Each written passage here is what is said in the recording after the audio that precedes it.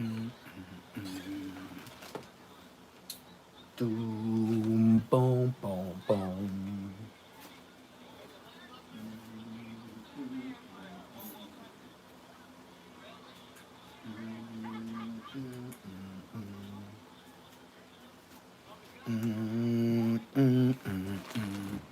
What we got today? Lady Duck. Lady Duck and the Hoovers. Let me see, zoom this in a little bit. Little bitski. Yes, sirski. Tilt the little stick a little bit better. Yes, that'll be better. Not really though, cause it look kind of tiltiana. Matter of fact, I could take this charger off so it could sit right. Sheesh. Yes, sir. Top of the AM. Top of the AM. I ain't even know, man. After I got off the live last night, man, I started getting a little sip on. Man, I didn't even know people on Instagram left my live and they was requesting me to come on their live last night. I didn't even know. As soon as I got off my live last night, I don't even know who y'all is really. But I know y'all be hearing me kicking my shit on my lives, talking big shit. But yeah, man. Shout out to the people that tried to pull me up on their live last night. And it wasn't no little people. You know what I mean? But until we do some talking or I actually get on there, I'll mention your name. But yeah, it was some people that hit me up and followed me last night. And they got thousands of followers on Instagram. I seen some of y'all making clothes. I seen some of y'all doing different little things. And you know what? We linking up. I understand what y'all got going on. That's why y'all hit me up on Instagram. You see what I'm talking about. You ran my analytics on YouTube. Ain't no way you can say nothing about no 8.5 million views. I don't care who you is. I don't care who you is. I don't care who you is on the internet.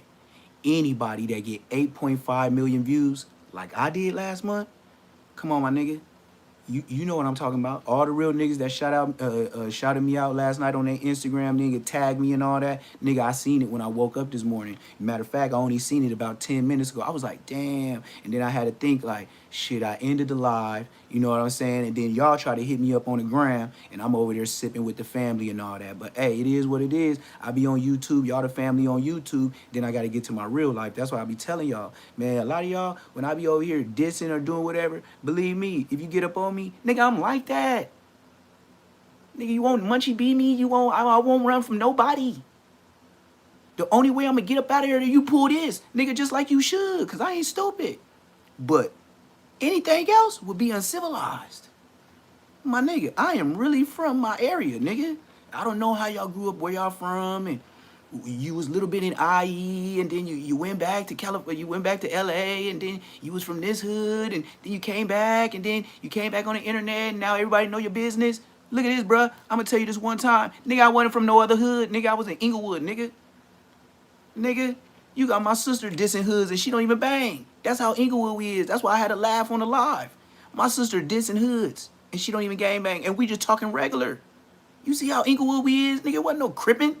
Nigga, if you said crab, that was a regular word.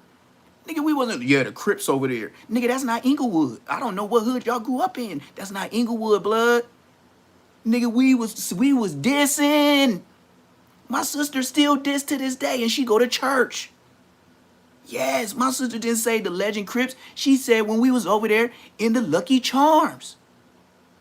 I had to make sure my sister, I said, did you say Lucky Charm? She said, yeah, well, you know them niggas don't never be outside. She just said it, and she just told y'all she a church lady. She said the Legend, she didn't say Legend Crips. She said the Lucky Charms was never outside. You know it's a blood city. Nigga, with your homeboys used to have, the homegirl used to have a spot in their hood. We know the Legend Crips wasn't outside.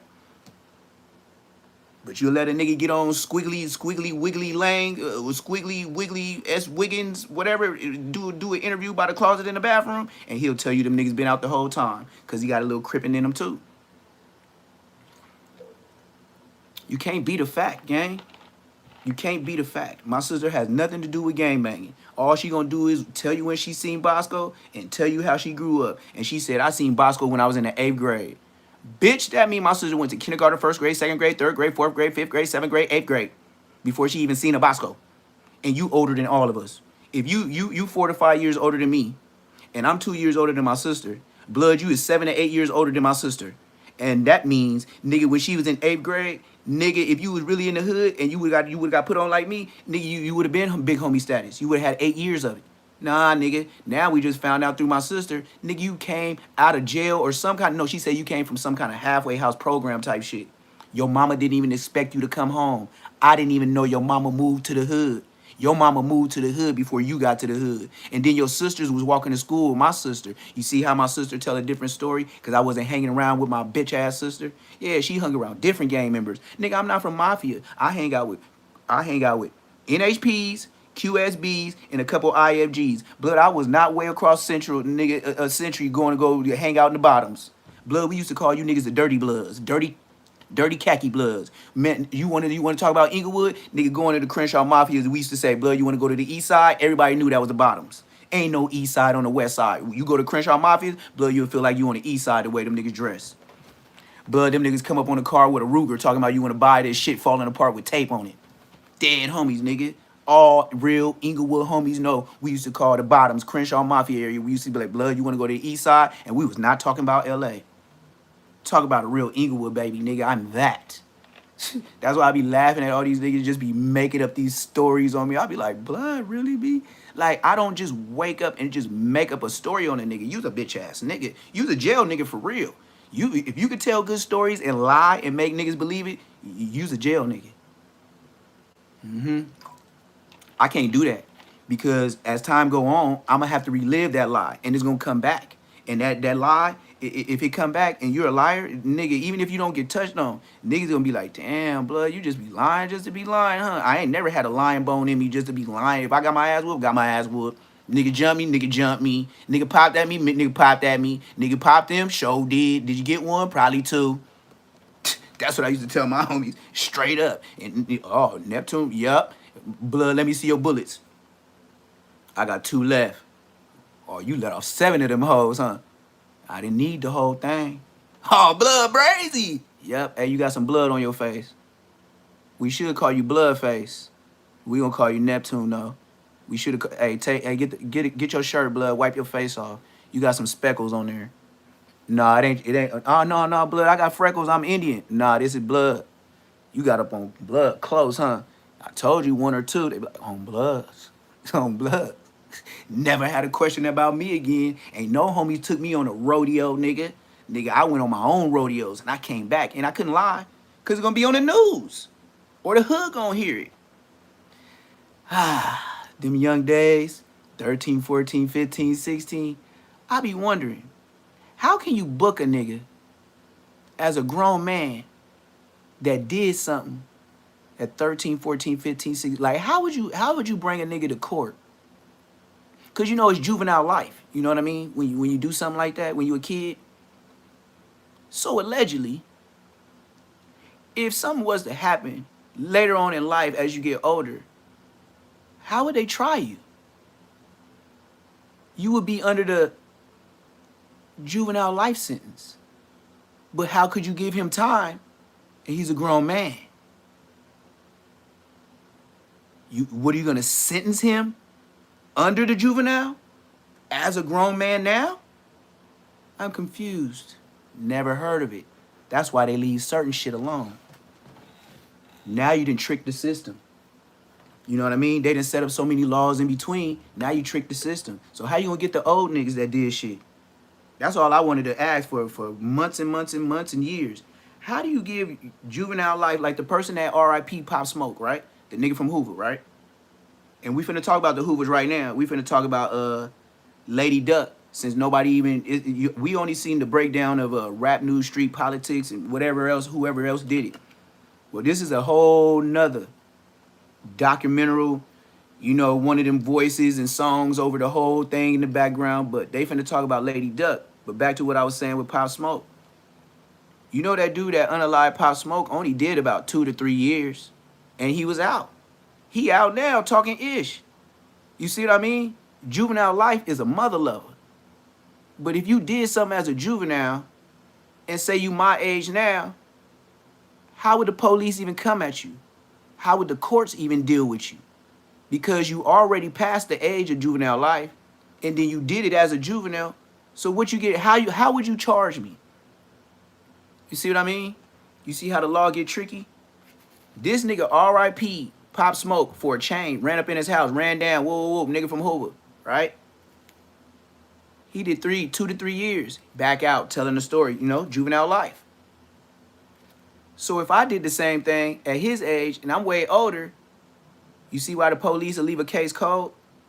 Because even if you bring the nigga to the light, it's like, how do you charge him? He's a grown man now. You see what I mean? When you get the years and all that, because everything gonna be. So what would you say? What would they ask you? How could they ask you? And most of the time you could pull a Woody. I don't recall. And then on top of that, think about this. You know how cold that case is? You know the old lady or the old man or the pedestrian that's seen the whole account? They might not even be living no more. Who going to court? You see why cases stay cold? Cold as ice. But hey, it is what it is. And that's LA. So right now, like I said, we finna watch this Lady Duck and how the Hoovers went down for the Rico. Ain't nothing else on the internet to talk about, so I might as well go to the retro. That's fact. It's still turned up though. We gonna check it out. This Lady Duck and a breakdown from Cold Side. This is Cold Side. I don't even know if y'all familiar with Cold Side, but I was listening to it and I was like, this is another breakdown of the Hoover Rico on Fig. So, like I said, man, y'all check this out, enjoy it. You know what I mean? And I put my little inserts in here and there. I gotta roll me an Aunt Hefe like I always do. And you know I gotta keep an ashtray close by, blood. A 14-year-old girl was sold to strangers for 3 days without a break. Federal agents would eventually charge 18 people over what happened along that street and name 51 victims. But the person the Justice Department placed at the top of the case, the one they say the others answered to, was a 25-year-old woman who went by Lady Duck, and the authorities immediately arrested her in August 2025. However, that did not stop the operation as it kept running for another 10 months. Federal agents moved across Los Angeles County on the morning of August 13, 2025, hitting addresses in South Los Angeles, Long Beach, Mid-City, and Riverside. And by noon, they had 5 people in custody. The 6th was already behind a locked door. Amaya Armstead came into federal hands by transfer from a California state cell, walked from one system straight into another, and stood for arraignment in a downtown federal courtroom that same afternoon. At 25 years old, Amaya Armstead, known on Figueroa as Lady Duck, sat at the top of an 11-person federal indictment as the case's lead defendant, identified by the Department of Justice as the hit that like button and of the then coming in, hit that set like of the button. Hoover criminal gang. That phrase He carries the said weight me of and the entire Flacco. case, Hey, that and mean me and every closing Flacco moment of putting in the attention. most work. I got The fact 8.5 that million there should views be last no month. titles, So no yeah, I'm gonna be fame. in everybody's There's no shit. roster to point at. I'm No you rank, at the right no spot, ceremony gang. marked I with got elevation. 8.5 million The views plan last is that month. whatever anyone That's why I'm called her, always in your she timeline. functioned as the person in control. Decisions ran through her. The men around her acted on her direction, and the shape of the operation reflected her authority. It is a characterization written by lawyers building a He said racketeering me and case, Flacco. which That's makes it the crazy, first huh? thing a defense team will move to dismantle. To even And here compare the me to story hits a Flacco, wall. it makes Beyond her me age, feel her good. alias, That means her I neighborhood, told and everybody the I'm tearing up the accusations West themselves, Coast. the So if public record Flacco's not even establishes look, almost nothing about Amaya Armstead. if No verified account if of where she grew up. Flacco really not from LA and I'm from LA and I just say and do what I do with shorts and videos, but you got people like Flacco that went to No Jumper to be who they are, to get the views he had. Put some respect on my name. I ain't went to nobody platform to do shit. I don't fuck with none of you rat ass niggas on the dead homies. No explanation of when or how she came into contact with the Hoovers. No interview, no statement of any kind. Her attorney declined to comment when the indictment was unsealed, and she has said nothing publicly in the 11 months since. The one door standing slightly open is the transfer itself, since California had her before the federal government did, which means a state case sits somewhere behind Out a of record control, vault like. that nobody has opened. I had people all in my Instagram last night talking about linking up, promoting their clothes. I got people that want me to promote clothes and everything, gang. Dead homies. And his shit look kind of like off a lot of cough syrup on the dead homies.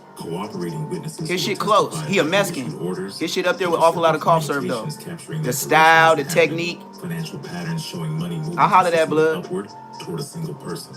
and surveillance We gonna see placing what's her up. in a My supervisory posture rather than a participating. The years IRS Google trained Pixel just died, investigation spent so I inside gotta this charge case him up. point directly at the third. Which of those the government actually holds And I against gotta armed stay away state from this, and at blood. I what gotta stop quantity drinking, has never gang. been Like, this is what I disclosed. gotta say too, Indictments are man. built to charge. One thing about being from the hood too, I've been drinking every day. I don't know why, but all the Queen Streets, like, I ain't gonna even lie to you. If you meet a real nigga from Queen Street, ask him what the favorite drink is. If he don't say pink lemonade with Henneby, blood ain't from Inglewood. The drink of Inglewood, if any nigga say anything different, is Henneby and pink lemonade. If a nigga really from Inglewood. If a nigga say something different, blood a Bosco nigga. He came in with a little fruit punch in his little, shaken not stirred. Inglewood on the dead homies is Henneby and pink lemonade. They used to call it the Dulo gangbanging drink. But then, like I said, when Blood died, a lot of niggas was happy because Blood used to knock they mark ass out, GTA, and I beat him. Hey, 89 and up, I can't wait to your half pint ass tell that story of when you and Dulo had that fade at Rogers Park. Diabolical. You ever seen a big buff nigga empty the trash like he worked for waste management, but the trash he was dumping was a grown man?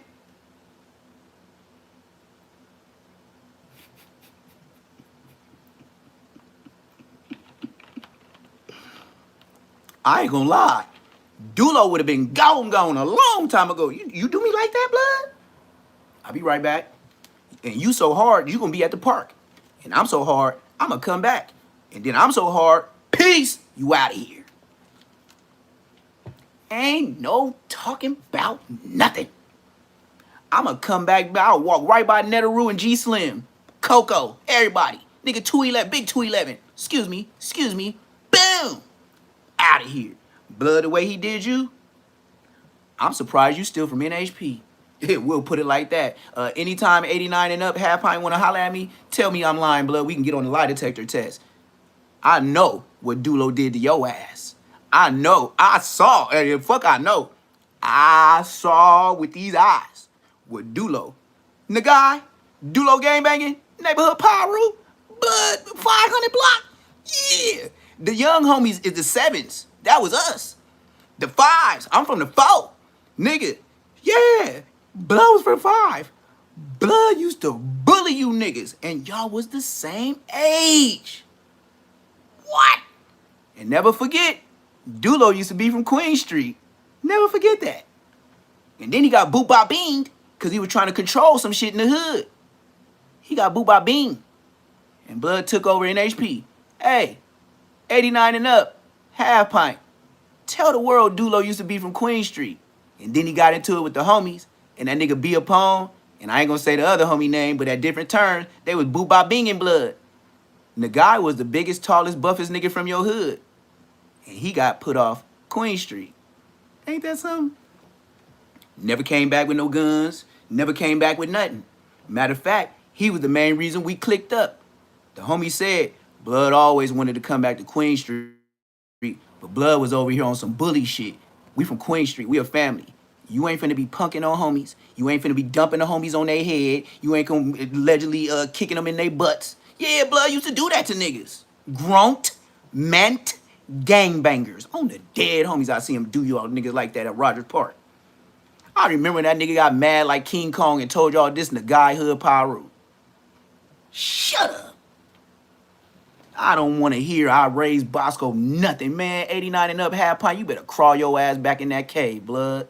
I'll make you lose some more hair on the top of that bald head. Nigga, your hair used to grow as long as Bosco's to the shoulders, and that's it, blood. Y'all never had no hang time. Y'all never did no shack hanging on the rim time, nigga.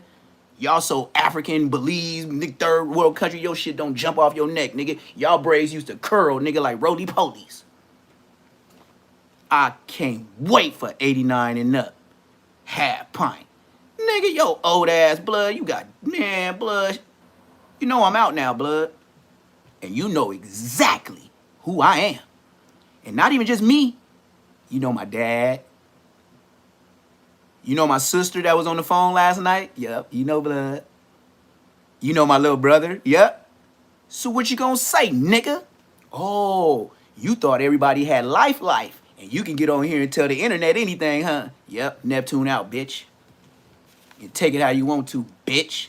Talking about you raised Bosco. Bosco got to the hood at 19 years old. How you gonna raise a grown man? Lying ass, bitch ass nigga. He was a lying ass, bitch ass nigga. Clout blood, clout blood. Man, Bosco didn't get to the hood till he was 19. How you gonna raise a nigga that was 19? How you raise a 19-year-old? I'm listening. Go ahead. 89 and up, half pint. Tell me. Tell me how in the fuck do you raise a grown man that's already out of high school at least a year? I'm listening. How do you raise a grown man? How do you put on a grown man? 89 and up, didn't you tell the world? Yeah, I raised Bosco. He was my young homie. A lot of people be hating on Bosco, but yeah, I raised Bosco. How you raise a nigga 19 years old? Tell me that. 89 and up. My sister just confirmed it last night. I said, when did Bosco? She said, I don't really know. Oh, yeah, he was like 19 because I didn't force it on her. I didn't force it. I didn't even know my sister knew his sisters before he even came to the hood. They lived in the hood before Bosco came. I didn't even know his sisters was in the hood. I just learned that last night from my sister. All I know is, poof, Bosco was there. Like, what? Blood? Then she just confirmed, yes, his name was Virgo from 304. She said, she didn't know Virgo. I'm lying. She said, yeah, the nigga was from 304. Yes. So if you came to the hood, and you was 19, and then you was already from another hood, 304s, nigga, I want to push up to 20. Because when you got out of jail, you just didn't get put off. You was still from 304s. So I would give you a year. You probably got on when you were 20. But, you know, hey. You know, only God knows. But one thing I do know, bitch, you was 19 and up. Just like 89 and up, you was 19 and up. So go tell 89 and up that you was 19 and up when you got put on, and tell Blood stop lying. On Queen Street Bloods, you lying. Nigga, you didn't raise no Bosco. Blood was 19.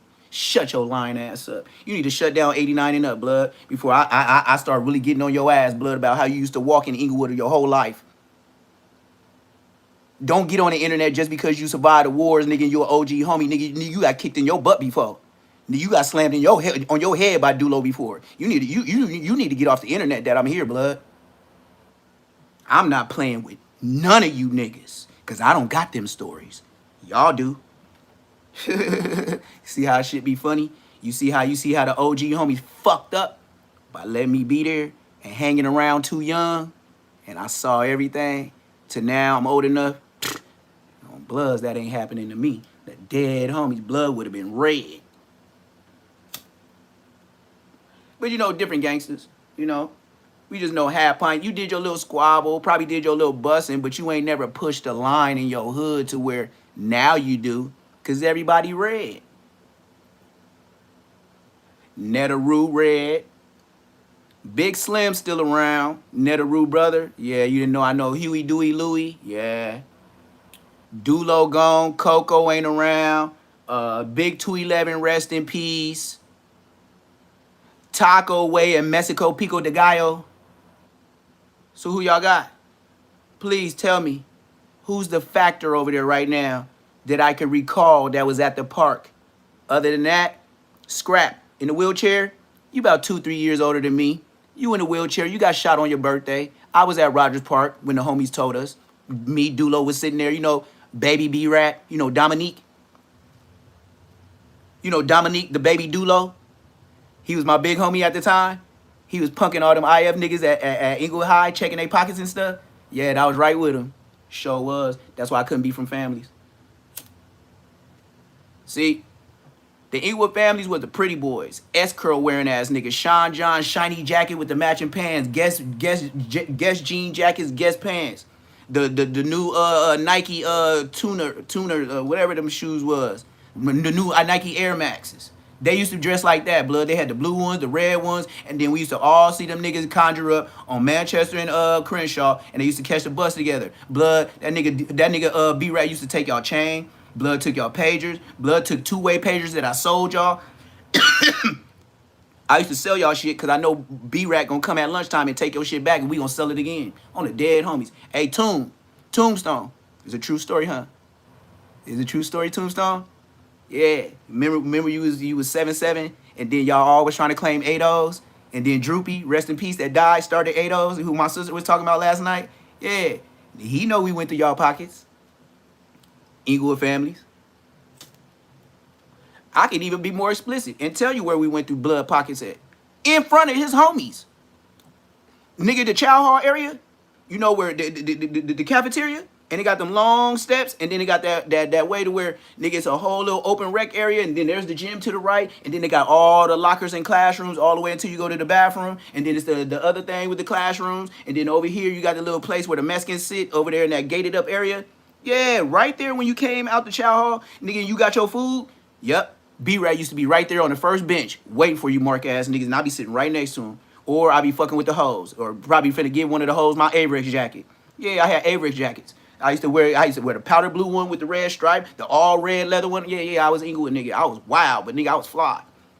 Blood, I'll take off that jacket. Blood be like, let's go. We gonna press blood. Look at blood. What you want? The chain or the pager? I don't want nothing, blood. I never wanted to be involved because I knew he was gonna get DP one day from the homies. I didn't want to be, even though I'm his little homie, I didn't want to get DP with blood because I already knew it was wrong. So you know what I mean? I always was like, blood, like, I did blood. You was doing it too. I was with blood. So you was going in the niggas' pockets too. I didn't touch no pockets. Oh yeah. That's blood. B-Rat, you already know. We already know you on that. We were just trying to see if you was on that. If he was trying to turn you, no, I ain't. Dulo used to be like, blood, don't be. But Dulo used to be doing the same thing to older niggas. So I don't know why you was telling B-Rat not to do it. Dulo was knocking out BPS niggas, 2 of them, and took their money over the dice game and bailed out their hood. And then they pulled up on blood and tried to hit blood with the car in the Caprice. And they did. They hit both his shins. And that was before he robbed the nigga from IF. This nigga, in the same day, this nigga Dulo robs a nigga from IF, knock out 2 niggas from BPS in the jungles. They catch up with blood. Blood, I guess, tried to run or didn't run, but how they caught him was in like a drive-through carport area. So the way Dulo told me was he's so tall that when the Caprice hit him, it hit him in the shins and it knocked him up against the garage. This is what he told me. You know, nigga, he's still alive by me telling this story. So Dulo, Nagai, NHP, blood said the BPS's hit blood with the Caprice. He's so tall that he had this red velour outfit on, and it's like, you know how you know that logo like Bernie Mac had with him holding the stick. You know, Bernie Mac had that logo, that, you know what I mean? Dulo had a logo of him. It was a logo of him on his. I never asked. It was just Inglewood. I did, but that was his logo. That was no polo. That was nothing. Dulo had his own like polo logo of him. Nobody even told y'all that story. Dulo had a logo of himself on a red velour sweatsuit. Anyways, and this is way, man, I was a kid. I was like 14, 15, blood. Like, nigga, I'm 41. But when he tell me the story, this red velour outfit, this is why I had to believe him. Blood said, hey, let me get a bump. I said, what? He was like, let me get a dime. I was like, all right. Single dip? He was like, yeah. I double dipped his shit. Once I seen his legs, I dipped it twice. So I knew blood was gonna get high in him up. You know what I mean? But I was looking at his legs and his shins. The blood was so dark and red, and it was stuck to both his shins. Like it's like he didn't even pull the pants up. He didn't even want to look. He just knew they was broke. But blood was trying to walk, and he was walking with 2 midget bitches. They wasn't midget, but to him being so tall, they was twins, and they both had blonde hair. They had an S curl, but both of them had blonde hair like Cisco. So. And I think Cisco with thong, like that song was still going on when Dulo RIP'd, or it came right after. Yep, Thong song came out when Dulo died. So the 2 hoe bitches, they walk him in the gate, 427 West Queen. I let him in the gate, bam. So whoop, he go sit down, blood telling me the story. He said they hit him, woo, this and that. Blood telling me the real though. He don't lie. He be like, yeah, I knocked them niggas out, woo, woo. Well, I needed the money. I couldn't lose my money, so I knocked both them niggas out, took the money, and then they caught up with me, allegedly, GTA. He said they caught up to me, hit him in one of the driveways in the BPSs. He said they backed up and left, like as if he was red. So Blood said he called his little bitches, woo, woo. That's when cell phones was barely out. Blood called the bitches in the red Isuzu, however that truck is called, that you could take the top off. It was a Isuzu, but it was red. So Yeah, he pull up with them bitches. They pick him up. They brought him straight to my hood. Blood asked me for a dip. He said he got $10. I gave him a double dip. Blood gave me a $10. Blood tell me the story, what happened. Then he tell me, yeah, nigga, the nigga that I took his chain, you see this chain right here? I was like, yeah. He said, I'm finna go to Blood party. What? On Queen Street Bloods, that's what he told me. I looked at Blood like, what? Nigga, do you know? Is you wet? Was you wet before you got here? Blood told me he took the nigga chain and Blood was going to his party. Blood went to his party, got RIP. Dead homies. And Blood asked me to go. Cause I had a long nose 357 on the dead homies, nigga. Niggas was telling me my gun was too big for me. I was a little ass kid with a long barrel, nigga. Dead homies. Got this nigga from Rolling 20 Blood. Scary ass nigga took Blood shit. Blood was a grown man, Blood. I was 16, Blood. I told you, nigga, I was wild. Nigga, I took Blood 357 and I showed the homies in the hood and told them the hood I did it to. I'm the dead homies, Blood, and never get his get back. Blood from Rolling 20 Bloods. Dead homies. And then when we skeeted off in Blood car, Blood was banging Damu Riders. West Side foes he was. Blood got his 357 snatched by a 16-year-old Queen Street nigga. Blood was 25 from Rolling 20 Bloods. And we took his whip, allegedly GTA. I did the time for it, though. Blood got on the stand and told. Any more questions? Top of the AM, game of life. Top of the... Hey, my Instagram been going up, gang. I didn't have people hit my Instagram up, T-City. Niggas promoting clothes, all type of shit. And then when I go see they followers, they about 3,000 to 4,000. And one of them was like 8,000 subs on Instagram. And one of them tried to tag me in a live, but after I got off the live here, I guess he was watching and he wanted me to go to his live. But I started messing with the family. I started drinking and stuff. And, you know, it was RIP for me. I was out of here. Yeah. So, yeah, I'm finna do a whole lot of different, gang. They getting at me. Like I said, the trolls be in here, they be mad, they say what they say, but now other people hearing what I'm saying, and now just like you should want to get on. If you got somebody telling you they got 8.5 million views, no matter what, you can't miss by investing with them. You know what I mean? How you gonna miss? What you gonna do it to somebody that get 1 million a month? Nigga, I didn't up your chances 7.5 times more than him. If any of these LA YouTubers, they get 1 million views a month. Wow, you did great. I did 7.5 times more than you. You got to give me my props, or you just like regular black people. They just gonna keep hating. That's what black people got. I don't know where it came from. This is why gangbang is still going on. This is why niggas can't get out the hood. Niggas hate. Yeah, niggas, it's just what it is. So look, I'm like whack 100 at this point.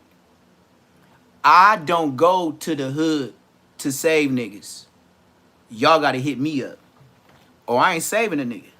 You see what I mean? If you don't want no help, then don't call me.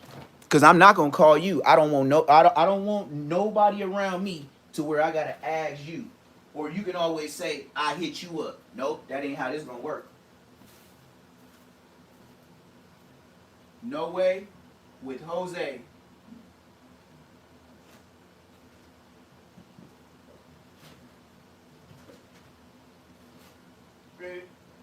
And the funny thing about it is, all these people be on YouTube, right? Talking all this shit, right?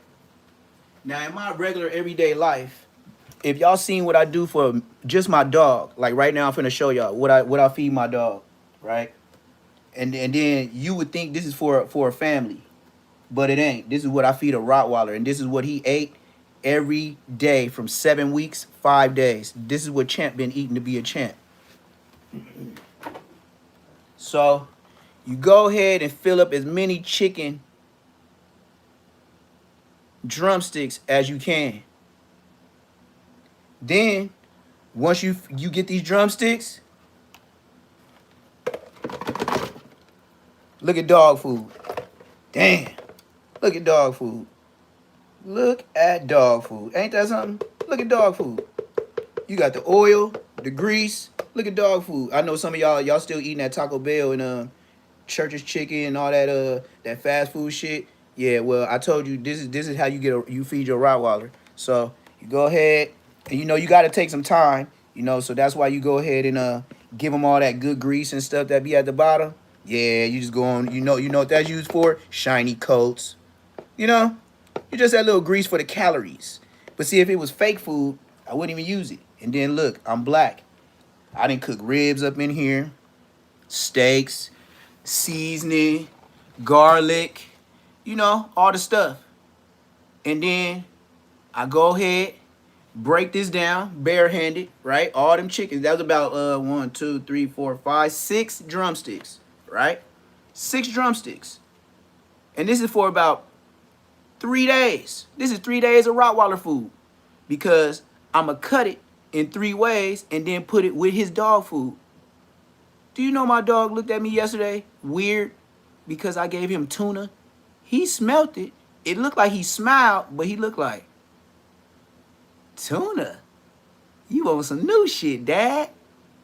But he don't complain with no chicken neither. And he know the process. This is the process when I feed my dog. And I mean every time.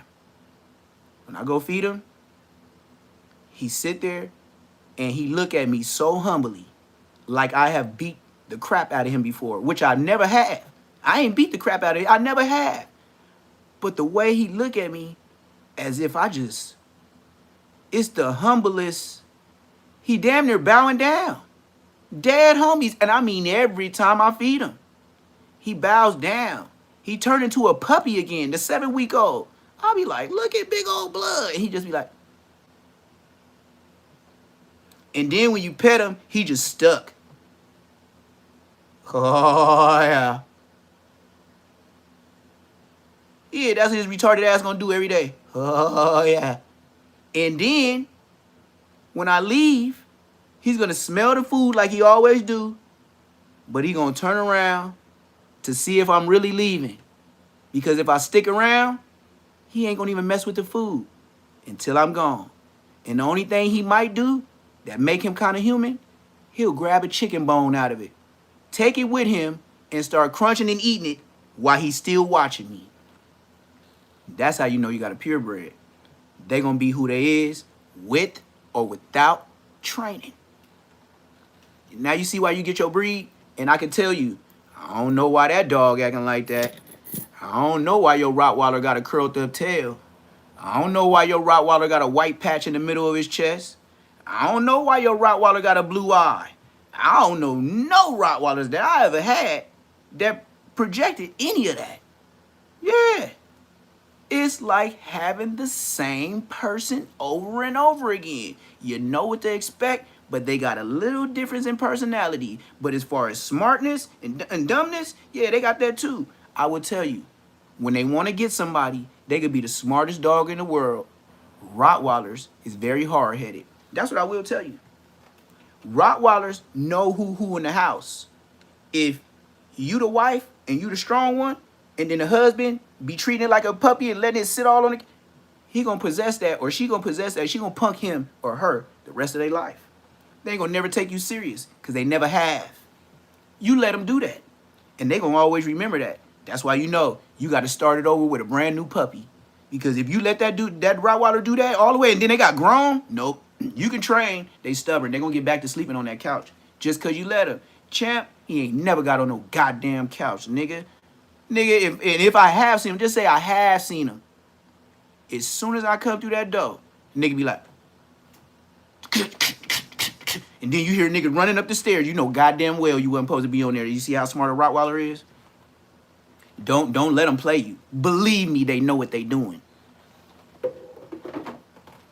But that's when you got a purebred. That's why I said if I trust anything in this world, it's Champ. I could keep him on a leash or off the leash. If you do something stupid, you know this fat ass nigga that look like he got all this weight called a Rottweiler, He gonna get you. This nigga be checking. This nigga catches chickens that I can't catch. You think he can't catch you? I can't even catch the chicken. He be catching chickens back to back. And then I got him trained now. He don't puncture. He just hold them down. And they be... That's what they do. And then when I grab him, he'll act like he trying to bite him out my hand. But it's not that. It's a game to him. He'll do it all for a pet. He don't even want to eat the chicken. He's happy to be a police officer. That's why I love him. He's happy. Just let him off the chain. And let one of them chickens just break out. I done seen chickens like, please just pick me up. Yep. They was in a corner. He was on one side and I was on the other side. And I seen the fear of God. And them chickens, they was like, please just pick me up. And then I thought you were just running from me. Now, Mr. Chicken, you want to go in there and you want to do right now. Oh, you sound like them niggas like Ed Hefe changed their ways after getting a little time in prison and come out the Muslim Christian 7-day Adventist peaceful Crips Baptist church ass niggas. And then y'all coming as the peaceful Crips, Spody Face and Hefe. Peaceful Crips. Peaceful Crip in jail for unaliving Mr. Peaceful Crip. Peaceful Crip Spody Face is running down trying to find other Crips in Compton on live. Peaceful Crip, cuz. You came in after the Rico with Big U, Loose Cannon, Brick Baby. You see why he came and brought us the Peaceful Crips? Because of the peace officers. He brought Peaceful Crips for the peace officers, that's federal agents that was still watching the show. He was trying to act like he was making a turning point away from the gangster stuff. And it's still in there and Hefe in there for a body. Nigga, Crip Mac stay going in and out of jail. 4 Extra stay in and out of jail. You don't think the police watch that nigga? And then look, you see how many times I said jail? Now just think about this. When the nigga get out of jail, what's the first thing he need? Because he ain't even got tissue to wipe his ass. Some money. How much? 150. Episode. Come on with it. Here go 150. Come on with it, cuz. Hood. Blood. And just go up there and say stupid stuff. And then try to come back months later and say, oh, man, I was just trolling y'all. I was just trying to get on, man. I was doing bad. I thought by calling out 4 Extra, I was going to get some money. I know your homie's mad. I probably went to y'all hood and, you know, I love you, black man. I love you. I love you, black man. And then you got people in the comment section. Yeah, that's right, King Pill. Hey, keep it real on these niggas. Keep it real. I don't know what real is with this nigga, man. This nigga go on no jumper with bare feet, baby oil on his body, CHP's officer, reflector, rainbow glasses with the red frames, and this nigga got a red rag on his neck, all this oil shining, fresh out of jail. And we see how far he went with that. That nigga wore them camouflage pants in 50 team videos, nigga. We had to tell that nigga, stop wearing that camouflage jacket and pants, blood. You got some more clothes? Walmart dressed ass nigga. Even when that nigga be in his bathroom, nigga, that nigga be wearing the breathable shirts just like Poetic Flacco. They both be shopping at Walmart getting them $7.99 fits. Nigga, you know why I know where your shit is? Because when you get grandkids and babies, they use the 4Ts, the 5Ts, and the 3T t-shirts. Yeah, you cut through there and then you see all them grown men. The 4Ts, the 5Ts, yeah. I be calling that the Poetic Flacco section. And King Peel, you be shopping there too. Every time I go to Target, every time I go to Walmart, the first thing on my head, this Poetic Flacco section. The whole family be laughing. They know who you is now. Dead homies. They know. You see how that's a family joke that ain't even on the internet? And that's just me being normal. I didn't need no internet to be viral, nigga. I will go say, nigga, this is Poetic Flacco section. They already know, yeah. Button-up shirts to the top. Breathable long sleeve shirts. They come hot pink. hot lime green. They got shorts that come up like Daisy Dukes.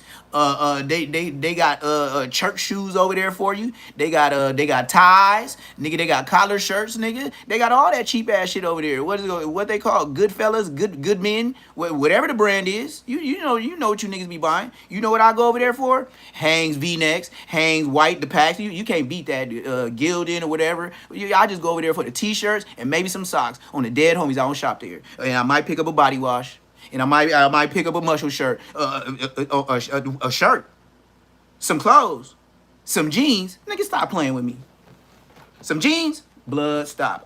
Blood, stop playing with me.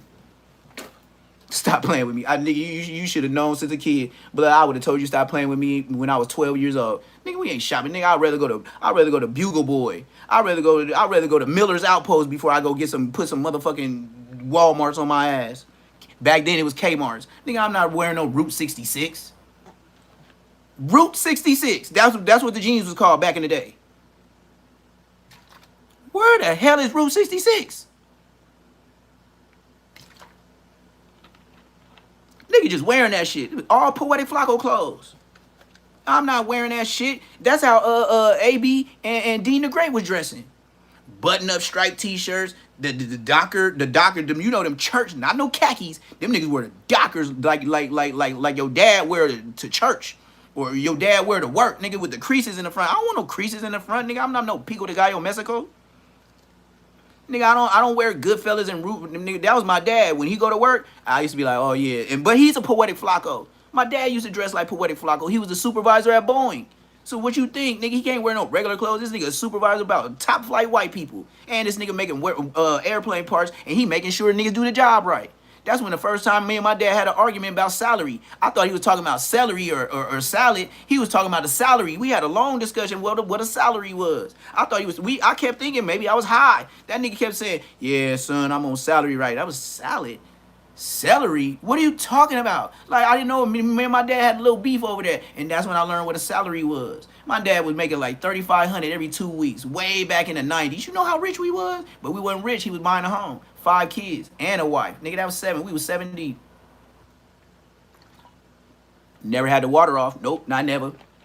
Never ain't had no cheese for the bologna, and if it was, somebody ate it all. I bet you when we go to school and mom got that extra car, I bet you cheese be back by the time we get out of school. And then she gonna fill up on all the Kool-Aid. Oh, that was one thing you could always find. This is what we used to do. Our family had them 5-gallon ice cream things, and once we all eat it as a family, that's the sugar bin. Nigga, soda gone. You better go up in there and make some Kool-Aid. And this is what my dad used to say. And don't put all that goddamn sugar up in there. Because you got some brothers and sisters be sugar that bitch out. Niggas still be sugar at the bottom. This shit sweet as fuck. And still got sugar at the bottom. It's like blood. Like you be drinking that shit like, goddamn, the back of my fucking shit, man. Who made this? You know who made it. I had sisters that put too much sugar. I had brothers that put too much the lemonade in. I'd be like, blood, goddamn. Nigga, use that lemon shit up in there, nigga. How much you put in that bitch? Shit, that shit fire, huh? No. And then we found the more sugary and stuff that they would do it like that, when it was cold, when it was frozen in the summertime, now it's good because it's a slushy. But drinking it straight up, hell no. You see how you learn from fucking up? Just like they learn with tissue. A big factory was making tissue. See how the props just come to me? It was a big factory that made tissue back in the day. They fucked up. The machine fucked up, and it was making thicker paper. That's how we got paper towels. A fuck up. There was no such thing as paper towels until that machine fucked up. You see how certain shit happened? Now you see how we bounced into a slushy? Somebody was doing it so nasty, and then we just put it in the freezer because it was only good cold, and then somebody had to break it like a slushy and was like, taste this. This actually fire. Like it ain't like when it, and then you be like, oh yeah. So you the slushy man. You don't ever do no Kool-Aid again. You just slushy man. Do your wild shit. And then I ain't never had the only problem that I ever had in my family was it wasn't you using you using too much sugar or y'all drinking too much Kool-Aid. It wasn't that. It was who made some Kool-Aid and left all the sugar on this goddamn counter and then put it back.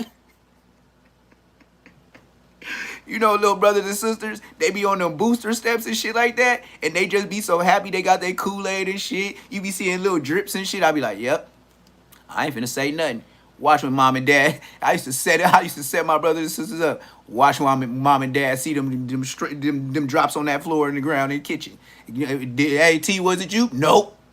Hey Ash, was it you? Nope. And shit, they gonna go down the line until they find out who made that Kool-Aid. Boy, if you don't get up right when they say that, you gonna have problems. It's gonna be trouble. Trouble. That's why I know how Bernie Mac got all them. Yeah, hell yeah, we used to say that to each other. We used to make up words. Nigga, we didn't have no cell phones. Nigga, like I said, nigga, if we had cell phones, I would have never played Tea Party with my sister. Dead homies. Nigga was bored. And then I was on punishment sometimes. I didn't pop my sister with a firecracker when my dad told me not to. Got put on punishment for that. GTA. Hell yeah, my dad bought me one of them little guns that was like a firework. And you pull the lever, and instead of it saying bang, it like shot out a spark. I did my sister wrong. And then this is why I really got to beat down GTA. He beat me down, GTA. He just told me not to do what I just was finna do. I'll never forget it. Whatever my baby sister, who I called yesterday, whatever she did, I know I was 7 and she was 5. I'll never forget it. She did something to me. I don't remember because I was so young, but get back with a whooping, GTA from dad, it was worth it. So I remember my dad had a whole bag of fireworks.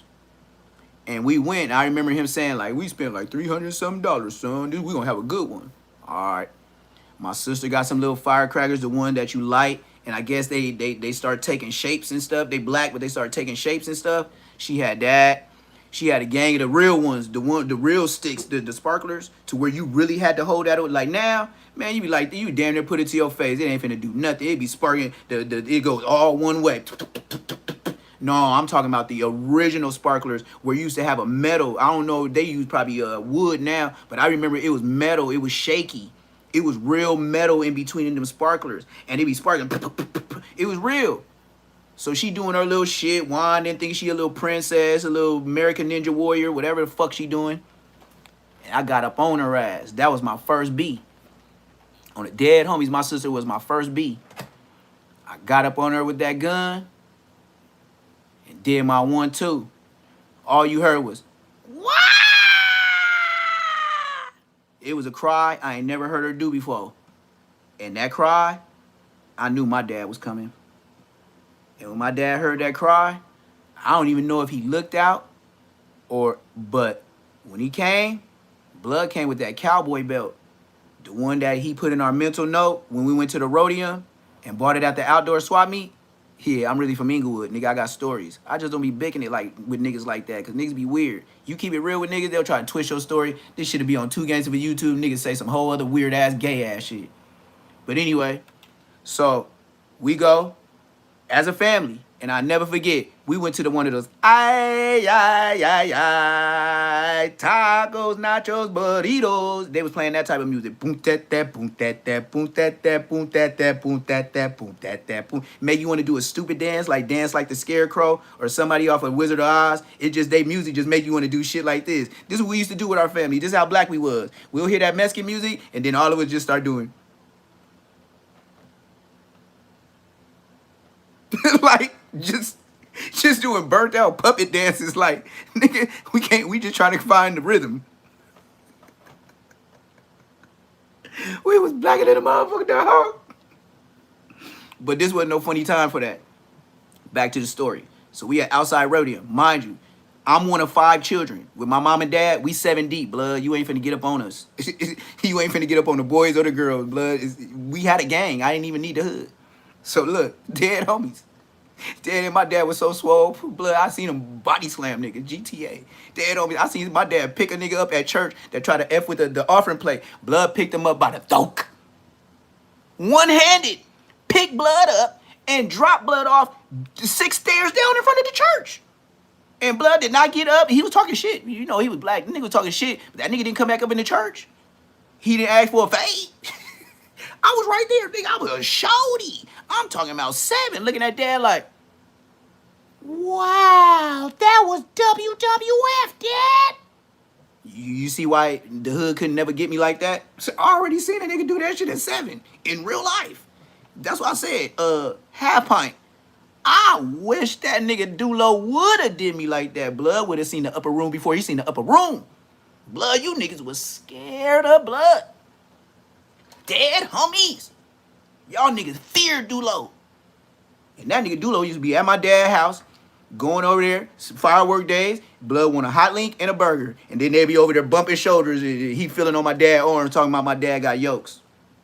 Yeah, that was my dad, with Dulo, Nagai. But just like I said, I know for shit show, 89 and up half pint, you was happy blood was gone too.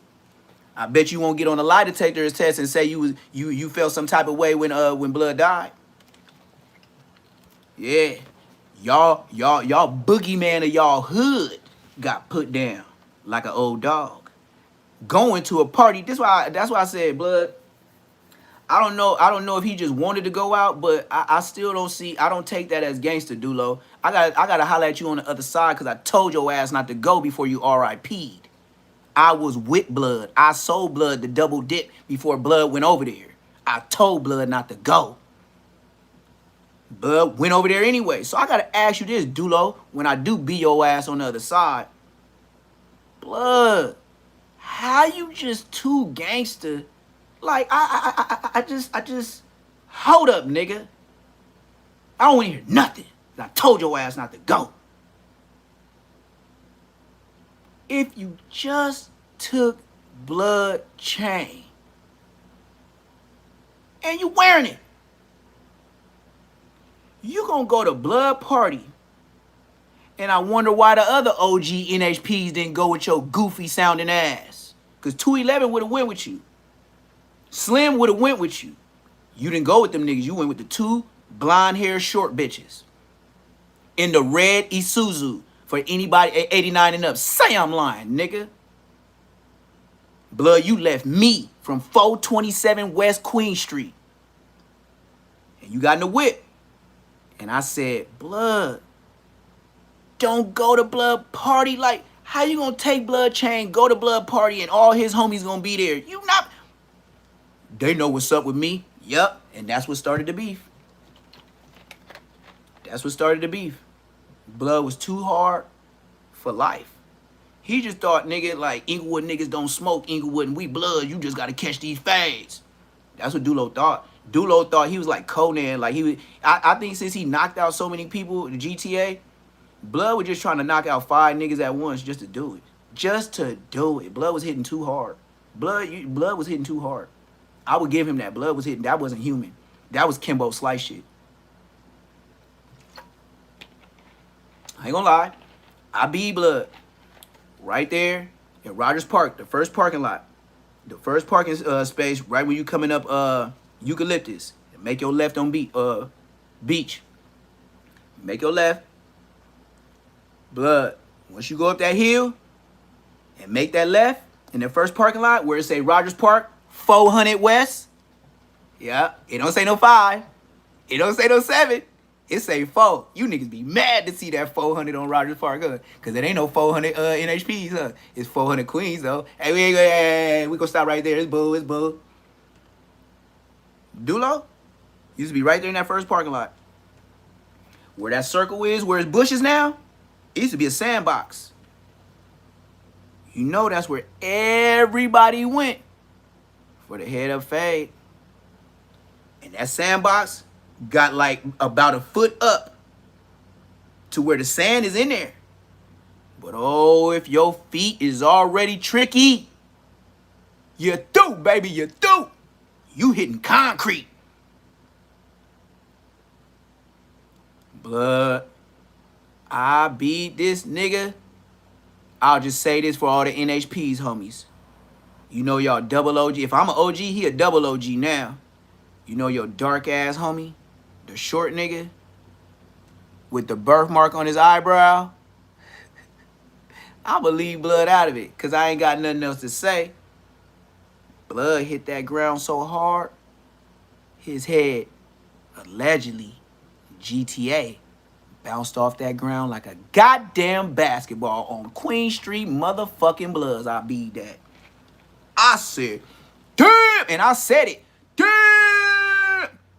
You know who always used to be around me? Netaroo. Come on, little T-Dog Blood. Don't do him like that. That's when they were trying to call me little Tiny B-Rat. They were trying to call me Tiny B-Rat because I was always with Dominique, bullying niggas. And I ain't gonna lie, I wasn't the one doing it. But I was his little homie. So if somebody said, he said, hey, Blood, get, and he made me do it like 2-3 times. I did not want to fade the homie. I ended up having to whoop your feet. Just because I was calling myself a gang member. I had to whoop niggas' feet. From different communities, though. We was all the same Inglewood, but you know when you about like 5-6 streets away, Blood. I'm more, you know, with the niggas 1-2 streets. It's still Inglewood, though. You know, we still whooping. But, you know, when you grow up, you be like, Blood, we around these 2-3 streets. We would meet up to go meet y'all across fucking Florence. So, nigga, we all the babies behind Inglewood High and Manchester. Nigga, we still got to go through Regent.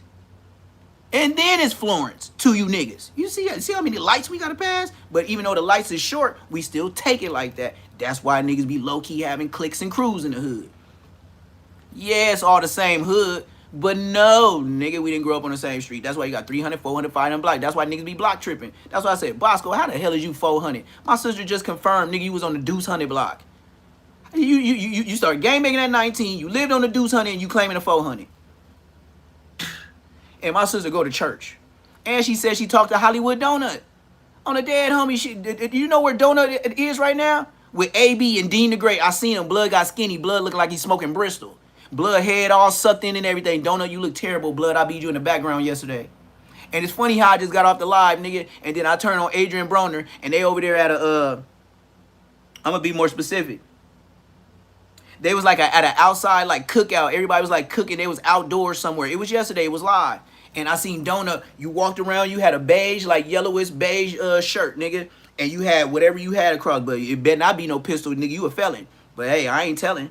But you security. But I ain't telling. And I beat your face. Blood, I ain't never beat the muscles in the side of your face like that. Blood and your temples was in on Bloods, nigga. And your stomach looked like it went down. Blood, it ain't from working out, Blood. It ain't Ozempic, Blood. Your brother died, and you know Bosco had something to do with it. And you know what my sister said? That's why I didn't go into it with her. My sister know. It's because Bosco said my name and put him out there and where he lived. Bosco didn't care. Bosco showed where Blood lived. Bosco leave. Bosco, everybody else that was in that video, they leave out the hood. They don't live in the hood. You dumbass nigga show where he live, his name and everything. And you know what my sister said? Yeah, so Donut just said just like this, you know. Duke was around his way, you know, where he always be, which is the hood, without saying so much. And she said, nigga just pulled up on him and asked his name and asked where he was from. And she said, when that happened, you know the rest of the story.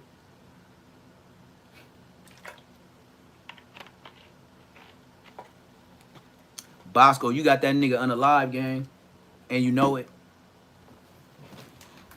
I was wondering why Donut, well, like I said, with Donut being a security, Wack would never 100, Wack 100 never would, he would never talk about me on the internet. I'm going to tell y'all that now. And I'm not even bullshitting. And it's a blood covering. I'm going to tell you it's a blood covering. Because his biggest goon as a security guard, okay, put it like this. Right now, AD, OT Genesis, all them niggas that was just up there with Adrian Broner and all that, they know Donut too. Donut was security while they was walking around. Big Pun, he know Donut. Everybody got to know Donut because Donut was walking around as security. I see why they don't say my name. And I know they asked Donut like, hey, you know your homie Neptune? And Donut ain't going to say, nah. They be like, man, he be going up on YouTube. Yeah, blood be talking crazy. Yeah, he really from your hood? Yeah, blood really from Queen Street. Blood just be wildin' though, blood. Like, blood doing his own shit. Hell yeah, as a grown man should, nigga. When I'm supposed to be doing what another nigga told me? Nigga, I was already fucking up listening to you mark-ass niggas when I was younger, nigga. And now that I got older, nigga, I could whoop your feet, blood. Just shut up. Just shut up. Your bitch ass ain't even been to jail. Shut up, nigga. Hang out, ornament, Christmas tree. They call you Christmas tree blood. You just an ornament, nigga. Just pick one. You a circle, a square, a triangle, you Jesus with the lamb, nigga, you one of them, nigga.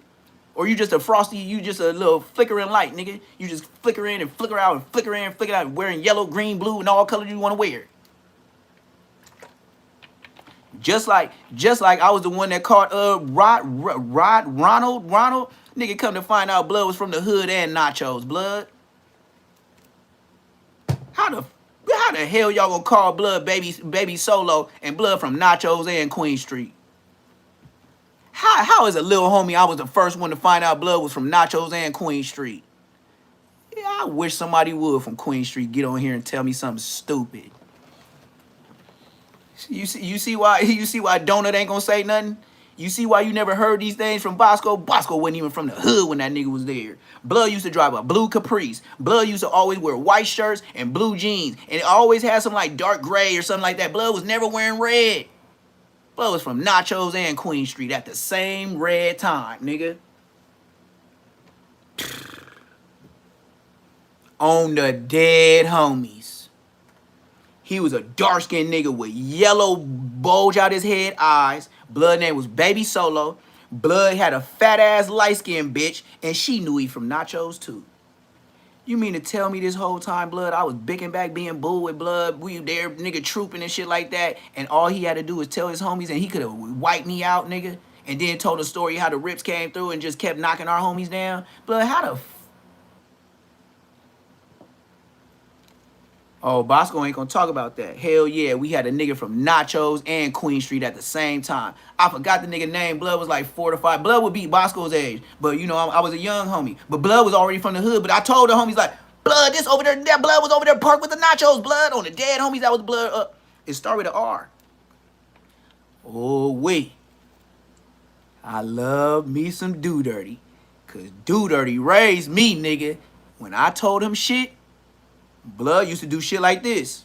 He would act like he was nonchalant. And I go tell the homies that I thought was the factors, which 2 of them was. If I told 5, leave Do Dirty out of it. He's one of them.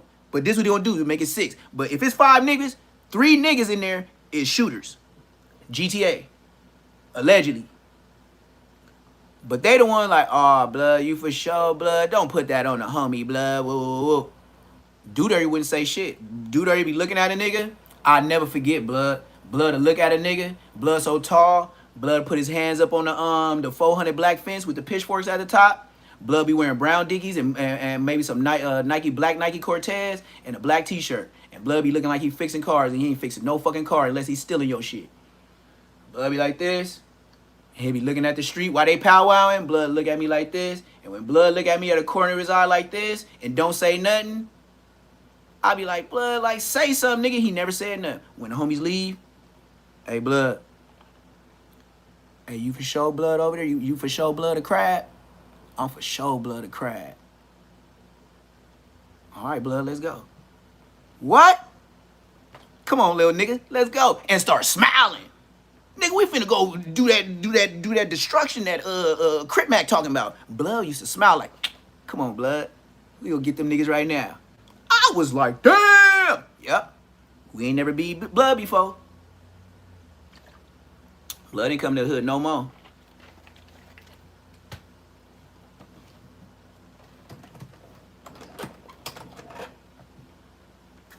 I don't know nothing.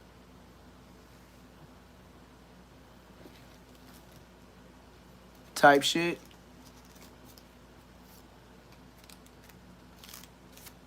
Yes, sir. Kid. Knew he from Nachos, though. Yep. Yes, sir. Bosco ain't got no story like that. Bosco ain't got no niggas up out the hood. We never beat Blood again. Never beat his bar. Nothing. The bitch. Nothing. And the nigga used to live in the apartments next to the Current Affair, where all the Bloods knew him. Blood used to live on Manchester and Eucalyptus. Literally on Manchester and Eucalyptus. And Blood was from 9-0 the whole time. And from Queen Street.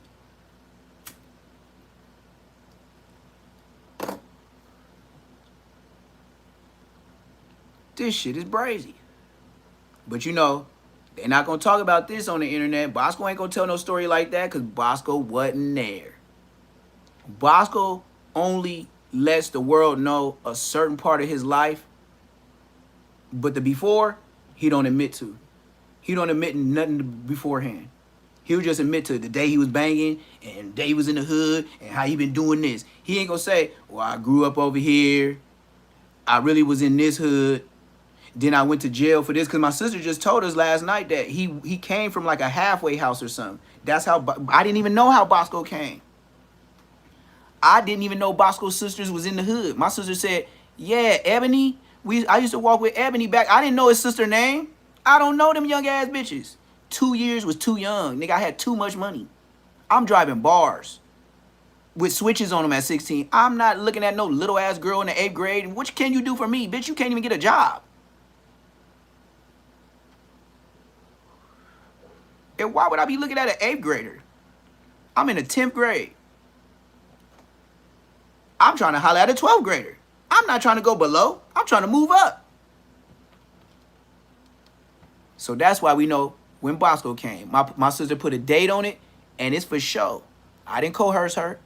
She said, you know what I think about it now? Bosco was a grown man. I got to say he was at least 19 because he was graduated out of school. And I said, you know, Bosco ain't never went to no Inglewood schools, right? She was like, yeah, we all know that. We already know about Bosco. Bosco ain't went to no Inglewood school. How can you be from a hood, nigga? You ain't never went to school out there.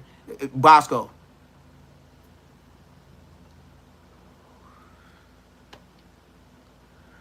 You Crip back. You are the blood Crip back. Yes. And she even said, she remember when you got put on. She said because everybody was talking about it. But she said you just had moved over there. Remember how I told you? Nigga, I walked down the street a couple days later and the homies had to tell me they punched you out. And then I looked like, GTA? I was like, damn, you still look the same. Oatmeal face. She called you cream of wheat face. My sister just normally bagging. And then she said you had the dirty, crusty braids and you always was musty. And she said, yeah, he always used to holler at me, but nigga, that nigga was always dirty braids and musty.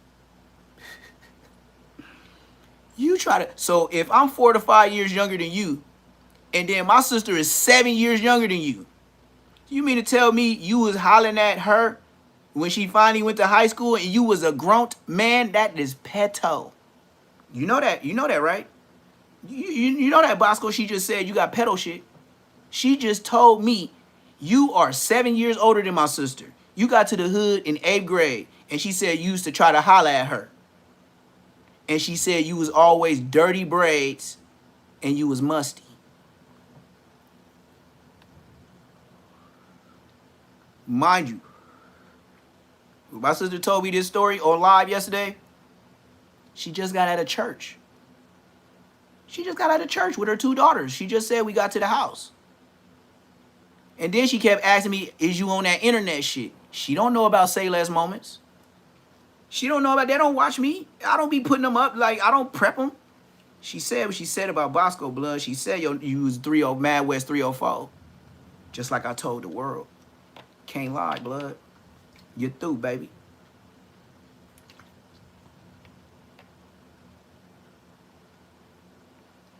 It look like it's finna rain, gang. So what I am finna do, I'm finna get suited and booted because I gotta feed these chickens, ducks, and the dog. Like I said, I gotta make this dog food too. Oh yeah, I didn't show y'all the other half. So I showed y'all them 6 drumsticks. So then, this is what I feed my dog. I put in a crock pot. And give him brown rice, not the white rice. White rice is bad for your dog. Brown rice. And this is his 3 days worth of food with the dog food. So he got grease from all the bacon steaks, ribs that have been cooked on there. And then he got 6 chicken drumsticks that I'm finna peel off the bone, mix it with this rice, put it all in this container for 3 days. Oh, and a piece of bacon that I didn't eat. And that's champ dog food. And anything else I don't eat during the week, that's just gonna stretch his food because I don't throw nothing away. I don't care if it's a pizza. I don't care if somebody left too much skin off the salmon. Look, put it in his shit. He gonna eat it. All that shit count. He's not a human. He's a dog.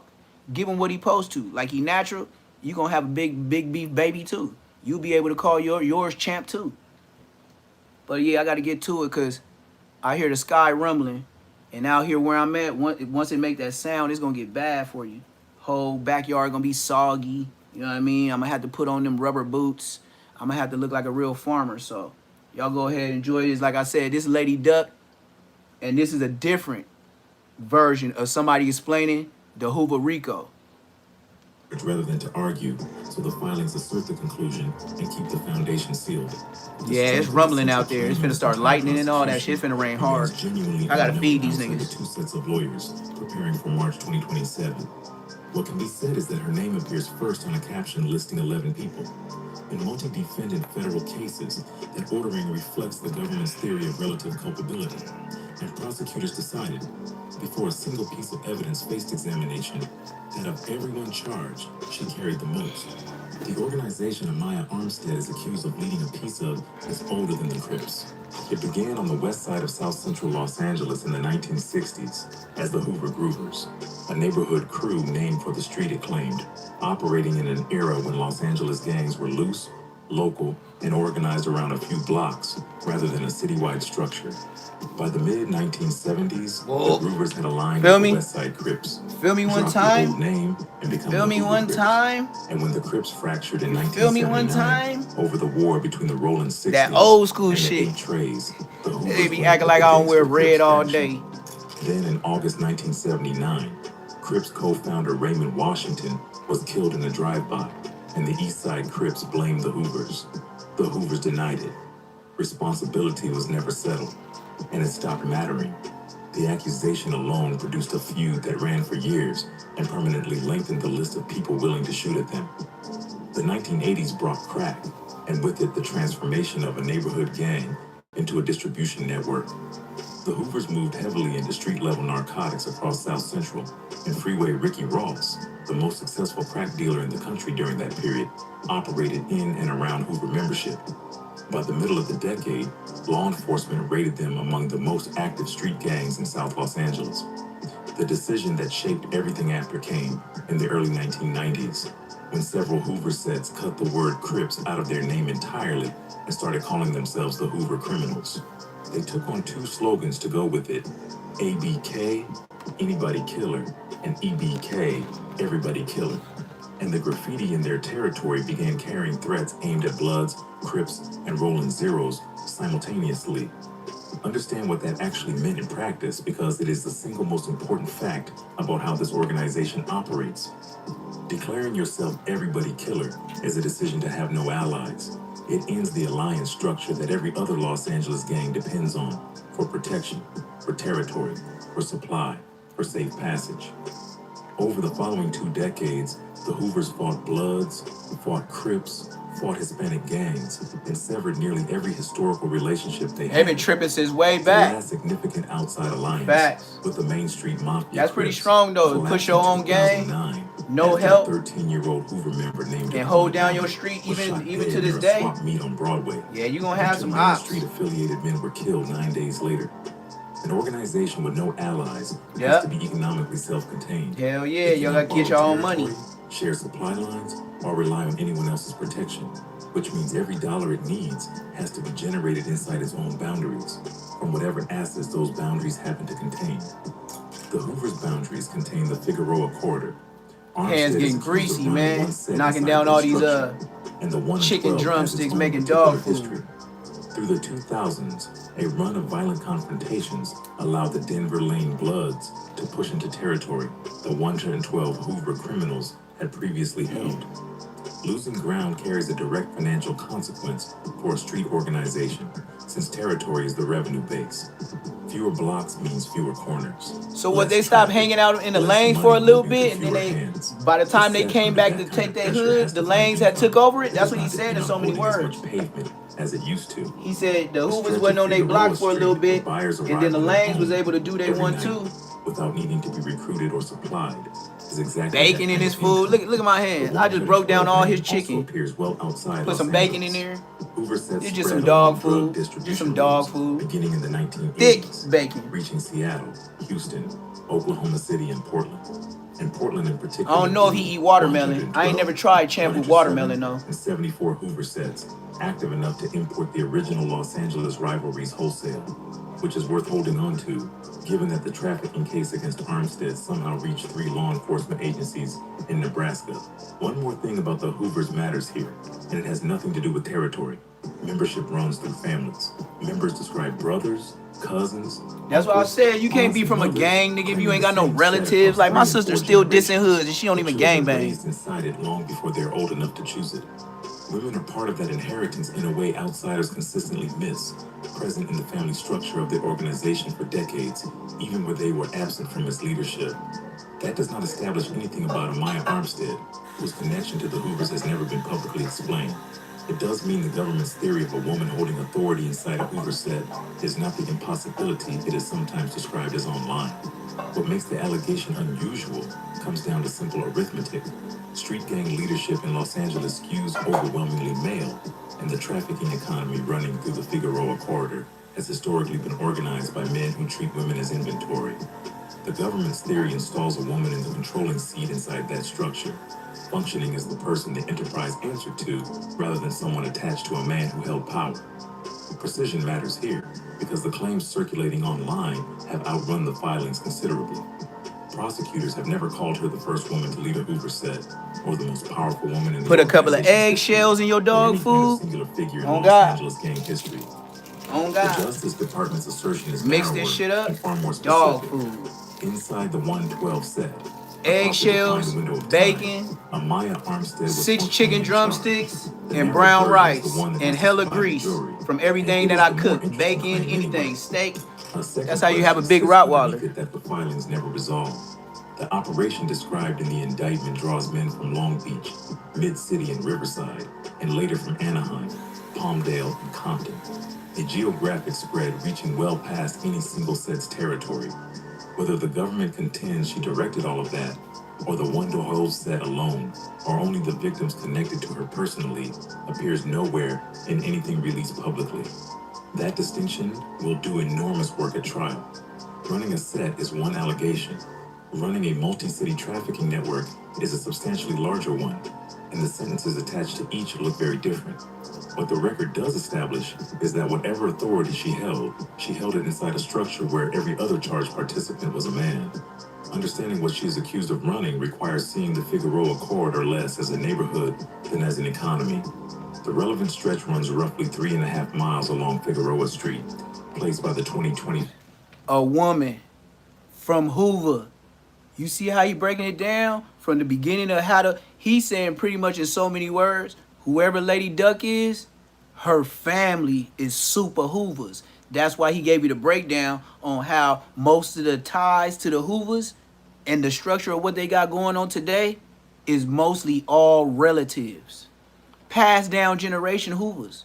5 indictment between approximately Slauson Avenue and Century Boulevard.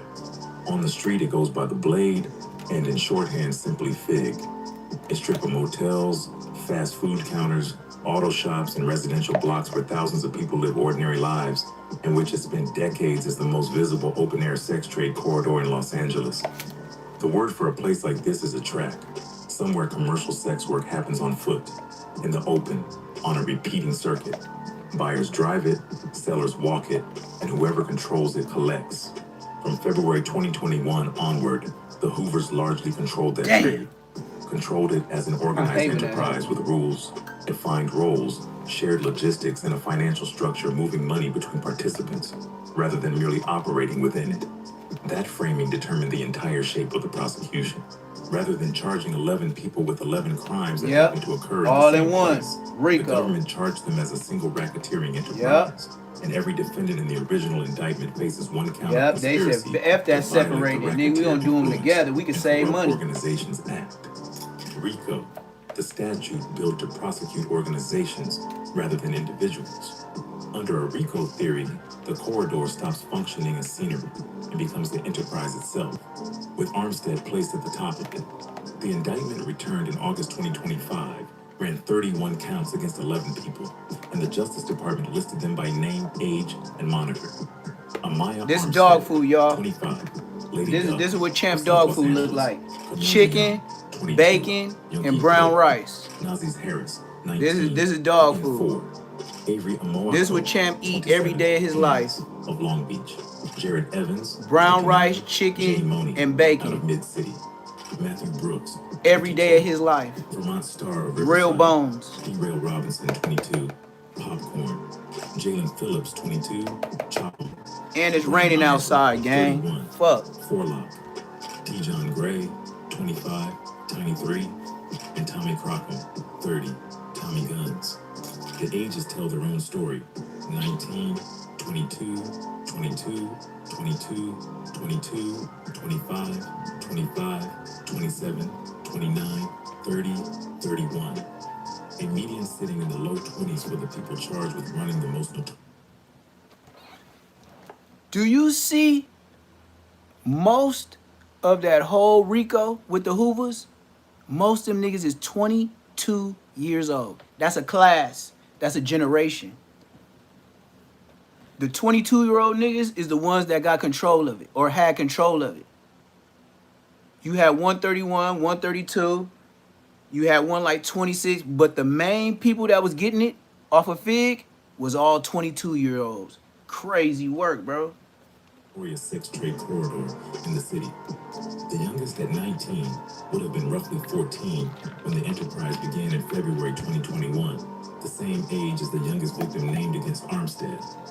Alongside the racketeering count, the 11 faced sex trafficking of minors, sex trafficking through force, fraud, or coercion, transportation of a minor for sex trafficking, sexual exploitation of a child, drug trafficking conspiracy, money laundering, and conspiracy to straw purchase firearms.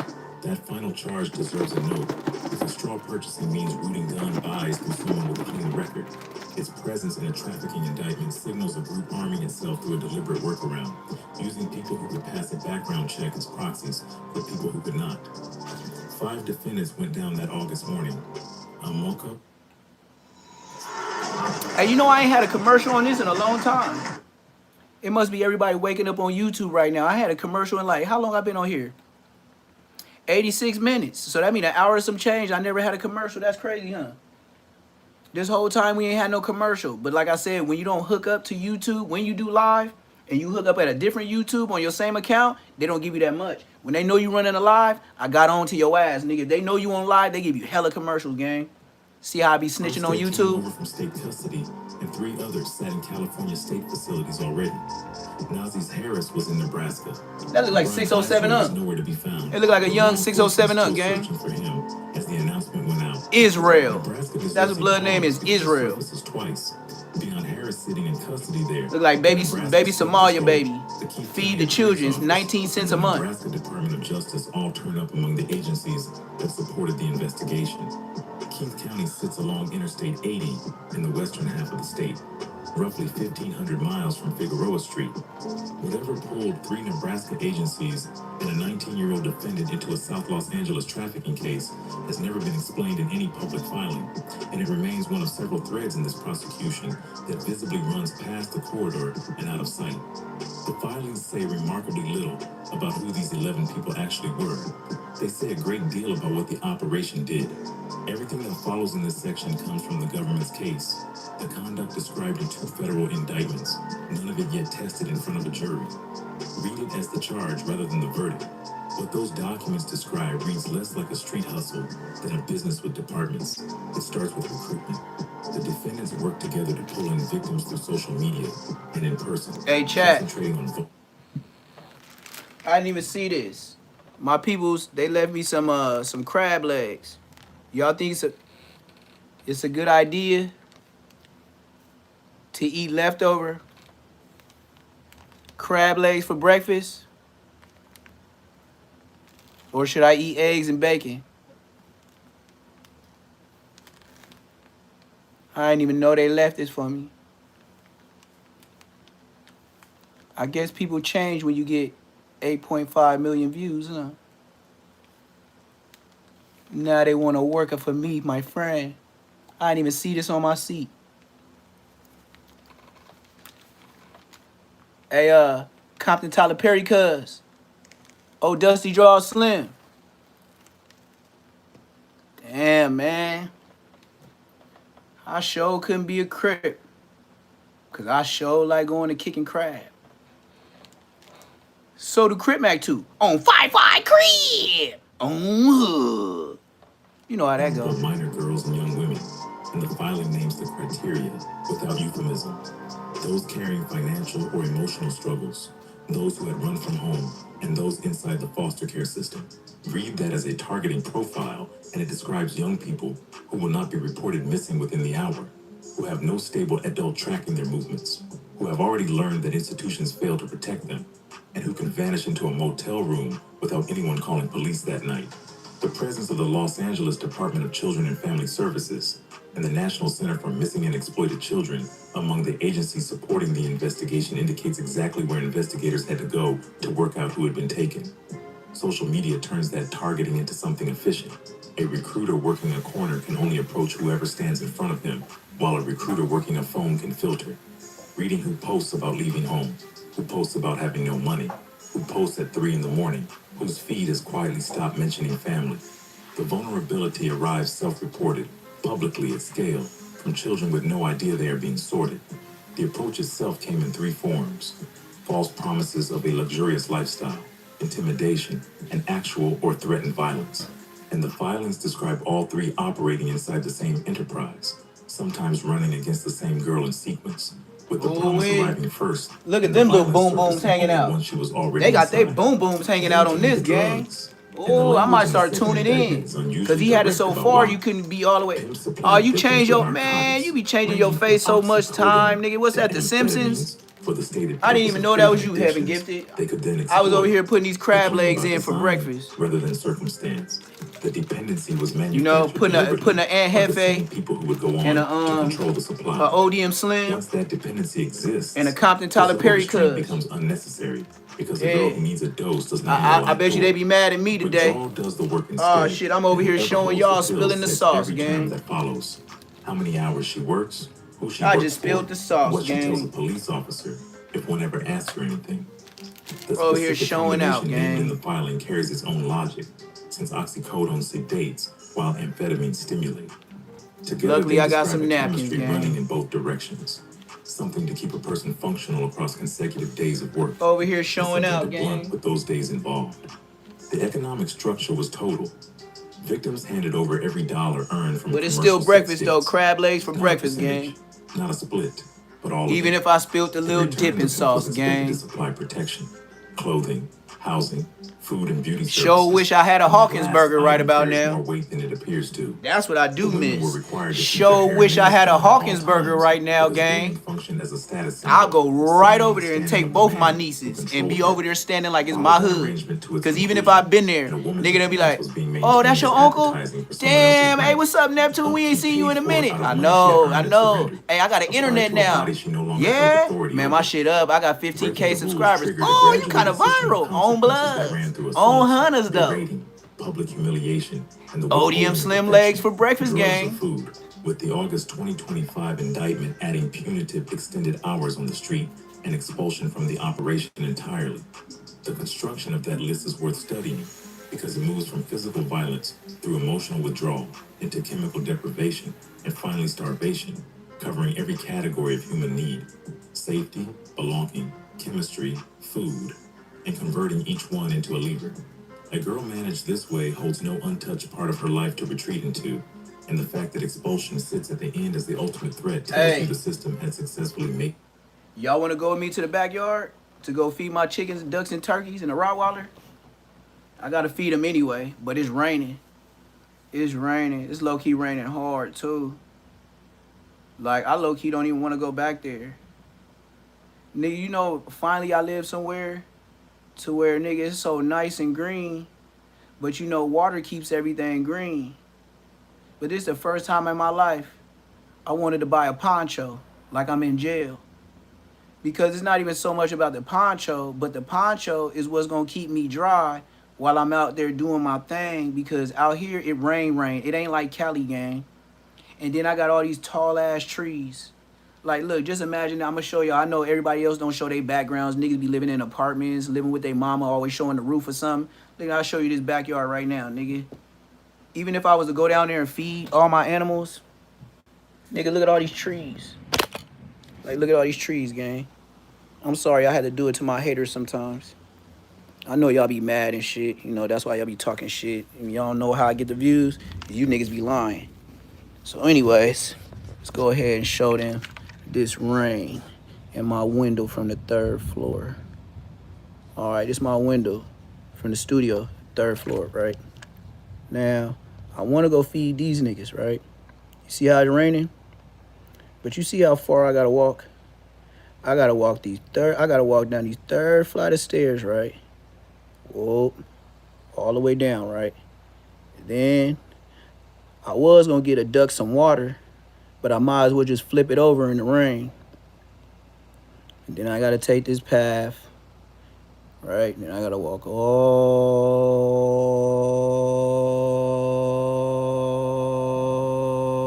the way back there, right? Now this is where the chickens be at. See, I got the little open area. That's where they run around. But when it rain, they all up in the covered tent. I don't know, maybe a 15, 20 footer, just in the backyard. Ain't no homeless people in there, just a lot of homeless chickens. You know, but they ain't homeless. I own them. Then we got the ducks. I can see his booty on the side. You see that little white right there? Not on the ground, not the first one. Way in the back, that's the duck. That's a white duck, probably pressing the other ones. The first white thing up against the pallet, that's trash. Whatever that is, that ain't no duck. But you can see my little Draco. He right there. That's his booty sticking out. He gonna move. Like, if Champ start jumping and act like he want to get him, you gonna see his butt move. But right now, I don't know why he stands so still. He probably over there plotting on the girl duck that he ain't gonna never get. But I know Champ yesterday, when we had to go chase a chicken back in the coop, the girl duck, she shitted out an egg. She was so scared of Champ. Yeah, this nigga booty ain't moving. He's still there, but I could see him, but yeah, he doing something back there. He acting weird, gang. But see, well, I said it's raining, and then when I said it's raining here, it's raining harder than y'all would. Like, what y'all be talking about rain? No. This is a little bit worse. So I would go back there and show y'all, you know what I mean? But, feel me? You know? Niggas be always, remember, you know how niggas always do lives like this? They be talking like this. You don't see no background. You don't see nothing. You don't see a dog. You don't see a cat. And then every time they talk, and then ODM Slim, hey, you know I know how to read lips, right? So let me go ahead and tell you what you said on live, because the police can read lips too. Yeah, I get paid on the 21st. I'm trying to get a zip. Dumbass nigga. That's what Blood said. Blood put the phone on mute. Blood had the phone in the car. He was talking about his homie because I was on there trolling. And then the nigga put it on mute. And then this nigga said, I read your lips. You said, yeah, I get paid on the 21st. I'm trying to get a zip. You'll let me hold it until I get paid. I get paid from YouTube. Say you didn't say that, Slim.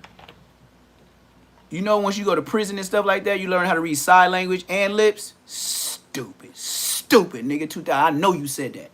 And then the next couple of days, to certify, Blood, you was chiefing heavily. You had big old raps, you had blunts, all that shit. Everybody pay attention to Blood. Blood only smoke good when it's close to the 21st on West Side 400 Queen Street, motherfucking Bloods. Now you see why I get subscribers? Everybody know that about your hoe ass, nigga. Nigga, you live in a public housing home, nigga. You trying to get a spot. That's why it's niggas going in the refrigerators, all in your background. And Blood, you been on here 5, 6, 7 years, Blood, and you still got a assault. Blood, I got a microphone, Blood. I don't even put it close to me because it still work good. Blood, yo, motherfucking microphone is a bowl with a wire to it.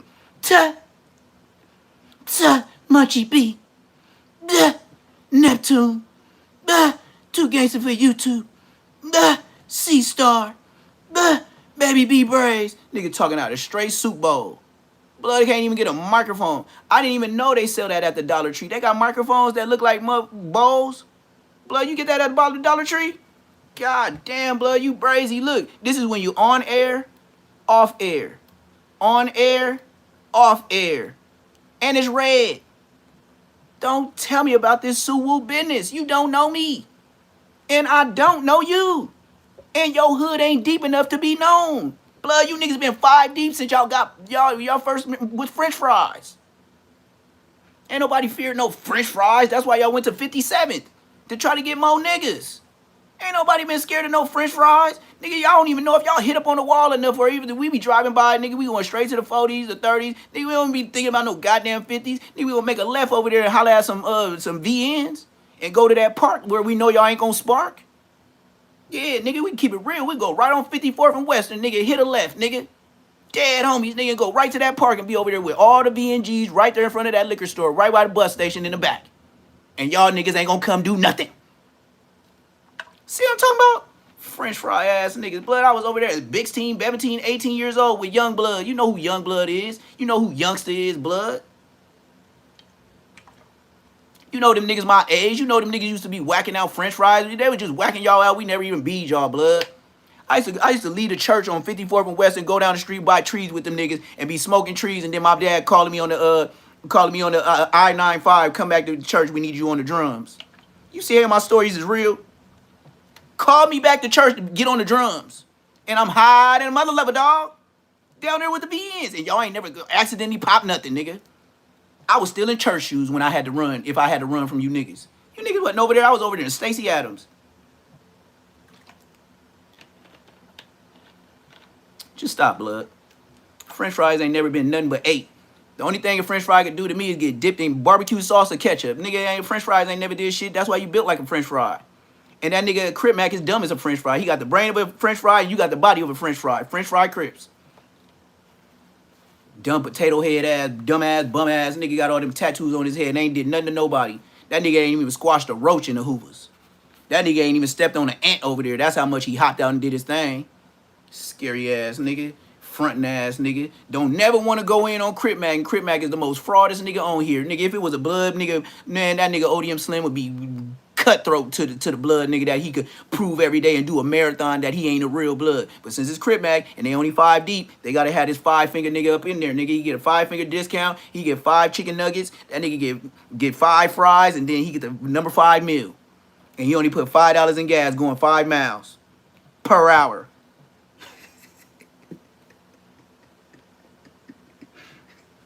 These niggas is crazy, blood. This nigga full-fledged. This nigga, yeah, look.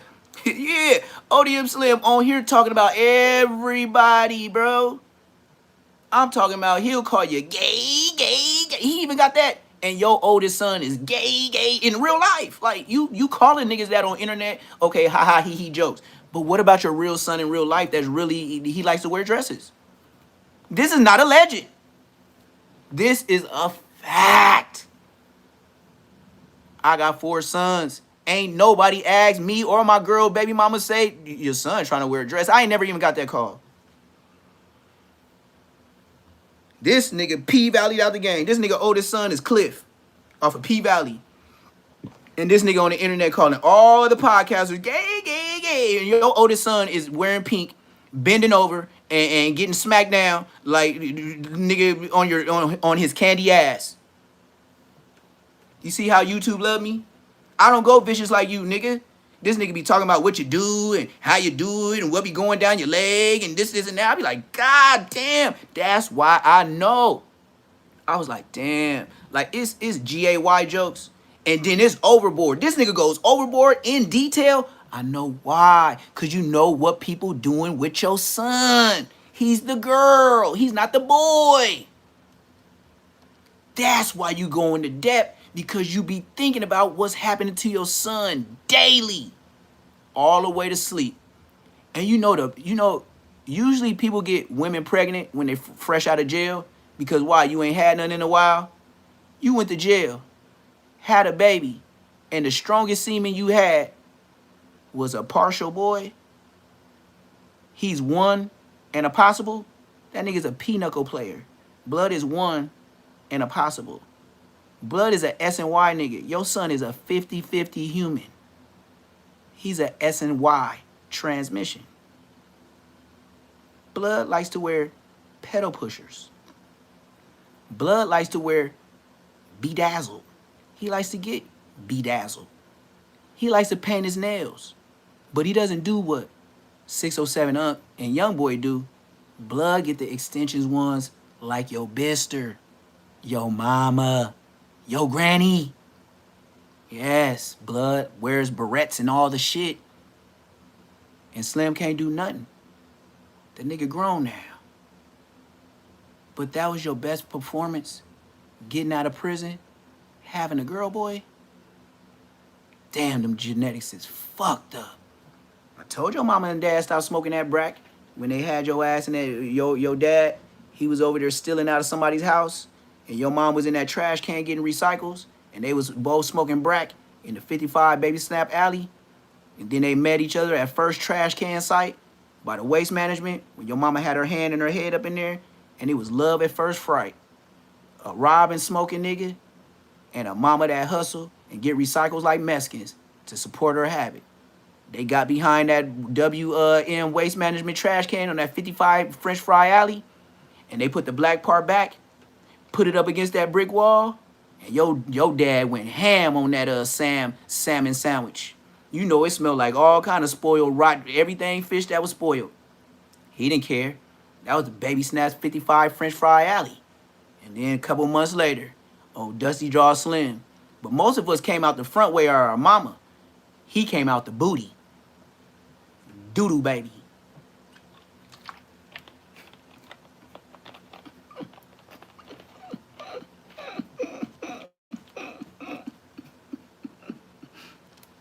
Doodoo baby cuz. On French Fry Crib. On hood. Nigga, look, I just put it out there. Look, bump you, all your dead homies, and everybody from French Fries, and keep the Queen Streets out of it. I got enough honey buns. So just tell your whole French Fry hood. Neptune dissed the whole hood by itself, and Blood said he got enough honey buns for the whole hood. I'll pass them out like pizzas, nigga, and don't have no homie with me, nigga. I will beef alone with the 5 French fries. That's how scared I am. I was telling the world I will beef with the French fries by myself. Leave the Queen Streets out, nigga. Shut up, nigga. You niggas ain't on shit. On French Fry Crib. Nigga, and go dig some niggas up that's red, cause you gonna need more soldiers. There's only 5 of y'all. So go get the other 5 niggas, the French fry niggas that's already sacked and packing they McDonald's coffin. All them niggas got McDonald's signs on the front of their coffins because they're all French fries. Even some niggas got Burger King, and you niggas wasn't rich enough for Chris cut Chick-fil-A, so we gonna keep y'all at the French fries, $5 or less.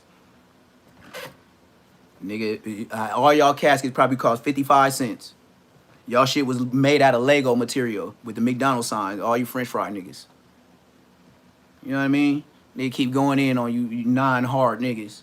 You niggas so non-hard and not a threat. Nigga, your sons that you growing up as non-hard, not a threat. They sissy boys. How I'ma believe you, and then the next generation after you ain't nothing like you. Or maybe he is you. You were just being from the gang so you could be around the boys. Because you knew jail was involved. And you be able to watch the soap fall down, the crack of a nigga. Yeah, you seen that movie. You thought I was going to go there. Nigga, I ain't gay. You thought I was, huh? Dead homies, you thought I was going to say the whole shit. And I ain't gay, bro. Larry H. Parker, you know the rest of that story. With a red lighter. And Hefe. And ashtray over here somewhere. Let's go tell them niggas too. And believe me, it's a nap around here somewhere. I could find a couple naps. I could go find 4 or 5 naps right now and just get the blazing right now. What we talking about? And then put them, then spin back and go through the ashtrays and then put out the Aunt Hefe. You feel me? Other than that, nigga just talking. You feel me? What you gonna say? That nigga a fake blood. Well, keep telling the world fake blood. That's why I got real red stamps. I got real tats. I got real 2 red teardrops on my face. I got bees on my face. So stop saying I don't gotta have no Hoover blank. Nigga, I got red rags here. Nigga, I got red tops on my dog food. Nigga, Shit, what else you want me to do? I got red chargers. Nigga, I got red on my microphone. Nigga, I got red clamps. Nigga, what else you want? I got red, look, I got red buttons on the Nintendo joystick. I can't be no crip. I was playing Nintendo. All I seen was red, gray, and black on the joystick. Wasn't no cripping on there. They ain't had no blue letters. Y'all was confused back in the day. The world was trying to tell y'all. They plead the blood of Jesus over people's life. They don't plead the crip. What's wrong with you niggas? Blood is in the blood is in the Bible 1,000 times. How many times they say it on crip? On hood? Anyway, you hear blood, blood, blood, blood, blood, blood, blood, blood, blood, blood, blood, blood, blood, blood, blood, blood, blood, blood, one blood. Yeah, go read the Bible. They don't talk about no crips in there. They talk about the crippled, the lame, the sick. They don't talk about no cripping. Not out the ocean. You feel me? That's why I know I make it hard for niggas to sleep at night, because they lingo ain't bingo. My shit kind of jingle. And if you like Munchie B, it's going to be an echo in your head. It's gonna bounce off the metal. That's like, he got that dome. Munchie B got that dome. Like what's his name? That used to go in that big old dome and put that shit on his head so he could be in cosmic mode. And yeah, that's Munchie B. So when Munchie B, he got that metal, he got a metal plate on both sides of his head because he got hit on both sides. So Munchie B, he got a little alien character that unzips the line on the top of his head. And the alien comes in, sits in, and he go in Munchie head. And he just sitting there like this. Like the nigga on X-Men. And Blood be in there absorbing all the shit he heard about Munchie B and how they trying to cover up that he ain't Men in Black and that he really ain't blind, or maybe he is blind. So then that little nigga ant nigga go up in his head and be sitting in there just like Magneto or whatever the rest of them niggas be doing. And then he be like, bzzz, and then Blood get the on Blood on GM. And then that's why his face be jumping and shit like that. Because that little alien in there, he probably be having people up in there arguing. He probably got some bitch in there that he hit. So she probably sitting up all on the keyboard and stuff like that. Big old booty, big booty ant. So she probably pushing up all on the buttons. That's why Munchie B be doing this. Yeah, that big booty ant up in there, that alien that's in his head, be that big booty ant getting woe out. So she be making Munchie B move his face like this when he on no jumper. On IF. Every time he put his hand on his chin or like this, he's trying to control. He trying to keep it, you know, he trying to hold the button, but that big booty ant with that big old booty, yeah, keep pushing on all them buttons. So Munchie face just keep doing this. And he be trying to act like the glasses is falling, but nah, it's that big booty alien ant up in there in his head that he got to zip off with. You know, he got that zipper on the top of his head, Blood. Yup. I know what's up with Blood. You feel me? My sister just said she know what's up with Blood. It's just a big booty alien that just, you know, she come through. And then she come through invisible. So Munchie don't even know when she flying through, because the ear is just like Eddie Murphy in that movie. The ear is the actual Taylor port. So she can fly her alien, like she probably came in a big one, you know, that came out of the galaxy. But then they got the type of technologies where she can get real small and invisible. And then Munchie be in there, he don't know when the bitch gonna come visit. She just be popping up. She a little hood rat bitch. She just be popping up. But she a little alien thick bitch though. So she be in there, whoop, hey, I'm here. He be like, oh shit, I'm on morals over money. Oh shit, I'm on no jumper. And then she come up in there, and then she just start messing with the nigga, and then he show her around. That's when Munchie be like, yeah. That's when he put on the Charleston White button. He put a Charleston White, that's navigate mode. And Blood over there getting her something to drink, pouring up some drinks, probably warming up some eggs or something like that. And then it's on incognito mode. So then that's when he do yeah. Or when Munchie don't say nothing, he goes zzz, he be in shutdown mode, but he still be on alert mode. You gotta watch with X-Men, they gonna tell you how the niggas get down. So Blood be on like cruise control mode, right? And the ant be in there showing, the alien be showing the little big booty sitch, all the little shit. And then she get up on there, and then she get up in there and start bouncing her ass and shit like that. And then he start wearing her out, and that's when Munchie be like, on IF. Yeah. I passed a drink to him. You know why? You know why he said that? Because the alien didn't see no harm in it. He thought he was just keeping it real. That alien little low key AI. You feel me? But with Munchie B, he thought it was just regular to say. That's why he came at the next day. I really didn't even say nothing. Like shit, I was just talking shit because Drake would be talking shit. Hell no, that's past talking shit, nigga. You told on a nigga, nigga. What you talking about, nigga? Just talking shit, nigga. Talking shit ain't never said I passed a nigga that R.I.P. to nigga. You stupid. You stupid. Go take your nigga. This what you do, Munchie. When they come get you, just cuff up and watch your head. That's all you do. You ain't gotta say nothing else. Don't say nothing else. Just cuff. When they say cuff up, watch your head. Just do it. Don't say nothing. Don't get on the phone. Just ask, can I get my 3 phone calls? And just keep it brief. Don't get to doing the no jumper episode, blood. It ain't gonna work. Blood, you going down like Aunt Hefe. Aunt Hefe, you through. You ain't coming home. Nigga, you already, the worst thing you could have ever did, if anything else, you don't even admit to being there. How you gonna admit in preliminary that you already was there? You ain't even went to preliminary, you already said you was there. Stupid, nigga, 2000. Nigga, that's the #1 thing you deny off the dribble. How they gonna prove it? Or your chain, yep. Or it look like, yeah, it could look like a man. You admitted to being there, huh?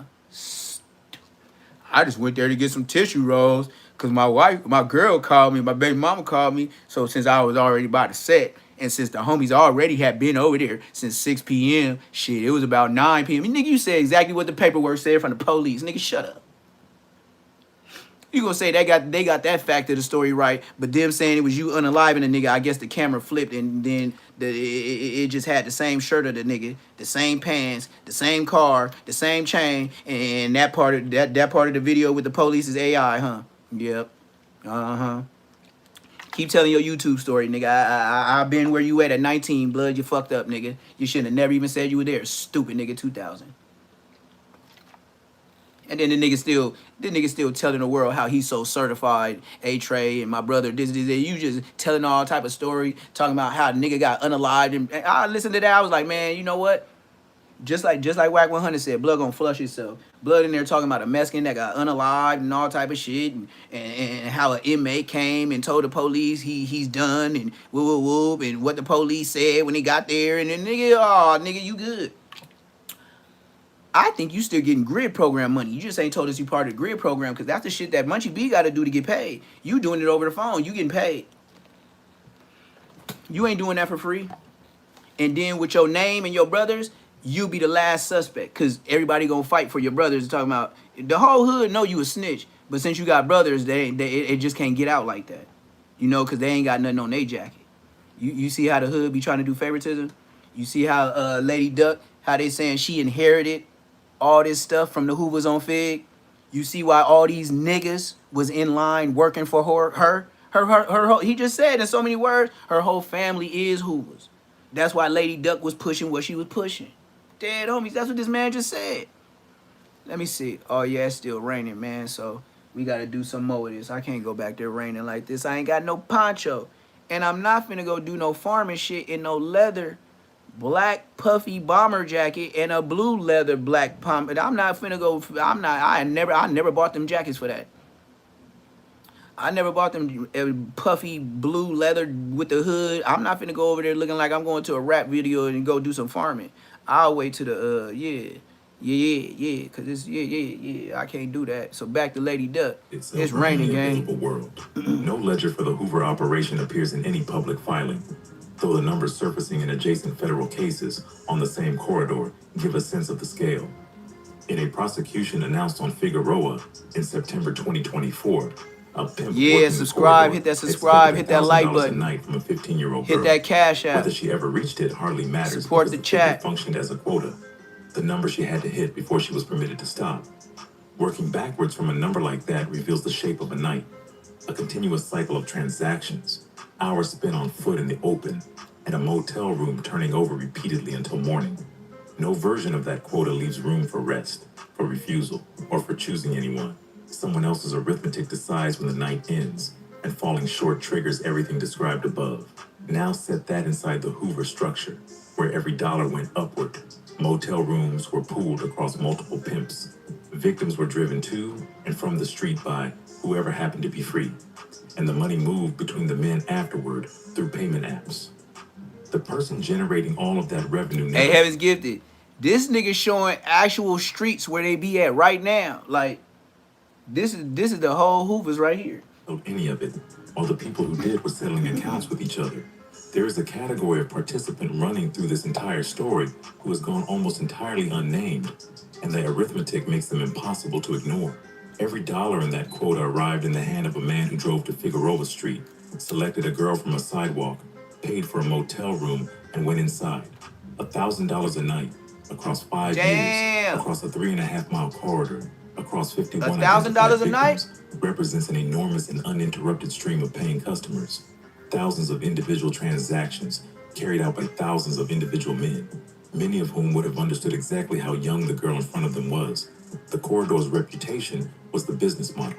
Its notoriety functioned as advertising, drawing buyers from across the county to a strip where everyone knew what was available. And that reputation held for decades precisely because the demand never faltered. The indictments in this case name 18 defendants. Not one of them is a buyer. That is not an oversight, since federal racketeering statutes are built to dismantle organizations rather than to prosecute individual customers. And the resources required to identify a man who paid cash for 20 minutes in a motel room 5 years ago are close to prohibitive. It does mean, however, that the entire demand side of this economy walked away untouched. And demand is the part that rebuilds a corridor after every takedown.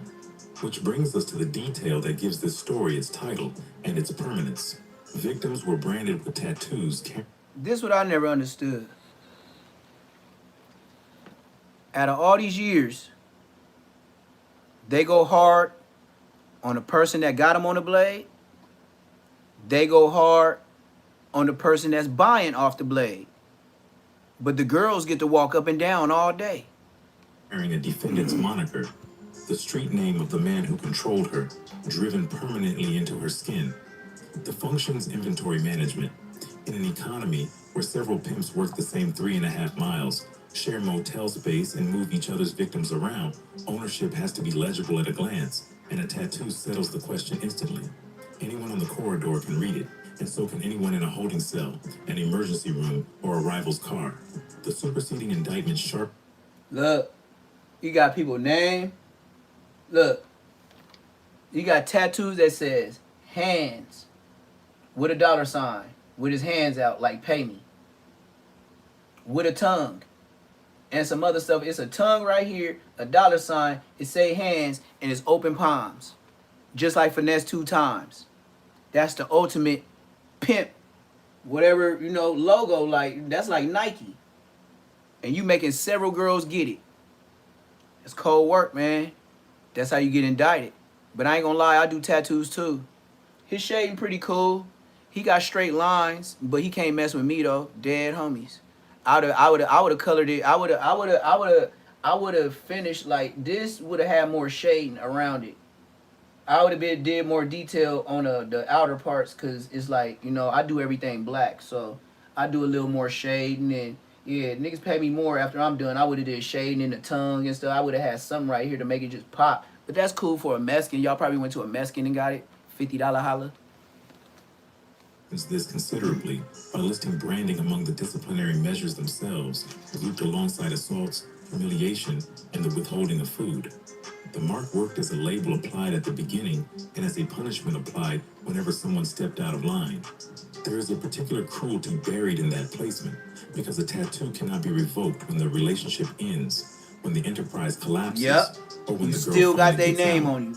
Every other consequence on that list expires.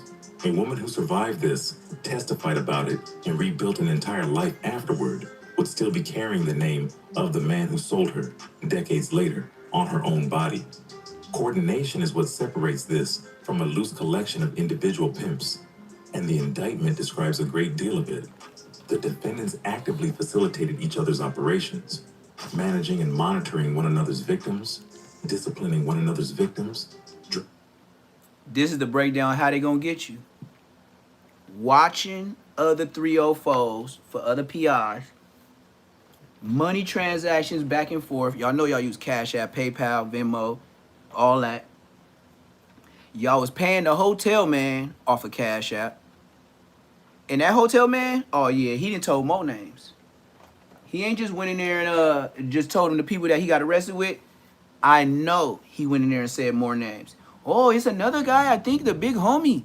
Yeah, his name is Jasper. Yeah, he comes around, he does this, he wears a big chain. You think if we showed you a picture? Yes, yes. Do you know which block he from? No, no. But he's always with these same guys and you guys never arrest him and he's kind of, I'm telling you, in every case, somebody else is watching, not like us, and got away.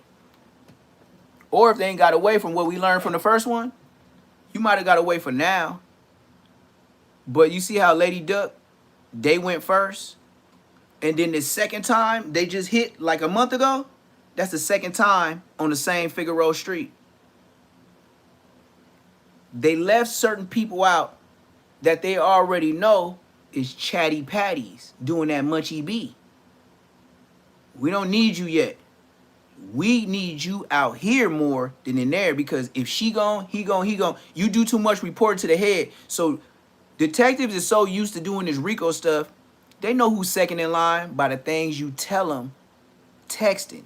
See, a lot of these people, they don't do the phone calls. And if they do, they doing more texting than anything. Why? Because they want to watch Instagram. They rather text than have a conversation. Why? Because they don't want to miss this YouTube video. You see how the phones made you so dependent, and now the police depend on your phone? Because your phone is worse than an ID. Yeah, I said it. Your phone is worse than having an ID. It identifies you and it tells the world what you've been doing.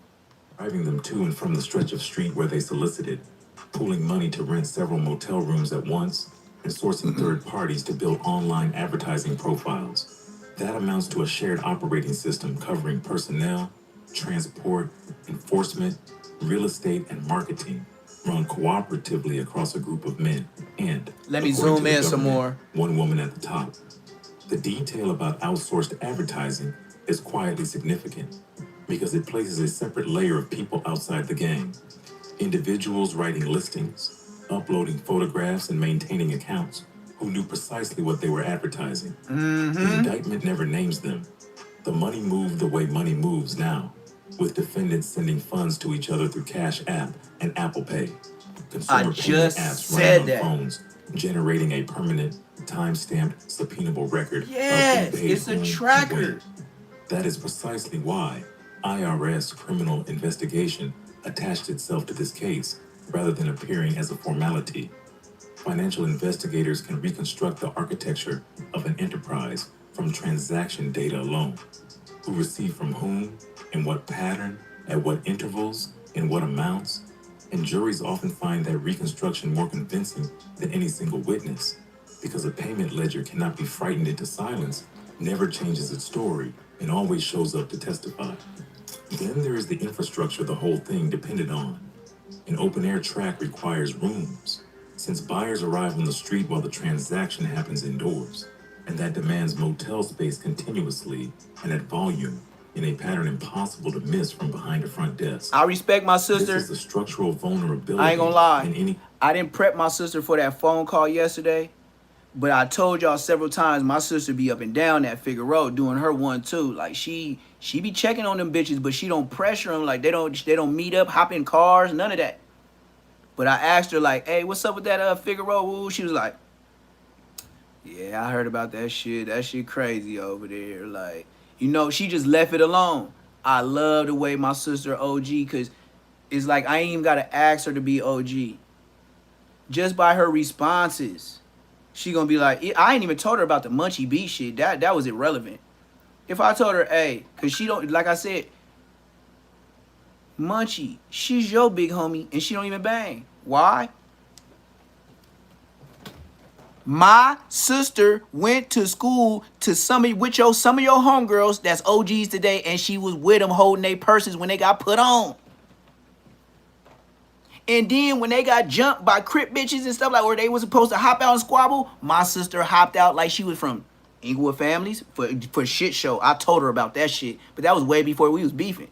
She was hopping out with Crenshaw Mafia bitches. I'm like, blood, we live by Inglewood High. To be exact, one street behind Inglewood High. Was you over there? Why do you even go to Morningside? You know why? Because she said me and the homies was chasing off her boyfriends. She could never have a boyfriend. And I couldn't believe my dad. Well, it had to be my mama involved. That's why you got to have a mom and dad in the house. Because I know my dad didn't give a damn about no boyfriend. But you know your mama going to say, well, this kind of, she ain't going to never have no life. And if she over there, you know, T got all them homeboys and bloods. And, you know, they all be in front of the house. I don't blame her not want to go to. You see why you got a mama?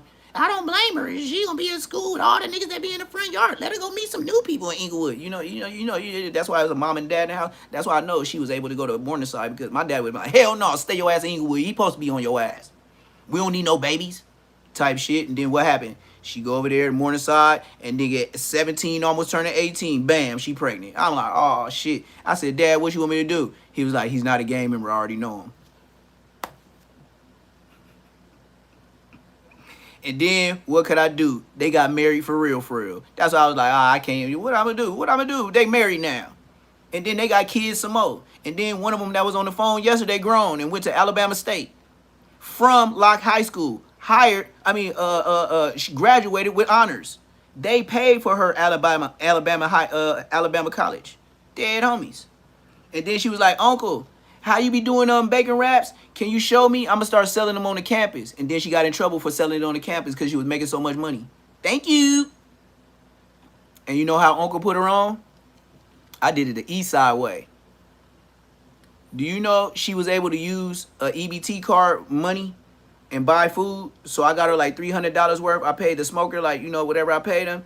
Gave her $300. She got buns, hot dogs. She went to Walmart. In Alabama, all they needed was the number off the card. She said, thank you, Uncle. Next thing you know, she had a whole business. I put her on. Nobody else could do it. Even if it was EBT money, it was still real food. And she got on. She told me, now I see what you talking about, Uncle. When people see you making no money, they gonna snitch on you. Yep, just like YouTube. Just like YouTube. Yeah. Just what you mean? I sent it to my niece. I could send EBT money to my niece if she want to. Bro, that shit ain't got no connection to my name. And nigga, look, if you think it's snitching, this was several years ago. This ain't recent. This is several years ago, bro. What I'm talking about, if my niece is back in LA with her mama right now and she happy about getting a new spot for her 2 daughters and herself. If this happened several years ago and me and this smoker, and that I don't even know the smoker name, even if I get investigated, I don't know that smoker name, blood. All I know is your ass was $300 that day. I don't care what your name was. Your name that day was $300. I don't give a fuck what your name was. I gave it to my niece. And next thing you know, she had a business. And they told on her. You see how this gang member uncle just be so gang banged out. I ain't no earthly good, huh? I shouldn't even be here. You see how some niggas get life? And then some of us get that shit out the way early. So when we come home, we can just fully shake these niggas, because half of the niggas you was in there with, you didn't whoop BTA to them niggas. Yeah, nigga, go start doing time and be a gorilla to a gorilla. I bet you don't want to be in jail no more. You be like, this bitch ass nigga started what with the Crips? Ah, blood, I whooped Blood feet 2 years ago. Blood, you want me to just whoop Blood? Nah, Blood, we got to ride for the B card because we got to make the B's. Blood, I put Blood off his hood and I ain't even from Villagetown, Piru. I'll just punch Blood out, BTA, and just say I'm from Villagetown. Blood, let's just get Blood out of here. Like, Blood, you can't do that, Blood. It's politics. I'll be like, damn, man. So we finna ride for a buster. For some graham crackers? Blood, for a fake green dot? How much is the green dot? $20? Man, get this nigga out of here. You see why I was like, man, F this gang banging shit. This nigga ain't even from my hood. You niggas want me to put my I already whooped this nigga out because he foul. Now, 6 to 8 months later, he do something else. And somebody took a liking to him. I know why you took a liking to him, because he give you shots of coffee every day. But I ain't gonna even say all that. Niggas know what's up with niggas. You can't hide nothing from niggas. You got broke homies. You got rich homies. You got niggas picking shy. You got niggas that be picking and choosing. You got niggas that say they own with the trees in jail, and then they'll tell the same homie, no, I ain't got nothing. Why you lie to the homie, Blood? Oh, Blood, I just want my business out there. So if you don't want no business out there, why you tell me just keep it in between the homies and, this and that? You just trying to get it off slowly. Oh yeah, you right, blood. So now you know you right. You done told this homie something. You done told me something. Don't no. I know what you're doing, nigga. You on right now. You told me something. You forgot what you told me because you told the other homie something, and now you feeling your drawers right now just because you hit. You know this shit don't last forever. Trying to be a big dog, right? You gonna get you a chain. You gonna keep going to visit for about 2-3 months, and then blood your ass gonna be in the hole. You gonna be fighting 4 to 8 years. Thank you. Anything else? I just tell the homie like that, blood. I didn't see him. I didn't see him go. I didn't see him come. Blood, don't act like you King Kong up in here, blood. You going to jail. You going to jail, blood. You gonna get another case, blood. 8 to 4 years. Yeah, and if you got the ron, if you got real drugs, blood, you getting 8. You getting 8. Now you got trizzies, you good. You get 4, maybe with half. You got ron, blood, you getting 4 with 85 or 8 with 85. They're not playing with that real shit. It's just like the streets. They like, how'd you get it in there? If you don't tell, you getting them 8 years, blood. Go ask Kibo.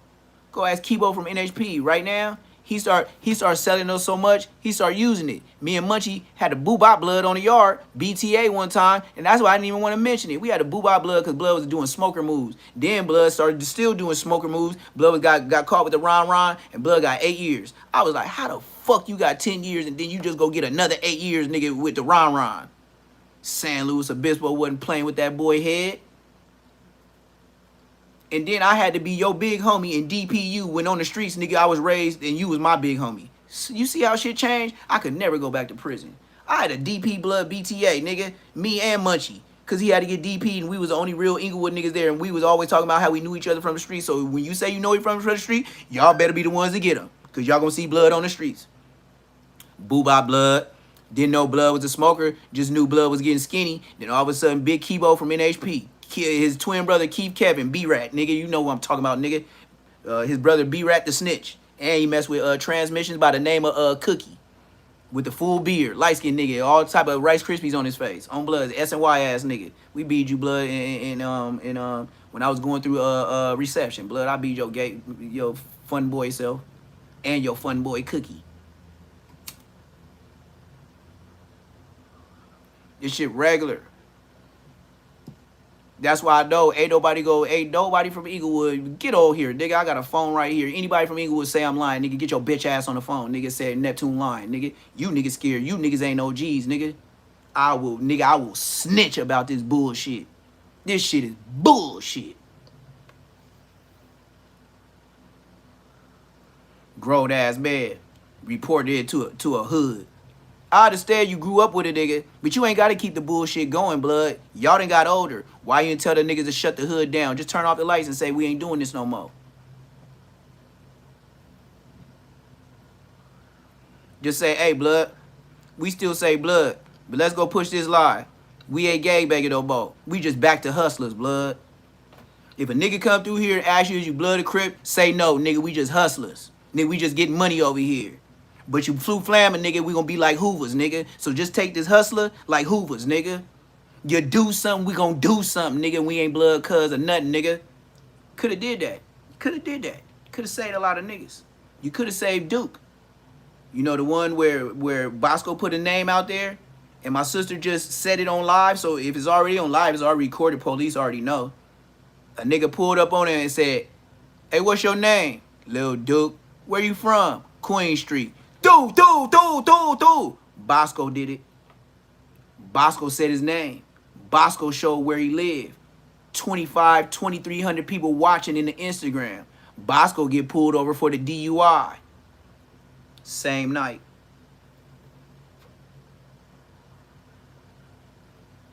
Bosco get pulled over. 2 o'clock in the border, same night. Guess where he was? Long Beach. Guess what they said when they tapped on the glass and told him to roll it down? Hey, Bosco, roll down your window. You in Long Beach.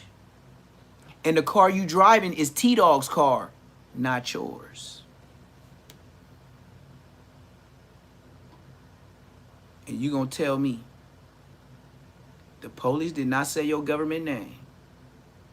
You got pulled over in Long Beach on live. You see why Bosco ran off the internet when Neptune came? Blood, you got Lil Duke smoked. And then you got pulled over in front of the world in Long Beach. That wasn't even Inglewood. How they know your name, Bosco, blood?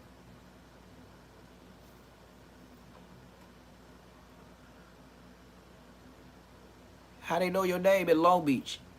You ain't from Long Beach, Queen Street Bloods. Ain't you from Inglewood?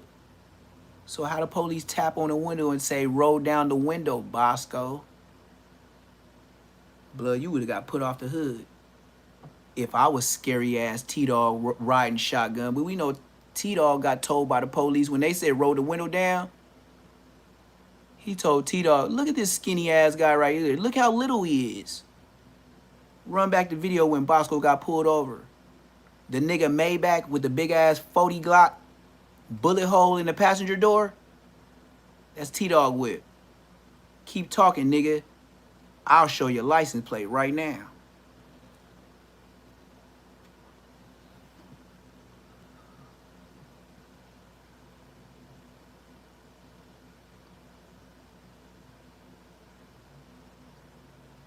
Yeah, but that's what I tell everybody. And then look, this was the point of calling my sister yesterday. I know my sister just got out of church, but the world always want to play with your Inglewood, right? So I just called my sister just to chop it up. And I wanted to ask her about where Draco mama was, since niggas be lying, saying they know Draco. Well, I called my sister, and I called my 72-year-old mama that said she ain't seen Draco mama in a couple months at church. I called on a Sunday live. That was yesterday, right? My mama just told the world she know Draco mama. How I'm gonna lie about that, blood? She don't know about no internet.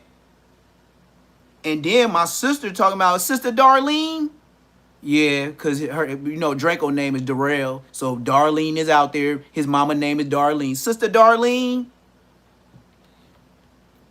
And the nigga still want to talk about my Inglewoodism. And my sister was like, yeah, when we used to walk through the Lucky Charms, I said, sis, you don't gangbang. You just dissed the nigga hood. She said, you know the Lucky Charms are never outside. Your homies had a spot over there. I remember Makita when she had the baby. We was all over there. Your homies was all over there. Wasn't no Lucky Charms outside.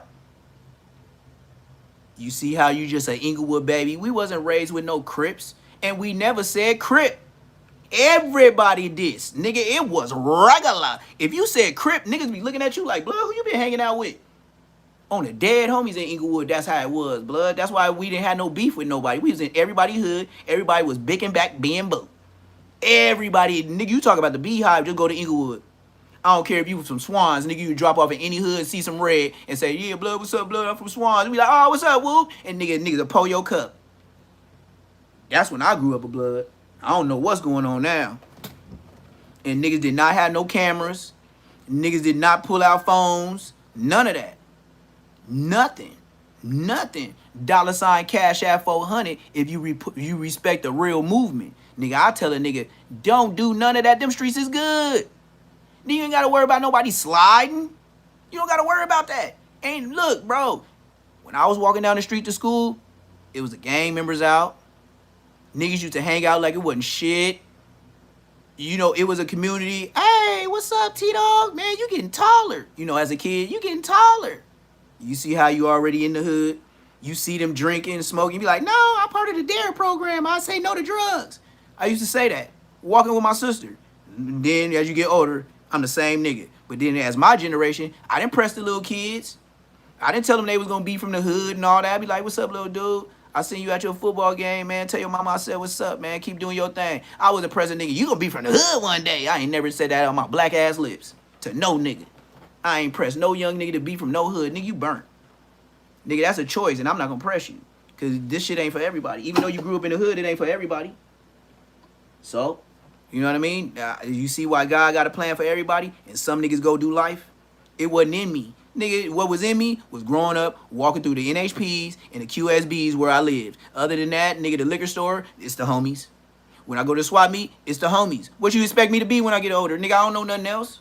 I know the Brea, Manchester, Market, Centinela, Eucalyptus, Inglewood, Cedar, and Ash. Nigga, other than Hillcrest. Nigga, Arborvitae, I don't be over there. That's where it turned into Tijuana. I don't be over there on Arborvitae. Over there where the family's supposed to be. Nigga, that was Tijuana, Mexico. But the IFs be over there too.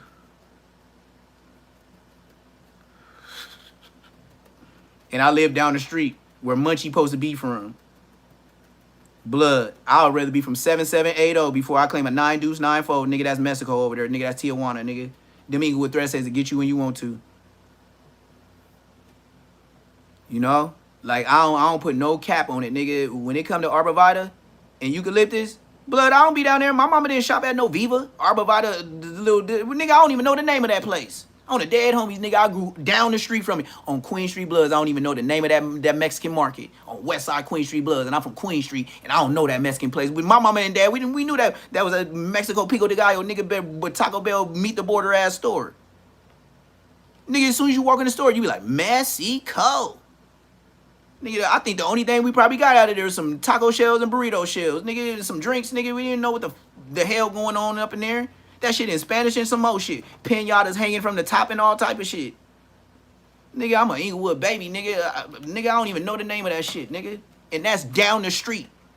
Do you know, when I was a kid, I could have walked to Eucalyptus and Arbor but I was walking to Eucalyptus and Manchester going to that little grocery store. I wasn't going to no Pico de Gallo. I wasn't going to no El Pato Zapato, nigga, no. I wasn't going to no Sriracha place. Nigga, what the hell? Nigga, the Mexicans be over there. I'm black. Nigga, daddy wasn't over there. We didn't go to the cleaners, nothing. Liquor store, nothing. That was Pico de Gallo, Mexico, Inglewood Trece.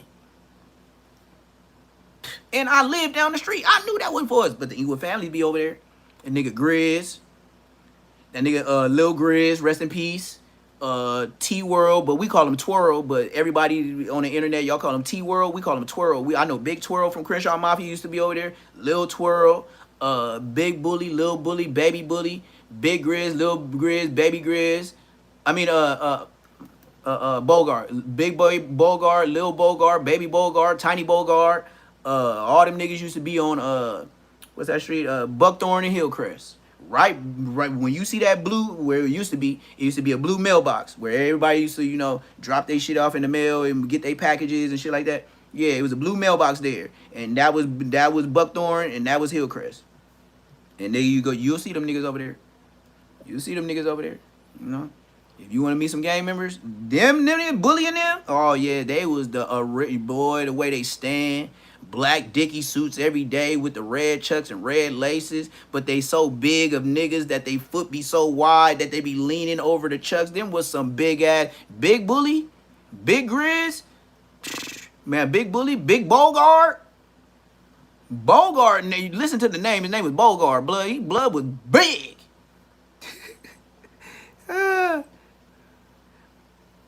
Yeah.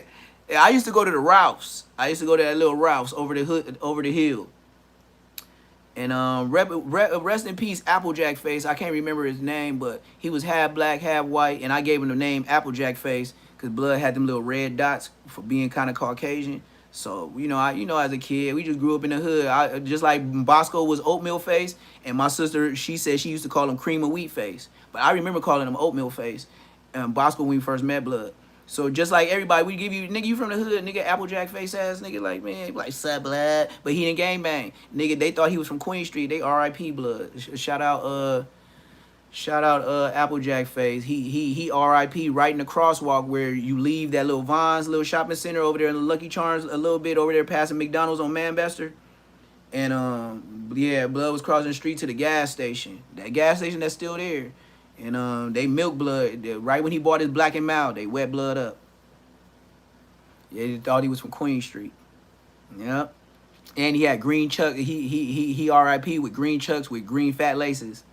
And that's what the Queen Streets used to wear back in the day. So they thought blood was from Queen Street. So whoever that was from Lucky Charms that got blood was an older, he was an older Lucky Charm nigga. Like back in the days when my big homies used to wear green. That's why the homies put us up on something. They was like, yeah, Applejack Face.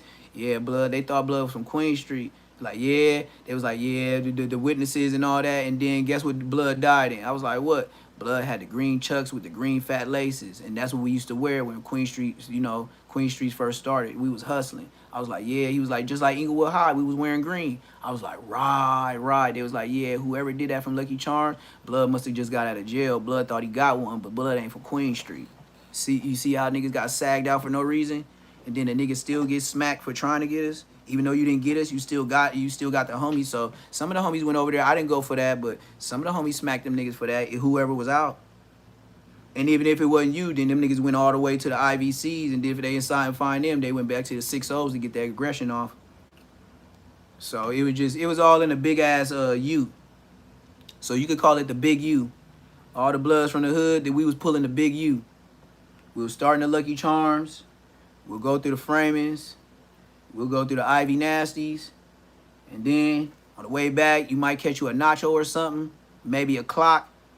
And then if you really on that, then you go by Centinela Park, right? You go the other way. Well, you go through Dime Block. You go to Bryan Hurst. Smash out through Hyde Park. Go to Hyde Park and West. And then go ahead and smash down Hyde Park all the way to Park. Then hit a left. Go to Bentonella Park. Be if the homies is there. Or be if you beat some Ricketts. And if some Ricketts, blood gotta go, gotta go. So then if nobody slide through there, then you take your ass back to the hood and say it was a good day. You play that Ice Cube. I can't believe it was a good day. That's what you do. Regular marathon laps. Hyde Park Olympics. You just heard a breakdown real quick. Short and brief. That's what the nigga be doing when the nigga be squadding up, sliding through a nigga hood. You send a message, short and brief. The only thing long is funerals. That nigga didn't even take long to get up out of here. The longest thing that the nigga had out of the whole process was him getting autopsy, put in the refrigerator, and funeral. That was the longest process of it all. See why the police be mad? They got to spend a lot of money for a quick move. Like I said, the homie, I think I went to jail when the homie started spinning blocks on that. Because I can really say I heard it when it happened, but I can't even mentally, I can't remember who spent, but I remember niggas was spinning for him. But it wasn't me. I think I was in the halls. I think I was in the halls for a strong arm with both my cousins from East Coast. And you see, I be saying cheese toast all the time, and I got 2 twin uncles from cheese toast. That's brazy. And then they'll just look at me like, blood, you burnt out.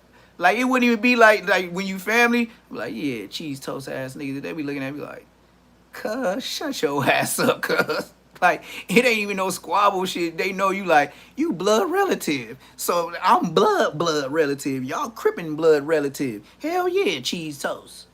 Nigga, I'll say it in front of both of them, nigga. And they really, and they sister. They sister OG from there. I said her name once. I ain't gonna say it again. Not in this live. I said it a while ago, though. But I ain't gonna keep doing that. You know what I mean? Because I do be dissing, but my relatives is from there. And I say it in front of their face. Just like I talked in front of my sister. And they'll just look at me and be like, this nigga burnt out, blood. It's like, blood, we just dissing the hood. What we gonna do? Jump blood for the hood? Uh-huh. Yeah, all right. How that's gonna work. See, my family, when you older in the game, it just be like, nigga, what you dissing my hood for? Like, what the hood got to do with this? It ain't gonna be like, oh, nigga, let me get my strap, and I'm gonna do you in front of Granny and everybody else. Yeah, that's what you young ass nigga do. You nigga try to blame your own relative because he from a different hood, and then everybody go to the same funeral and everybody related looking, and then now your mama beefing with this mama and Granny got to pick a side between the sisters. You so stupid. You so dumb. Like, see, that's how I know you don't have the respect for your family. You know what I mean? Your mama or nobody. You probably ain't had your daddy around. Shit, nigga like me, nigga, Paw still try to get aggressive. I'ma still act like he could whoop me. I'ma act like it. I swear to God, I'ma act like it. Why? I don't know how many times this nigga changed my drawers when I was gaga goo goo. Now all of a sudden I'm no more gaga goo goo. Now I'm trying to flex. I don't think you going to the right other side when you get up out of here. You do some shit like that. I don't know what you niggas be on, but I ain't. I'll tell you like this. My grandpa today, he could kick me in my butt. You know what I'm gonna do? Leave his house, get in the car, and drive off. What I'm gonna do to him? If I win, I lose. If I lose, I lose. Why am I even fighting this nigga that's, you know what I mean? Like, what the hell is going on? You see why, it's just certain things in order, but these young kids, I don't even know what kind of designer stuff y'all be doing. When I seen the whippets, and everybody, what the fuck is that? And niggas tilting it up. Oh, put the balloons down, The police riding by. I wish I would be doing balloons. I don't even know what that means, but I seen them do it. And I seen niggas damn near RIP as if they was like they had asthma or something, like, you know what I mean? And the first people I seen doing that was Mexicans in LA. But now you gotta think about when you was from the hood. How many Mexicans did you know from black gangs? It was very rare. Even us with Diablo. The homie, that's how the police knew him. He was the only Mexican besides Taco. Rucci ain't all the way Mexican. Rucci is half black. Rucci ain't his daddy. Rucci ain't Taco. Taco's full Mahende. Last name like Gonzalez and shit like that. Hernandez type shit. Taco can't get out of that. Rucci can't get out of the last name. But I know his mama. I went to school with her. And she was light-skinned. She black. She had a big-ass booty. Taco got a girl in high school married, pregnant. Yeah, tell the real Rucci. Tell him how your mama was in high school and Taco was a grown-ass blood. And that's how you came. And she used to wear braces in her top teeth. Ain't nobody told y'all that in Inglewood? Ain't nobody told y'all that Taco baby mama was in high school and he was a grown man?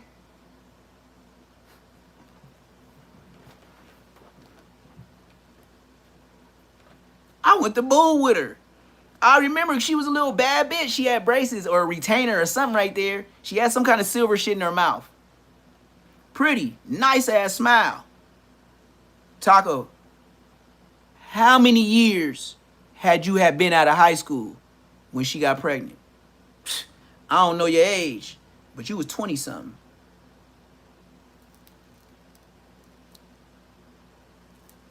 I know you was like 25, 27. Say I'm lying. She was in my class with me. Hey, Rucci, how old your mama? Hey, Rucci, how old your daddy Taco? Yeah, Bosco don't know what I know. Bosco didn't go to school in Inglewood. Stupid nigga 2000. Got him, coach. Yeah, whatever Taco age is, blood older than me, blood like pushing 50. Taco is like 50. I bet you his mama is my age. Maybe like, she probably like 43 tops. 43, 42, 43 tops. His dad 50 something. Go ask Rucci. Oh, niggas don't want to talk no more, huh? Yeah, I know. Last time I beat Rucci, he was a chubby, light-skinned baby. And blood had the bobos in his hair. The little puffs. And she was holding him in his Pampers. That's the last time I beat Rucci. After that, jail, prison. It was juvenile hall, prison. And I ain't seen Rucci till he was rapping. I could give a damn what Rucci say. Y'all so much of little itty bitty homies. I seen when you was born, bitch. So go tell a nigga that. Bosco ain't see you born. Bosco didn't see you born. Bosco didn't go to school with your mama. So get on the internet, Rucci, since y'all all this Drake okay, and get on here and say I'm lying.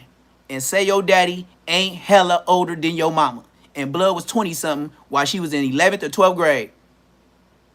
Because for sure, she had you before she graduated. Why? Because she had them continuation. She used to go to Hillcrest and pick up her books to try to graduate school on a homeschool program. She used to go to Hillcrest and Inglewood Ave.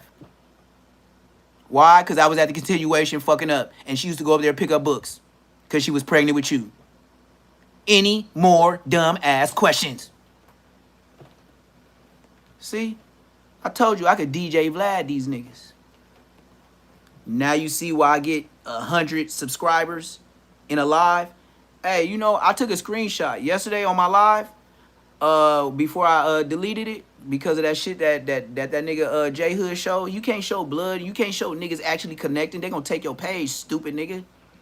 So I had to delete it. Before they even get at me, I delete it. On Bloods. I know it's gonna come. I don't gotta wait. You wait, they gonna get you, nigga. But nigga, you niggas That's why y'all say what y'all say on the internet, because y'all don't even know life yet. That's why Bosco got off the internet. He knows I was born and raised in the hood. He knows he ain't got no argument for me. But he was doing so good before I got out and out on the internet, because I was out 6+ years before I even got on the internet. Nigga, when I started getting on the internet, right now it's gonna say I've been on the internet, subscribed to YouTube for 3 years. Probably finna say 4. So that means if I've been almost a YouTuber, probably this month or next month would make it 2 years. That means 2 years before or a year before I barely opened up a YouTube account. How long YouTube been YouTubing? YouTube got opened up with Bosco getting his feet whooped. You see how I missed it? You see how I could break it down and you understand? I was in prison. And then the rest of the time I was out, I'm working. I'm getting on my feet, trying to get established. I ain't no YouTube ass nigga. I'm trying to get to it. You see how I wasn't raised with a phone and I could get to it? But then, now that I see what you saying and what you doing on the internet, blood, Bosco, you are not from Inglewood. I'm sorry, brother. I have to take that passport. You know how sometimes they kick you off SSI once they catch up with you and they be like, nah, you owe us? Yes, Bosco. I need that AARP card. That QSB card, I need that. I need that, blood. You ain't never did nothing. And you got put on at 19 and my sister confirmed it. And she just got out of church. So she you know she ain't lying. And I did not coerce her. She said, yeah, he had to be like 19. Told you, Bosco. Then you get on the internet? No, I was like 16, 17.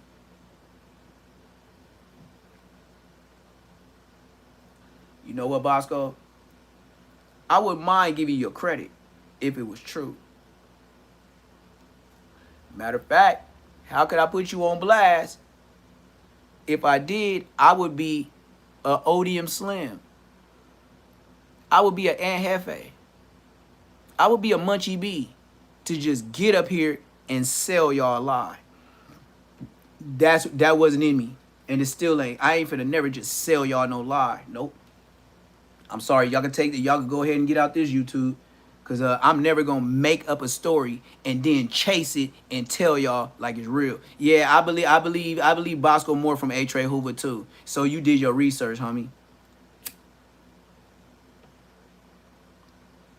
I just know Bosco popped up one day. That's all. That's the best thing I can say by being from the hood. I'll give him this. He just popped up one day. And then my sister just said she used to walk back and forth at Crozier. She said his sisters was in the 8th grade when they came. She said, I was in 8th grade. I used to walk with Ebony. I didn't even know his sister's name. She said one day walking home from school, we went to their house. And then we seen Bosco sitting on the couch. And I remember his sister said they didn't even expect him to be home so soon.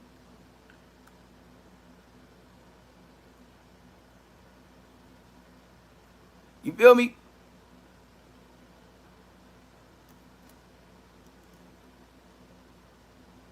So, in my own house, I didn't even know we got the whole breakdown of Bosco, because I know Bosco from the street. She know Bosco when he came.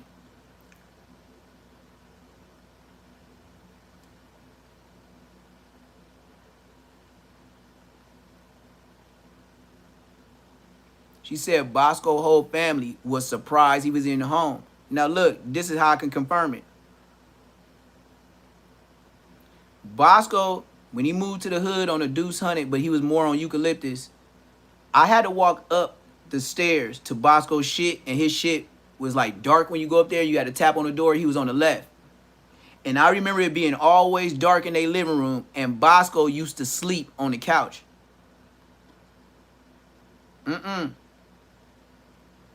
I'm an old nigga. Nope, I mess with Swishers and Zigzags. I don't do that thick tobacco stuff. I already smoke cigarettes. That's how I know me to know Bosco. Bosco used to sleep on this beat up, not to say beat up like that, but it was like a dark brown suede, not real suede. You know, I came from a real family, but it was a suede couch. But that's why I said beat up, because it wasn't no lazy boy. It was like a lazy nigga, like a lazy Mexico type, you know, made in Mexico, Tijuana. It wasn't no late. Like I said, I be in Lazy Boys. You feel me? That's like my dad still living. You see how that leather real? That's what a Lazy Boy look like. When you got a real one, it's real leather. Blood had one of them fake suede ones. And Blood used to have his little blankets and shit. And I ain't gonna lie, it smelled like a little booty in there. No cap. I ain't put no extra. Nigga, I'm gonna keep it G. Nigga, I ain't put no dubs on it. I ain't gonna lie for a nigga. I ain't gonna take nothing off. Me and Smiley and Lil G-Rock used to go up in there, smoke with Blood, but it did smell like a little booty up in there. And just like my sister said, yeah, he used to try to holler at me. How he trying to holler at you? He 19 years old, you in the 8th grade. She just told on this nigga.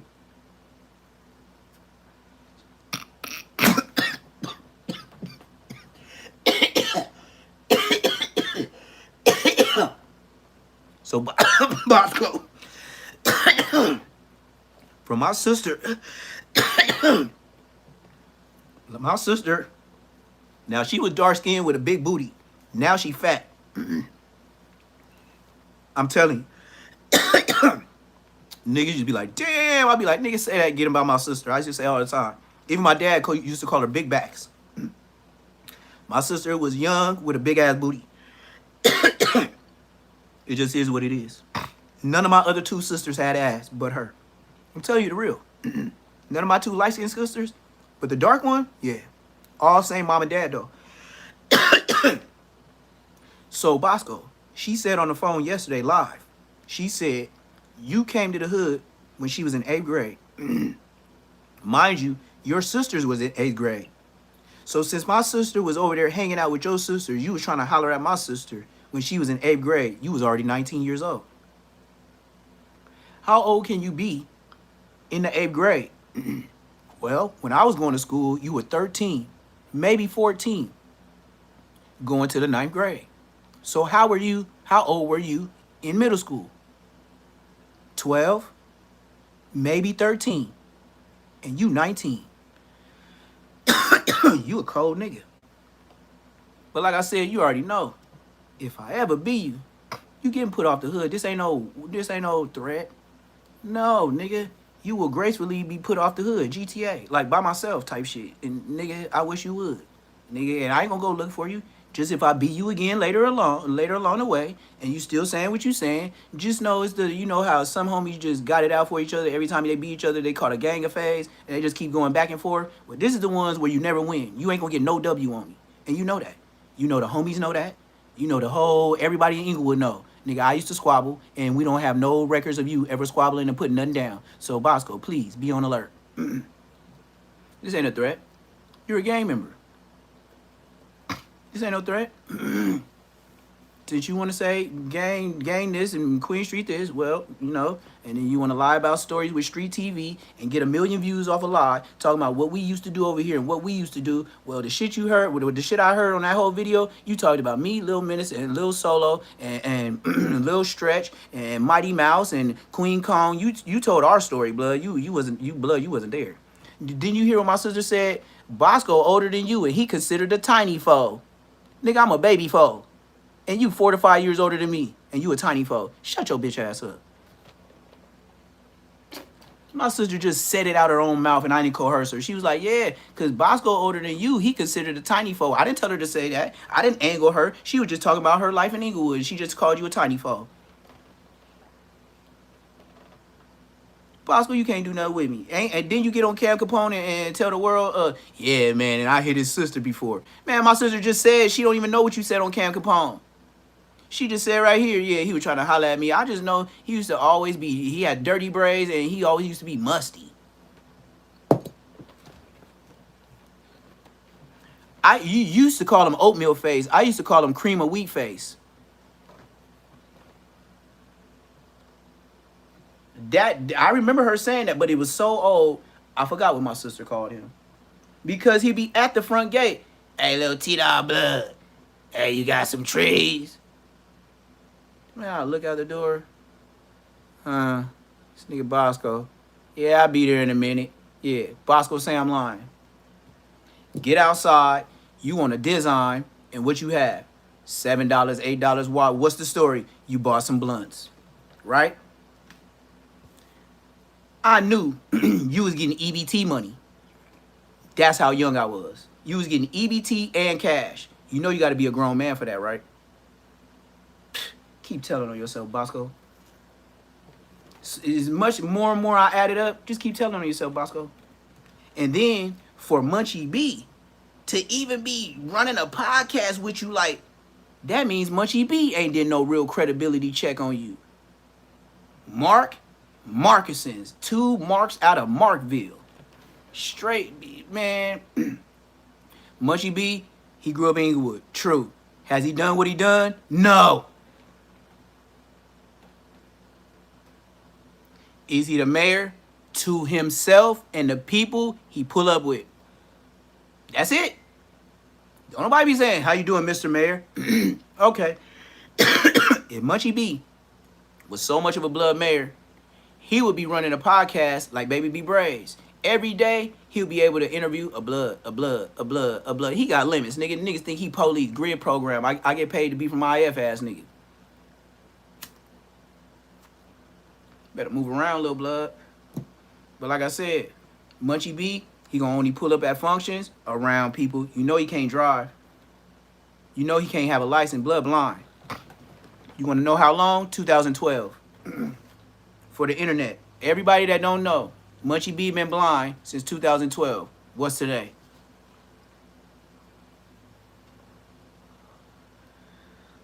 So do you think with over a decade of being blind, you don't know how to contain yourself and act like you can see in front of people? That's something you practice like Crip Mac in the mirror, being a Crip. It ain't hard. It's just practice, dedication. You see, YouTube, Instagram, same shit, same theory.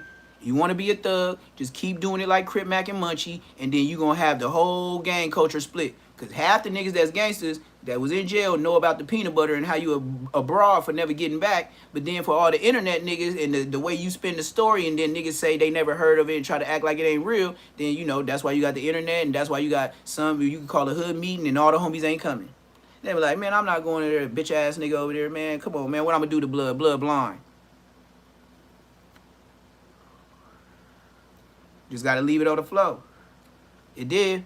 At this point, when niggas know what it is, and niggas so grown, they got monies, houses, kids, a job. Munchie ain't a factor. Who gonna crash over Munchie? You see why I know how I be talking to the IFs?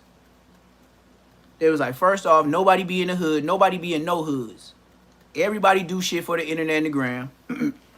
Everybody can slide through anybody's hood whenever they want to.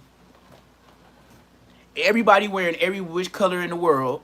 Shout out UK, shout out UK. Everybody, you got Crips wearing red and Bloods wearing blue. You got Grape Street niggas wearing red and you got Bounty Hunter niggas wearing grape.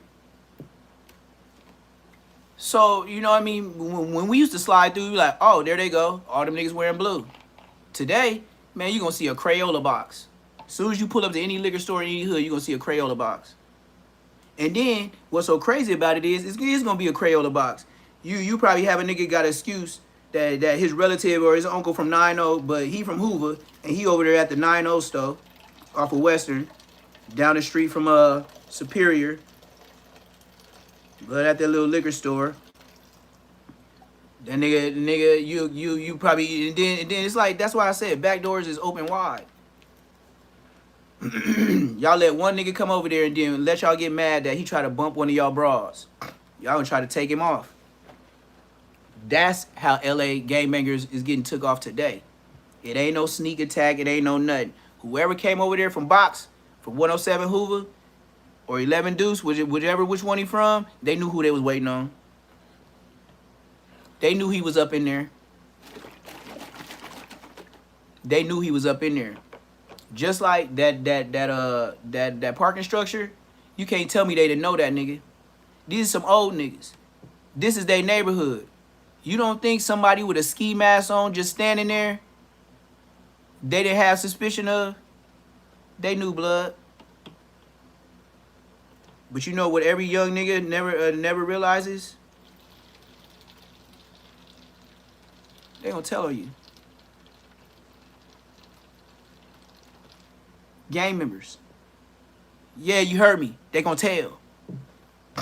IF's told on me. Yeah, they did. Oh, it don't stop there. Homies from the hood told on me. From my hood. Yep. Straight was willing to get on the stand. I took that deal so quick.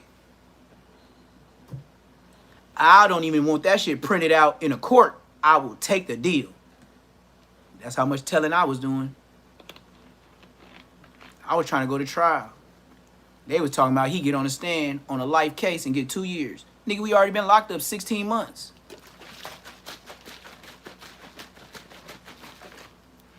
Well, thanks be to God, I got a real lawyer, right?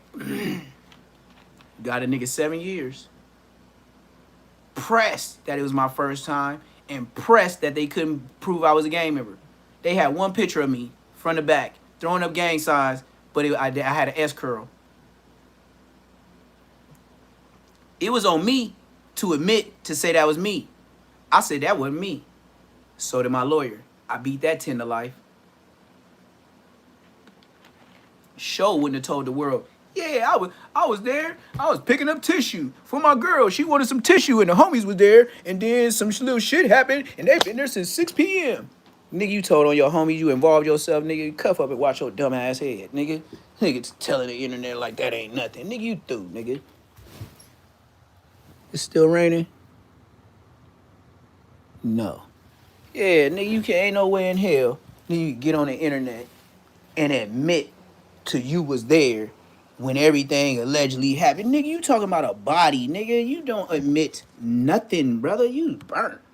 So if anybody believe in Hefe coming home, go ahead and unsubscribe.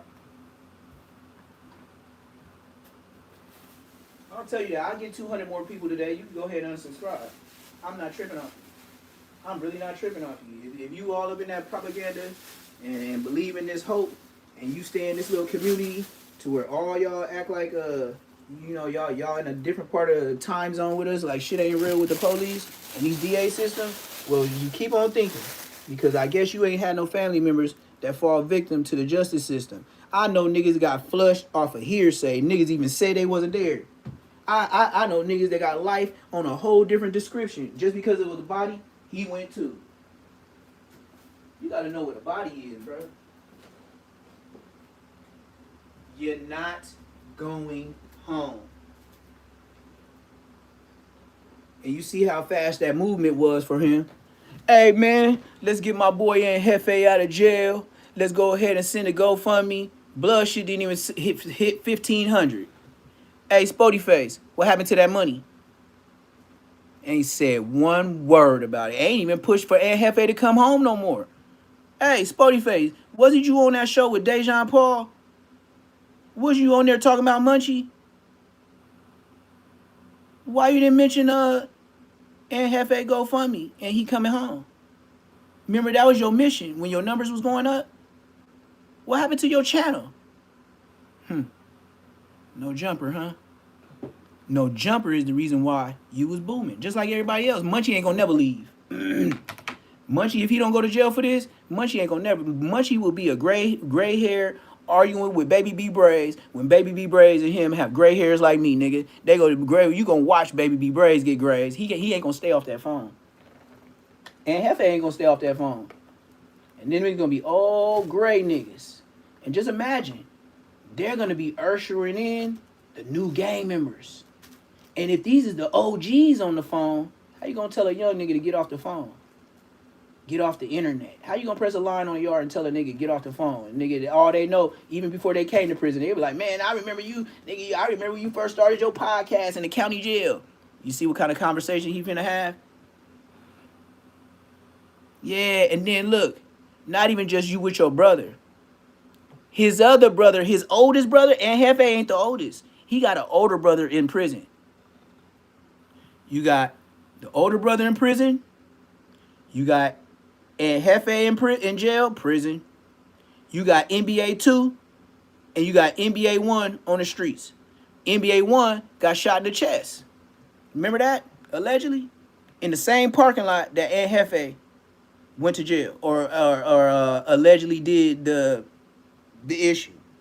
You gotta watch your YouTube words, you know what I mean? Because you can say certain things, but you gotta space words out. Because YouTube, it'll just show yellow and they ain't gonna pay you all the way.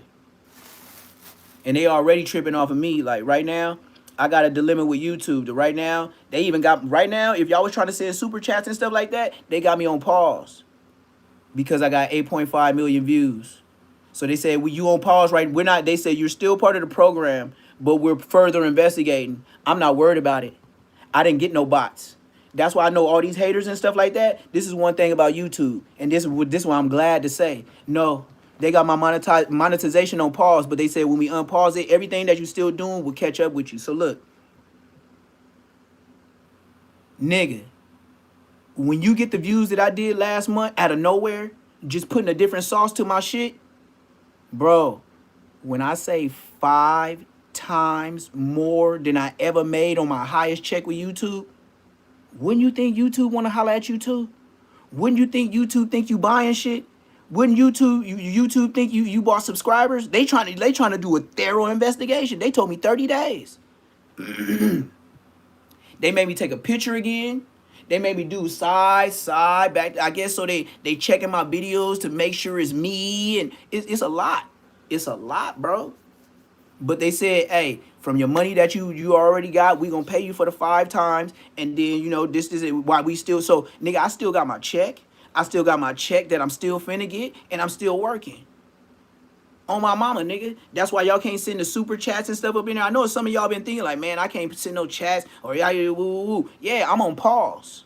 I'm on pause because I made 5 times I ever made. Yeah, you see what I'm saying? And I'm not even look. And then when it come with YouTube, if you was doing fraud, they wouldn't let you upload lives. They wouldn't let you upload videos. They wouldn't let you post. Your channel is squashed. You'd be like Spotty Face. I know what I did, and I know everything's mine. So you can take as long as you want. Hey, you got to be patient for your check anyway. They always pay you a month after the month you already did. No, I got to have 100,000 subscribers. Once you get 100,000 subscribers, that's when you get a plaque. I got 15,000 in less than 2 years. Well, either this month or next month, it's exactly 2 years I've been on YouTube. And I got 15,000 when I woke up. Or no, when I last seen it yesterday, I think I was at close to like 15,200. I don't know. Whatever the number is, I just woke up to them. So whatever the numbers is right now, you can go check. And if it's past, even if it said 15,200, it wasn't that last night when I went to bed. So whatever the number is, that's what I woke up to. Y'all can tell me how many it is, you know? So whatever, even if it's 100, 140, yeah. Yeah, no. I got my check already, and then I'm finna get my next check. But they said you're under investigation. They said they trying to see reused content. The words was reused content, like not making it your own. And then they said if anything, you're gonna have to just delete videos. But they said you're still that's my worst thing that got. They're not gonna take my channel. They just said you're just gonna have to delete and edit your channel if we don't feel that this was all originally your content. That's the worst they gonna do to me. I didn't ask the help center and all that. I asked them several different ways. Yeah, so yeah, they told me no, you just on pause. You're not terminated. We're not canceling your page. Nothing. But you did get she said a fluctuation in numbers. That's why I know all them LA niggas, they that's why all them niggas be jumping up in here saying they little gay shit, you know what I mean, GAY stuff, allegedly. Cause yeah, man, them niggas watch me. And they know I know how to talk dangerous and not make no threats, not make no definites. That's why YouTube, they want you to use your vocabulary. That's why they ain't did nothing to my page. Like I can go in on a nigga by using my vocabulary and jokes and make you mad as hell, like I cussed you out and didn't even have to cuss. I could diss a nigga hood 100 times. You gonna be mad. AI don't know what the hell I'm talking about with an animal. They don't know. AI don't know I'm dissing by saying crab. You see why I get away with shit? But then they get the views and subscribers like, damn, this nigga going crazy. YouTube can't do nothing with that word. You know how many people would go crab fishing and crab catching, and, you know what I mean? Krabby Patties, and that's not a vulgar word, but it's something to you. See how I can get away with it and get them views? And nigga be mad as hell, and then watch it. And then this is what I learned too. All them niggas that hate you the most, they got your ass on notifications. I swear to God, nigga. Man, when I really started booming at first, you know these niggas had me in the chat. These niggas had my face trolling me in my chat. That's why I said, oh, mama, I done made it. When a nigga make a fake account with your face on it, blood, that's brazy. I said, oh, man, these niggas probably watching everything I do. A nigga probably trying to dress like me, told his mama he want to get his hair like me.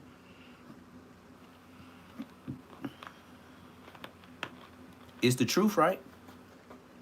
Wouldn't YouTube want to holler at you if, let's say, Skrilla put up a music video and he got 3.5 million views? Don't you think YouTube wanna see how I spanked him by 5 million views? Now you see why I would be on pause investigation. I'm not worried about it. Nigga, that, like I said, the least they could do to me is tell me to delete some videos. I'm still gonna have the subscribers. I might lose the views off of that one, even if it's a 500,000 on a short. I might have to delete it. But at the end of the day, I just gotta keep posting. I'm gonna get that 5 again a couple of more times. Like, I know how to do this shit now. I know how to caption. I know how to put headlines. You know? And at first, niggas called it clickbaiting, but I just wasn't finishing what I was in the headline. I'd be like, Crip Mac caught by the Hoovers. But I don't say, oh, in the end, ooh, the dude wasn't from Hoover and this, but how he said that's why I was like, niggas saying clickbait. I said, no, I just tell the truth to a minimum. I don't clickbait. I just don't say the whole thing. You could call it clickbait. At the end of the day, I ain't never lied to you. I ain't never lied to you. Just like I said one time and got a gang of views. Oh, Crip Mac goes to restaurant and orders what I say? No, Crip Mac dissed the Hoovers with a McDonald combo. So people was probably thinking like it was somebody from Hoover in the line. Woo. No, he ordered it and said all that H blank and whoop de whoop de whoop. People probably thought, oh, he caught somebody in McDonald's. You see what I mean? It wasn't clickbait. It was the truth. He was like, let me get the order 5 with the 5 fry. You know what I mean? He was doing all that 5s. I with the combo 5. You know what I mean? Banging on the Hoover niggas with the H blank whoop de whoop sauce. You know what I mean? You see how that label got the views? You see why some people got it and some people ain't shit? So I said, once everybody started attacking me as Crips on the internet, that's when my daughter was the #1 person. You know why they jumping you, Dad? I said, why? They know you gonna make it. I said, yeah. She was like, yeah. Why would they take several platforms just to talk about you? And then just like he said, it ain't no other blood. It's just you and Munchie. She said, King Peel, this nigga, just like I said, this nigga always in the bathroom or in the kitchen. I ain't even got to tell my daughter that. It's just what we see. Nigga, you in the kitchen or the bathroom all the time. And now you outside talking about I'm in Miami. And now you apologizing to 4Extra and everybody you ever dissed. And now you talking about Munchie's a real homie. Like, you know, YG and them, they some real homies. Like Munchie B, I've been around Munchie B. He's a real homie. Nah, nigga, you trying to get in. You want to get on morals over money and try to backtrack your dropping the flag. And you just be trying to get in, bro. I can't stand King Peel, bro. I don't believe nothing King Peel say. King Peel is the most lionest YouTuber I ever met. Dead homies don't nothing out his mouth is come out real. That nigga. Oh yeah, and then this is how you get out of it. Yeah, my manager, you know, he was like this millionaire manager, right? And he was trying to get me to get, you know, he told me he can make me famous, he can make me rich. So I just start messing with him. And then he had me trolling all these people, telling me to go to all these different hoods and telling me to do this. I'm looking at King Peel like, now to come back, you finna throw it off on a random manager that don't even bang. That right there make a nigga mad, gang. Like, you double backing and double tracking, and my homies really know I didn't drop the flag. Why would you say that on the internet then? Playing, huh? Grown man with kids playing on the internet. Yeah. And you also got a face only a mother could love. But what I am finna do, since it ain't raining, I'm finna go feed these animals. Y'all can still hear me? Y'all can still hear me? Do you think you deserve the 8 million? Hell yeah, nigga. Hell yeah. Nigga, I was busting content, busting. I'm talking about before I went to sleep, nigga. I was busting so much shit. Nigga, I was the internet. Nigga, I made sure I was in the algorithm. And I'm there now.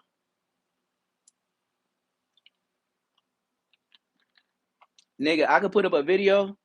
This is how I know I made it.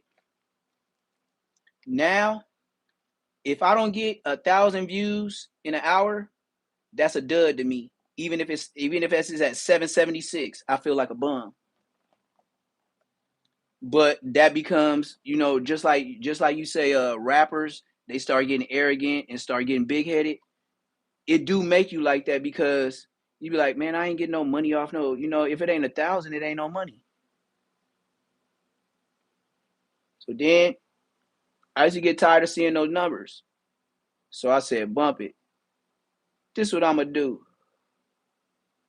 I'm gonna give 2 to 3 days just gunning YouTube down. Boom, boom, boom. Content. Post. Troll. But not troll to the point of what you think. I'm trolling with posting my stats. Showing day by day me getting 400 or 500 subscribers. You niggas thought I was buying them. And YouTube said they was put on alert because of people in the comment section on Queen Street Bloods. I wasn't going to tell y'all that.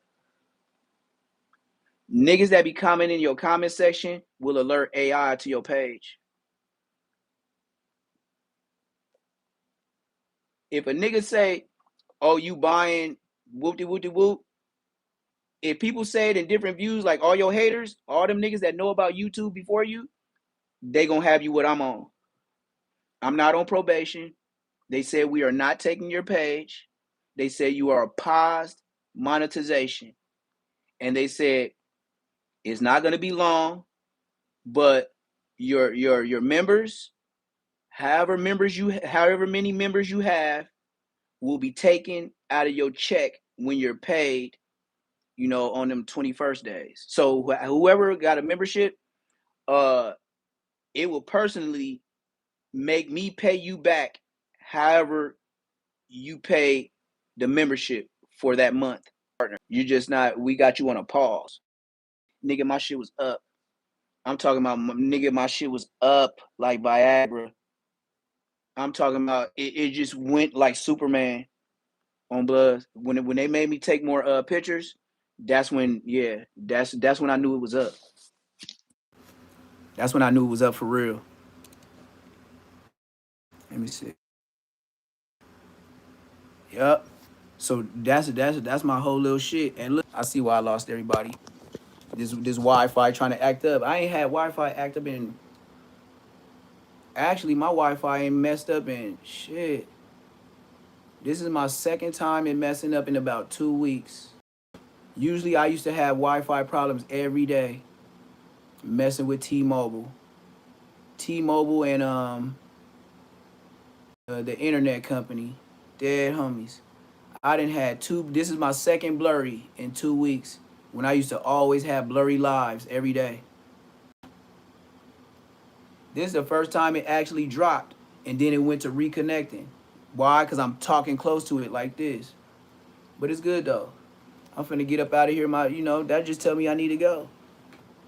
But I love explaining this. I love telling people why I just took a dookie on niggas. You feel me? I love telling people my whole business because why? I never lie to you. Bro, if I'm on the internet and I'm telling you I'm anti-make up a story ass nigga, why the fuck would I lie about my situation? Then you gonna have some guru nigga get on the internet and tell you how Neptune be lying, but all they gonna wait till my numbers is like, bro, I gotta get like 40, 50K, and now I'm gonna be content. Every time I do lives, niggas gonna be watching me, and then they gonna be making videos off of me. I'm telling you what's going on. I'm telling you, I already got so many ski masks. Now I'm gonna be like Playboy Cardi. Nigga, you ain't gonna see this face much no more. Why? Cause once I see them numbers go up, if I keep 8 million, 7 million, 4 million, 5 million a month, nigga, you know how many people see me. You can say I ain't famous all you want. I still got them M's behind my last name. It don't matter if you don't think I'm famous. It don't matter. You got to think about this month, last month, the last month, the last month, and add all the millions. That's how many people saw you. Even if it's the same, but if people see you the same, and just like Snoop Dogg, when you walk down the street, oh, that's Snoop Dogg, right? Because they done seen you so many times. I ain't seen none of y'all.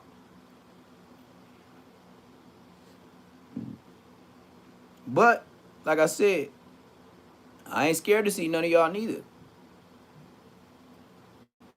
All I'ma say is I'ma continue not linking up with niggas. And never see me. You just see me out and about doing regular people. I do regular people stuff. Melrose. You might see me at a carnival at the LA County Fair. You might see me way in Mississippi going to some place in a boating dock, and we all supposed to take a fishing trip or something like that. And you just be like, oh, that look like that nigga Neptune. Yeah, that's me. If you looking at me in the hood by the liquor store, I'm telling you, I would never be there. You wasting a lifetime. I would never be over there hitting up on walls. It's too that's over with, dog. So if that's what you looking for me for, I'm telling you right now, that ain't my story, gang. That ain't gonna be my story. I'm telling you right now. You if you looking for me over there on Queen, I'm telling you right now, I retired. My knees hurt. I've been standing too many hours over there. Nigga doing too much. I done got whoopings from mom and dad, GTA, for being out there too long. Getting in there at 12:01, and I was supposed to be in there by 10 o'clock. Oh, I forgot. You didn't forget nothing. It's a school night. Boop, bop, boop, bop, boop, bop. You know how it go. So I would never, you can never tell me about where I need to be. My mom and dad used to tell me where I needed to be when I was there. I'm not finna go back there again and tell me do what. Tell me, go ahead and get in trouble again. It's time for you to go to jail. That's what you might as well tell me. And then when you go in there, we ain't gonna send you no money, blood, blah. Which one gonna tell me? The one that say blood or the one that say blood? It's gonna be the homie that say blood or the homie that say blood. Which one? And both of you niggas go eat a cucumber. Slow. You ain't put no money on my books. Don't give me no dirty looks. You feel me? Oh, y'all taught me. Y'all trained me real well. Y'all taught me when you go to jail,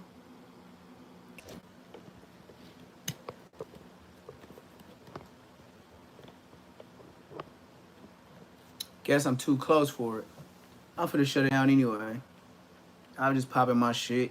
Like I said, man, that's content for your ass.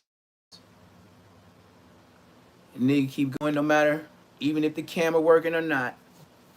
Damn, I didn't even get a 20 piece. Sheesh. I done had all these people up in here and they ain't even give me 20 likes. Ah, disrespectful. Disrespectful. I had all these people in my life. All these goddamn people in my life.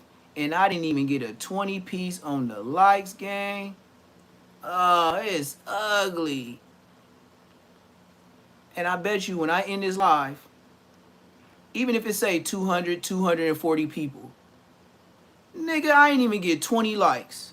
And I done told some real life stories, man. YouTube is BS.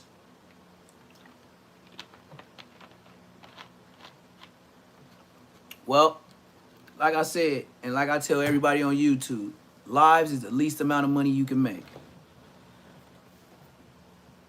I started laughing when I seen Poetic Flacco going live for the past 2 days. He's only doing that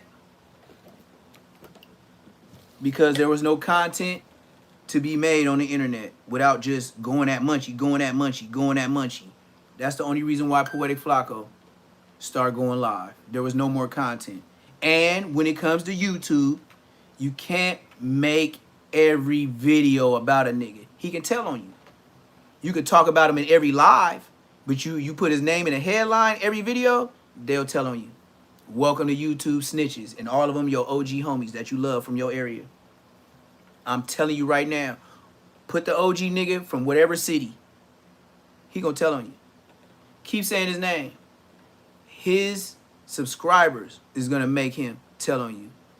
Yeah, mine says 19. On my end, it say 19. But like I said, I am finna be up out of here. I am finna go to the backyard and feed these animals like I'm supposed to. I just been trying to juice up because I really don't want to do it. And like I said, walking to go feed them, it's a far walk. Like, it ain't just no, like, y'all be having backyards. I give y'all that. Y'all got backyards, this is nigga a football field walk. Like, I understand. Don't pop it to me. Like, I understand y'all doing good, but you can do better and have my type of problems and pay the same thing you paying. I say the same thing. Cause what I was paying 2,300 for a 1 bedroom, 3 blocks away from the ocean. When I first started YouTube, when y'all saw me all the time with the 85-inch TV, yep, I was paying like 23. And then right before I left, they hit me for the damn near 25. It went up like 150. So it was damn near like 24.50. So I could say 25 for a spacious 1 bedroom. This how they give you the name. Spacious 1 bedroom on the first floor. So it was all flats, but nobody lived on top of nobody. But it was spacious, but that's where all the Mexicans be. So at first I was like, I don't want to live by a gang of Mexicans. But then I thought, like, what? I want to live by a gang of niggas? Where you from? Hey, what's up, homie? No. I don't want to. I live by the Mexicans.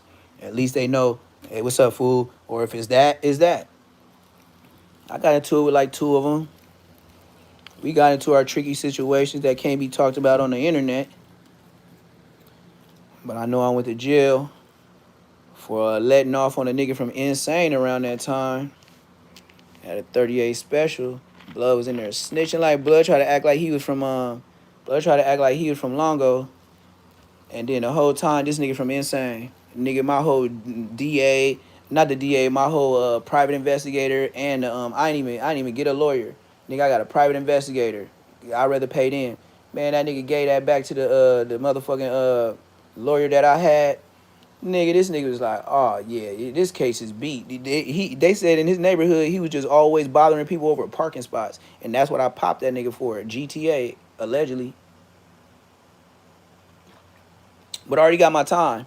They gave me probation for doing that to that nigga. I thought I was finna go to jail. Nigga, my whole family thought I was going to jail. My baby mama stole my 3-finger ring, my 4 chains, my pinky ring, and took 13,000 something like 13,700 out of my bank account. And she's so dumb that I had a federal credit union, and they ended up calling my mom because I was through there through my mom and dad. And yeah, they was like, did he pull all this out? Oh yeah, he got drained his account. My mama told me, and nigga on my mama. I said, hell no, that wasn't me. They gave me the money back, and now they chasing my baby mama. You say that's telling? Hey, I got my $13,700 back. So you say I'm telling all I want, nigga? Hell yeah, nigga. I told him I didn't do it and got my money right back. Hell yeah, I told. Nigga, that's called insurance, nigga. What you paying insurance on your car for? Not to use it? Stupid, nigga. That ain't snitching. Y'all don't know what snitching is. That's why y'all just be talking. Calling everything snitching. He snitched. No, snitching is going to point out, yeah, that was her. I seen her do. Bitch, you get caught on camera, nigga, you know I don't gotta tell, right? When you use my ATM card and you pulled out that money each time, I ain't gotta tell. I didn't use it. That's all I gotta say. That's called insurance. That's not snitching.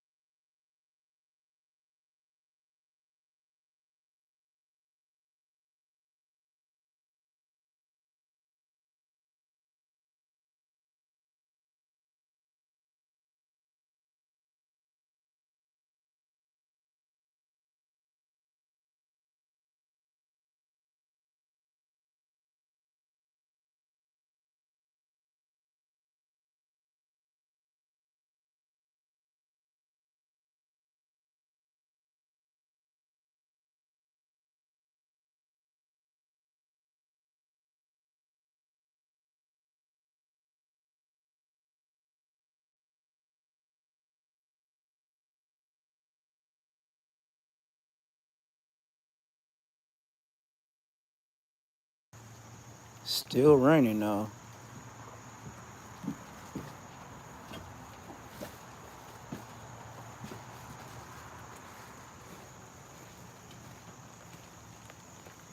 Mm-hmm.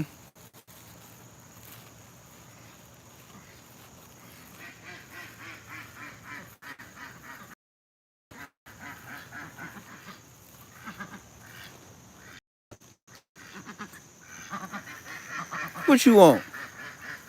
What you want? You don't got no money for me. What you over here for? What's up? Y'all still dry? Y'all chilling? Oh, this nigga happy. This nigga over here flapping his wings and shit. Nigga, you don't know if I'm finna feed you or feed you some bullshit. What's up, man? What y'all got going on? Y'all been waiting on me? Y'all miss me?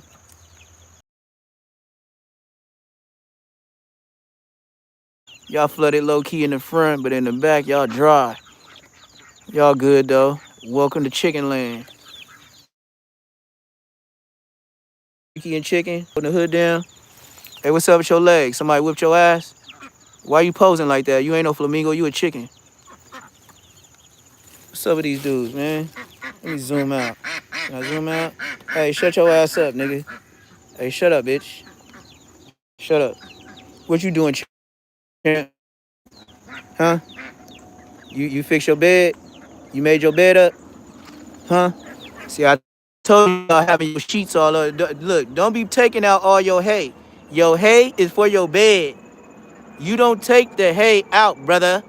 Yeah, it's time to eat. You know it's time to eat. Look, I told you. Now you gonna put his head down like he just the most honest dog in the world. I told you. Every time I get the food, that nigga get all humble. Nigga get all shy. He be like, just make it fat for me. Just give me a lot of everything. Yeah. Over here stalking me. Now you over here stalking me, bro. Now this nigga over here full-fledged stalking me. Look at this nigga. He just full-fledged stalking a nigga now. Yeah, you. Trying to look away from the camera. Yeah, you just stalking it. Finna make it happen, Captain. Chicken rice, bullshit dog food. Bullshit dog food. Hey, shut up, man. I'll be over there when I be over there, Trick. Don't rush me, nigga. I fed you niggas last night, the day before. Nigga, I fed you every day of your life. Shut your ass up. Shut up. Shut up.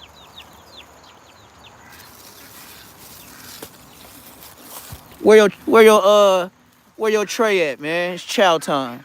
Where your prison tray at? What you acting all shy for? Why you take all this hay out your bed, man? And you dug a ditch. You over here building forts. And you ain't even eat the rest of your food. You see that food in your thing? I'ma stop feeding you. That's what I need to start doing. Cause you over here taking chicken and tuna for granted, brother. You got the game messed up, brother. Where can I post this where your ass would be out the way? Cause I know you the type of nigga, if I put this somewhere, he'll be over there snipping it and he'll just watch it fall down. Know nothing. Burnt out ass dog. Let me see. I should have brought my little camera stick, my tripod. Let's see what it do. That's gonna have to work for now. Bumping. So what's up with you, fat boy?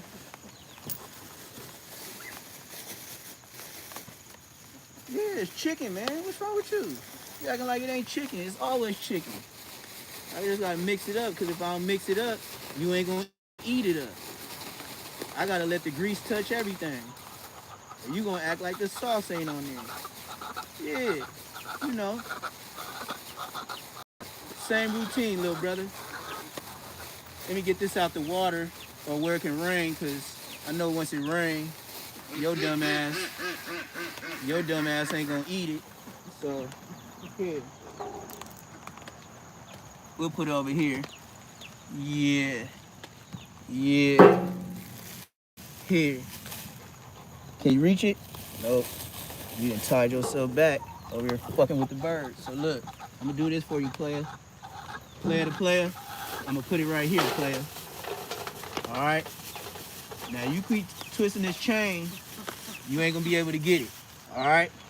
Quit twisting your chain up and stop doing dumb stuff. You're not finna catch him. If I catch you eating a chicken, then it's gonna be Rottweiler burgers everywhere. You ever had a Rottweiler burger? Me neither. You gonna be Rottweiler burger. Look, ducks over there trying to steal your food. You better watch them. Better watch them. Ducks gonna steal your food, gang. Yep. It's a cool little mission. Somebody gotta do it.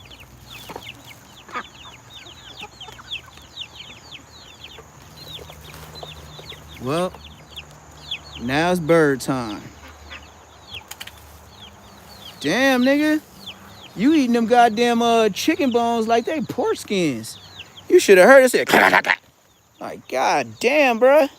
Now, what y'all been doing up in here, man? Why y'all look like y'all flooded?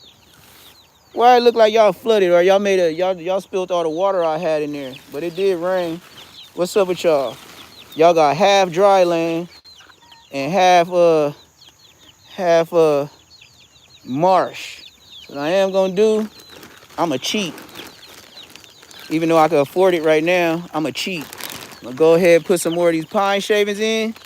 They made them a little pond out of whatever water and all that. I'm just finna fill it up to where it's dry again. That's how I'ma cheat. And then when it's a sunny day and I don't think I'm gonna get rained on, I'm gonna go ahead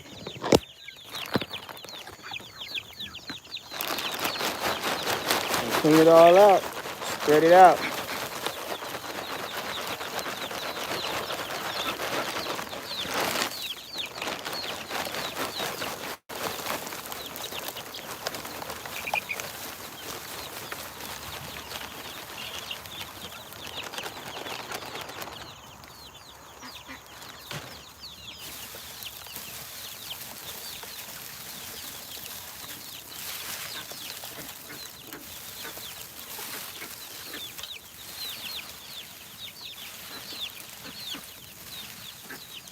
Y'all sure know how to mess up a good thing, man.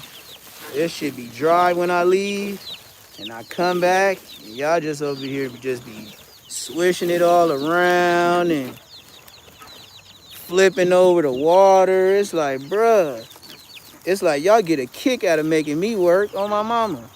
They get a kick. Like, first, look, first it was all wet. Then I go over here and put all these pine shaves in, and I bet you when I come back later today without the goddamn rain, they gonna knock over the water thing. They gonna have a baby pool made out of it. Yeah, y'all. Back up. Back up. Back up, nigga. You the littlest one. You damn near look like Trooper. Nigga, look, that chicken look just like Trooper. This one right here. Look just like Trooper.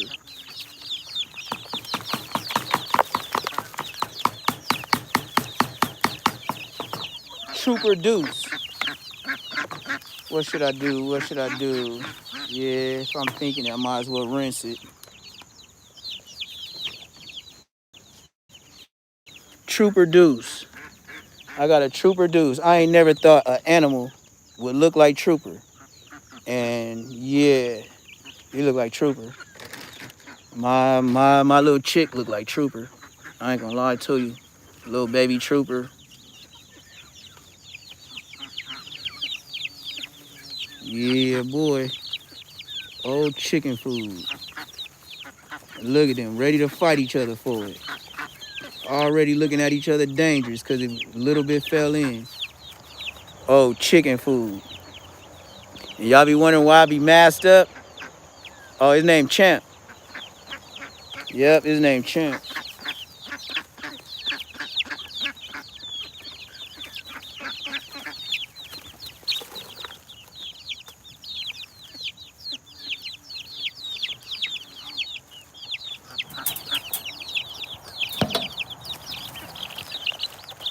God damn, calm down, nigga.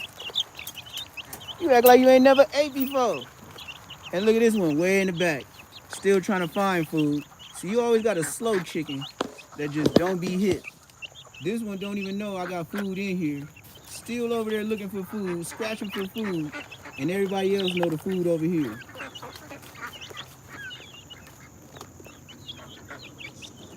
That's that Trooper Crip Mac shit. All right, now what's next? What I'm finna give y'all? Some scratch? Yeah, I'll give y'all scratch because y'all gonna harass me if I don't if I put the food in there first. They're gonna be trying to come all out. So I gotta trick them with food to get them out the way to put the food in there. Every day, same shit. Same shit. This is what they be eating. Just seeds and cut up corn. That's the best way I could put it. Seeds and cut up corn. And they be going dumb over it. All right. And like I said, the yard got so much going on in animals. If I see anything tricky back here, I just go let Champ do his job. And whoever's back here, you will be leaving soon. That I can promise. If I let Champ get you, it's bad. Whatever get caught back here. Look at these dudes.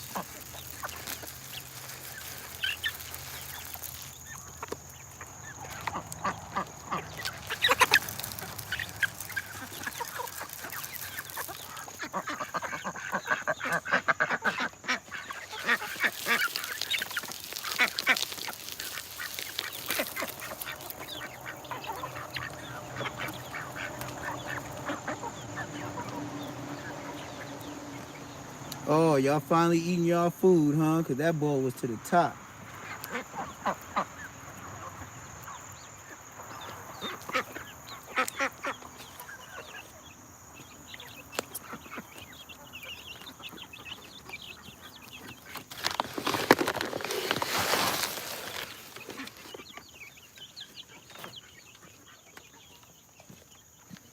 See, I knew it. You only gonna eat the real food, but you ain't gonna eat your dog food. That's why I said I should let your ass starve for a day and don't give you no chicken.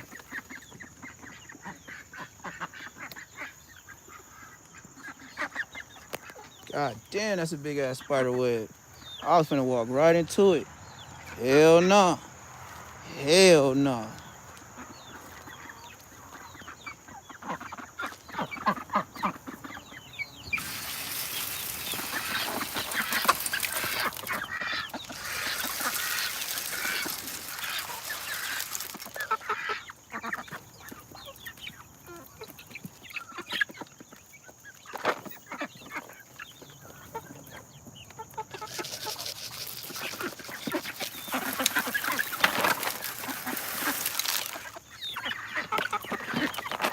Stop fighting, god damn.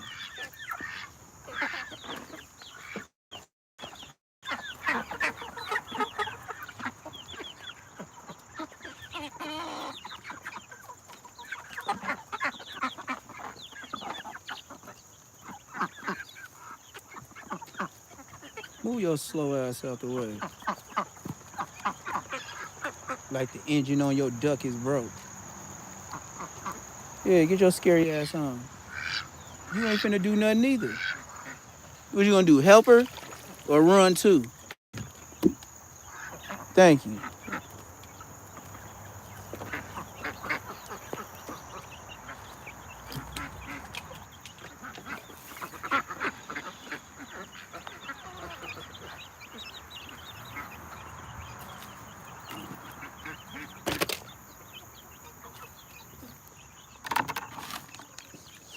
This stuff a mission.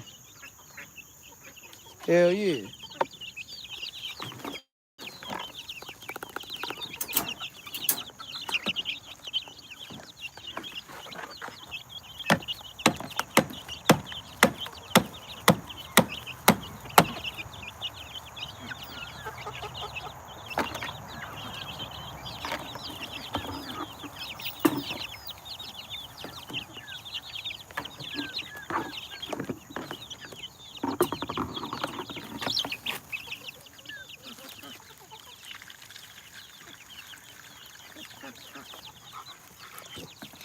Calm your happy ass down. Especially with it finna rain, I ain't finna have you running around.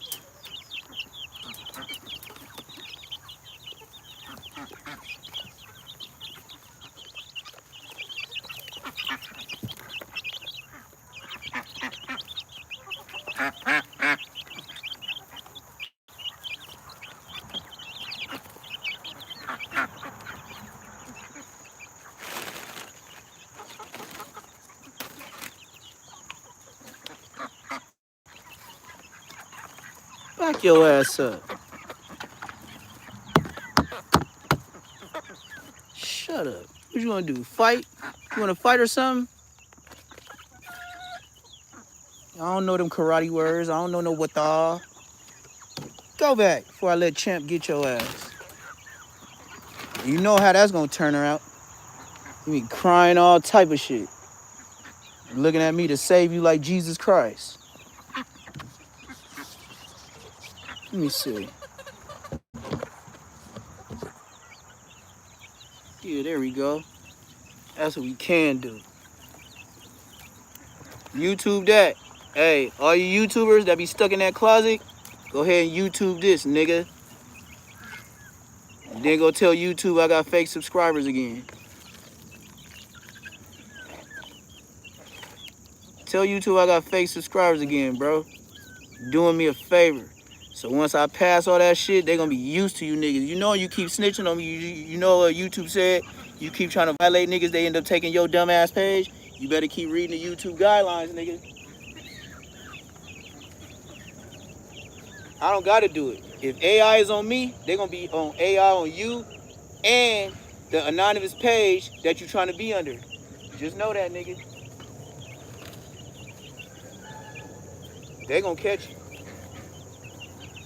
I don't gotta do shit.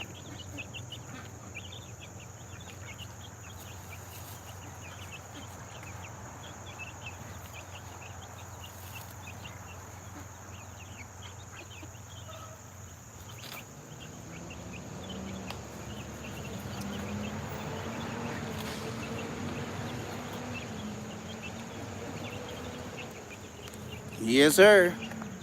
Now, like I said, this should be a mission. Feeding them every day.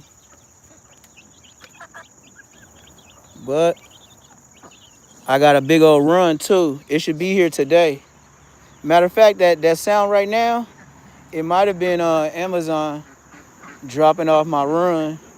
It's probably like a big old tough shed, I guess you could say. It's gonna be size of like a tough shed. It's gonna be like 6 feet tall.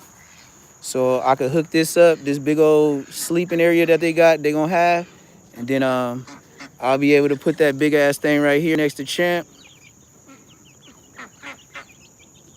Yep, so I'll just make like a little tunnel so where they can go walk their ass in they big ass, like 20 feet little coop. Yep, and then I don't gotta worry about if they wanna go play. Go take your ass out there and go play. You ain't gotta wait for me. Take your ass out there and get the worms and shit. Nigga, I don't gotta help you do that shit. Yes, sir. Got all type of stuff.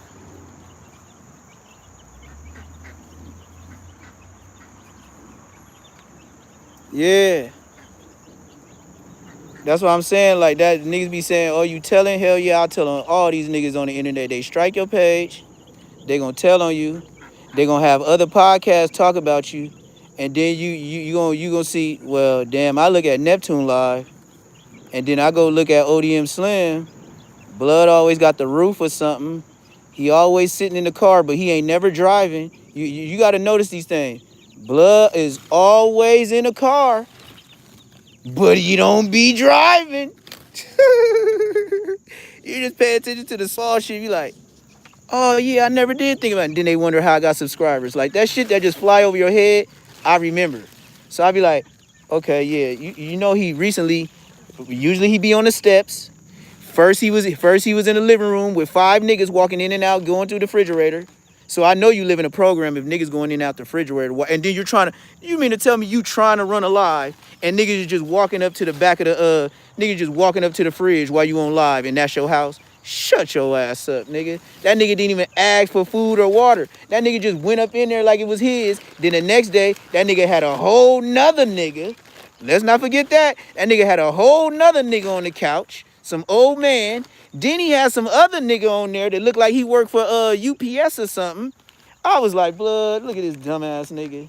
This nigga, like, whatever you telling the world, just stop, blood. I don't even know what you tell the world, but whatever you tell them, brother, stop lying, brother. That shit is not cute. Like, you can't possibly be on here talking about you doing this, this, and that. And nigga, every time you wear these clothes, the bummy clothes, blood, why would you wear a shirt that say bummy and you look like a walking bummy? Like, come on, man. You pushing what you look like. You look like a goddamn mummy. Nigga, skinny, scarecrow, wrapped up body mummy. Blood, if you don't smoke crack, you got the future. It just came from the past. You're just living in the future. Like, bro, you got probably so many relatives that smoke crack. It just crack is in your blood, your genes, gang. Like, being skinny like that is just ridiculous, gang. I don't know what to tell you, nigga. I'm not built like you and Baby B Braves, gang. I don't know what to tell you, niggas. Two different genes. Nigga, we black, but we ain't relatives. And then I'm Haitian. When the last time you seen a hood that was some Haitian Crips? You see how another reason why you should be a blood? Allegedly. My whole genes. Haitians ain't Crips. Ain't no Haitian Crips. It's Haitian Bloods. Ain't no Haitian Crips. You see what I mean?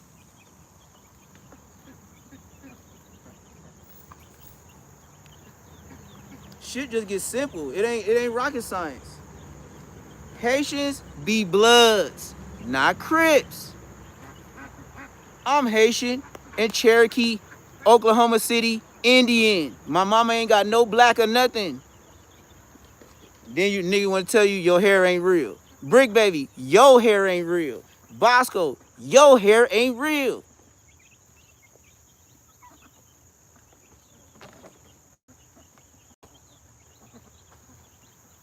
That's why I love putting you niggas on blast. You niggas be lying on the internet. I'm telling the truth. I know Brick baby in real life. Brick baby, your shit ain't never got as long as mine. My shit was already past my shoulders when your shit was barely coming up off your head. Blood, your shit ain't that long.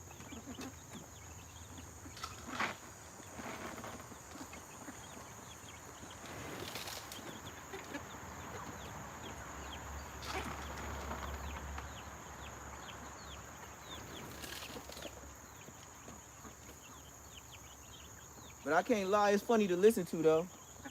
I mean, like they said it, like they did with Loose Cannon. It is entertainment, right?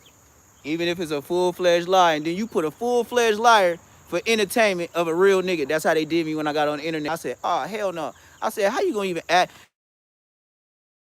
How a nigga from 6-0 that's supposed to be from 6-0 off the dribble? I said, blood, you ain't from 6-0. I used to live over there, nigga. I'm from Inglewood, blood. I ain't never beat you. And if you got a twin brother, that's worse if I don't know you. Blood, you supposed to have a whole twin brother. Blood, come on, blood. Y'all my age. Nigga, Loose Cannon is about 2 to 3 years older than me. On West Side Foes, I'll make you run off that block. You wasn't there to get ran off.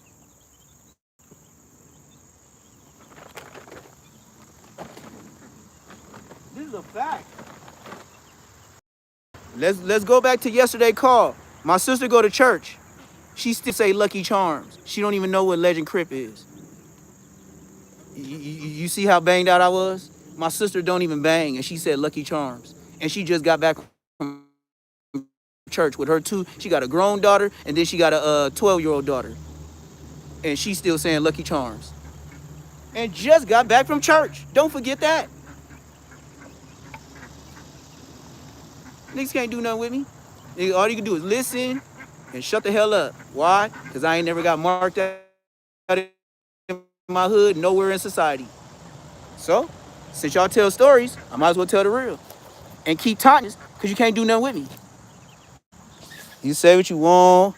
Oh, I got this paperwork. Well, whatever paperwork you got, nigga, I always went GP. So, there ain't no SNY story. So, whatever you saying on the internet, and however you try to twist a story, well, what you can't twist is, every time I went to jail, I was on the main line. So, go twist it up. Do your Twizzlers.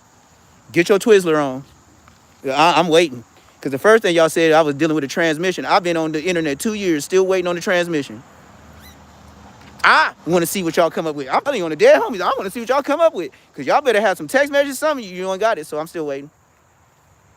I'll be patient. I guess I got to wait over 2 years. I guess I'm just thinking too much of myself. Or just is a full-fledged lie, Period. Lying ass internet niggas. That nigga, I bet you Odium Slim made like $300 last month. $350 if I'm being generous.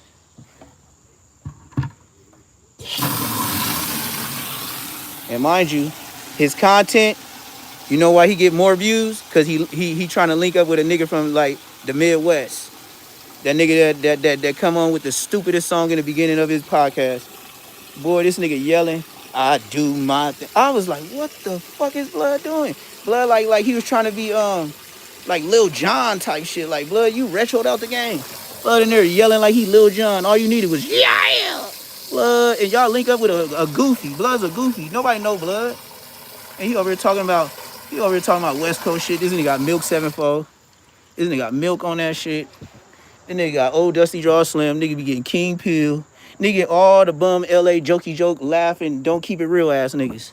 That's who Blood got on his podcast. That's why I said jokey joke, ha ha he he. And then look at the Blood backdrop. He got Bart Simpson. You should know he playing games. Shit, nigga, you bunk as hell. Nigga, that shit was fly, Blood. Nigga, you burnt out for that and dead homie. Blood burnt out for that. Blood living that shit too. Like, I do my thing good. Yeah. Blood, you sound like my grandpa and then when they be making up words in church. Yeah, you don't know nothing about that, huh? Nigga, I get on you on the church level and the streets level. Nigga, I do. That sound my grandma singing an old hymn trying to make it hippity hoppity. That's what me and my sister was like. It ain't hip hop. That was hippity hoppity. When your granny try to be hip hop, you gotta call it hippity hoppity. It ain't hip hop. It's hippity hoppity. They playing with the game. This nigga in there, bullshit ass, bogus ass intro. And then look, you got 4 different podcasts, and then in a whole day, they got 800 and some views. Blood, do you know for every 1,000 you damn near get $5? So what y'all on 4 different platforms? How y'all splitting that $5? Stupid niggas, dumb, burnt, blood. You niggas is burnt. You niggas is burnt the fuck out, blood.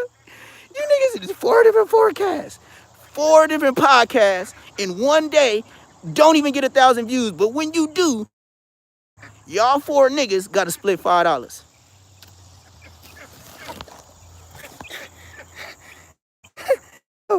You niggas burnt out, blood. On the dead homies, you niggas burnt. You see, that's what the YouTubers ain't gonna tell you. Nigga, it be King Peel. King Peel, Yap Podcast, Smooth, Milk 7-4, Odium Slim. 4 or 5 niggas on there, right? Blood on the dead homies, nigga. Them niggas for 1,000, they get like, it ain't even $5, like 4 something. I say like $4.50. Blood, it's 4 of you niggas got to split $4.50 for 1,000. Nigga, I'd rather get it myself, blood. I'd rather keep the 4. I ain't, what happened? Splitting 4, niggas, that's like in the hood. Nigga, I'm not splitting no, nigga, $5 sale. You sell 5 of it, you sell 5 of it. We gonna sell her 10.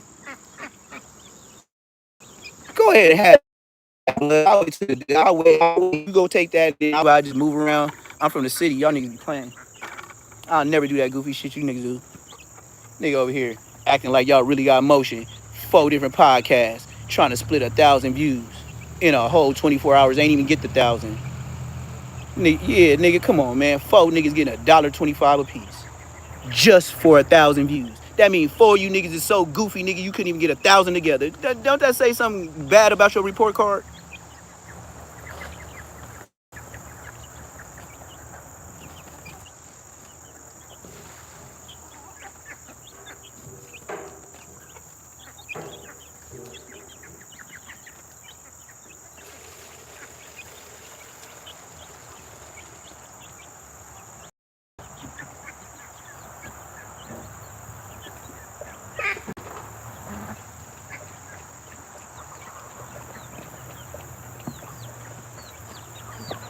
But yeah, man, I be wishing the best for y'all.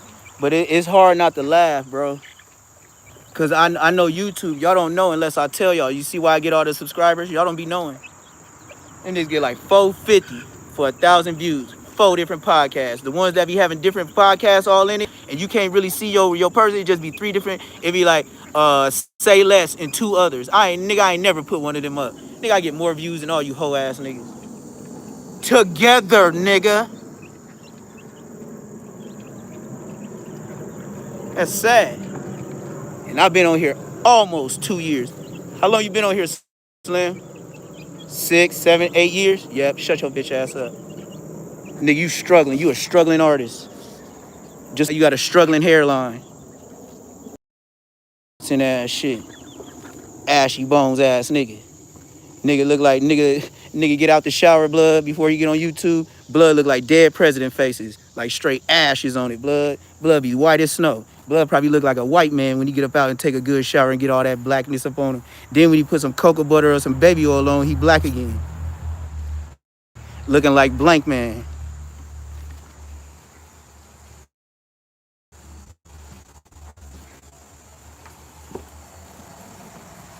Can't do nothing with me, gang. You niggas barely making it, and I mean every word, barely. In a passenger seat, in a car, doing lives. Don't never be driving. You'll never see him spinning. I seen him spin once or twice. I ain't gonna lie on you. Once or twice.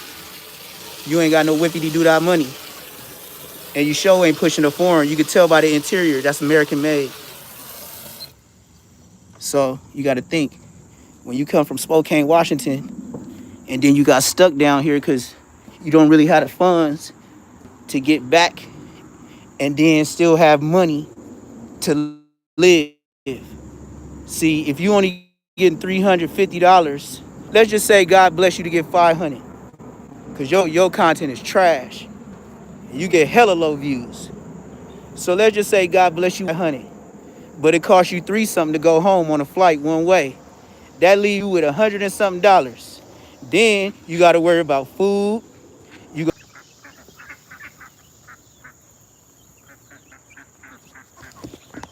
my bad, y'all. Y'all know I'm in a flight range. Them planes is coming from the airport. So every time they do that redirecting, I'm in the Atlanta. So I'm in a stream. I think this way is New York, Miami. Uh, Going towards California is Alabama, Memphis. Yeah, Florida and all that. That's down this way. That's going this way. Going to New York, this way. I don't know what this is. I never even asked. But it got to be the next state up from Georgia. So yeah. But and then Atlanta is just a big ass circle. Like if all these LA podcasters that be saying they live in Atlanta, oh, it's gonna be a time where you gonna see a nigga, okay? And I bet you a nigga ain't gonna do me like Bosco. I bet you I had that nigga off me, whether he want to or not. Dead homies, nigga. I ain't Bosco, nigga. And I with my Wi-Fi, so it's switching in between Verizon and cable Wi-Fi being out here. But it's good though, man. Good old Monday. Make your calls, handle y'all business, y'all. As you see me, don't just watch me. Handle you some business today too. You know what I mean? I just be on here because I know if I'm not, them niggas gonna try to take my spot. Hey, subscribers. Hey, y'all notice that since I've been back on every morning, early in the morning, ODM Slim been trying to do it too. Told you, nigga. Told you, nigga. They be having whole teams. Hey, this nigga Neptune. Hey, this nigga do this. Hey, this nigga. That's all they do is watch your analytics. Believe me, I swear to God, they watch me more than them. I just be talking my ish. They don't want to go look in the background, try to report pages. But like I said, they know it's a limit too. You keep doing it, they gonna take your page. You know? That's why some niggas survive. It's only so many times you can press me. Especially if I don't make videos on you, you know you fucked up, right? Like I made one or two videos on the bum nigga shirts. I did two in 2 years. Videos on blood. And I got views. But I leave blood alone because why? It take too long to get views off of blood. Niggas don't know, like, that's how you know a nigga putting on. Do a video on him and put it on YouTube. And then do it when he just came off a big podcast or did something. Like say he was on No Jumper or say back on Fig or whatever. And then just do a video. Just try it out. This is how you know a nigga bum. It's exactly how you know a nigga bum. Now, I could take his homie and I could talk about Crip Mac all day. And you know what? I'm gonna get views. Why? Cause that nigga got more on the internet as far as analytics, views. Once you start getting views, YouTube gonna make them people find you. You gonna have a problem if your views is going down and ain't got no motion. Mine, I'm guaranteed. Honestly, I probably move about a good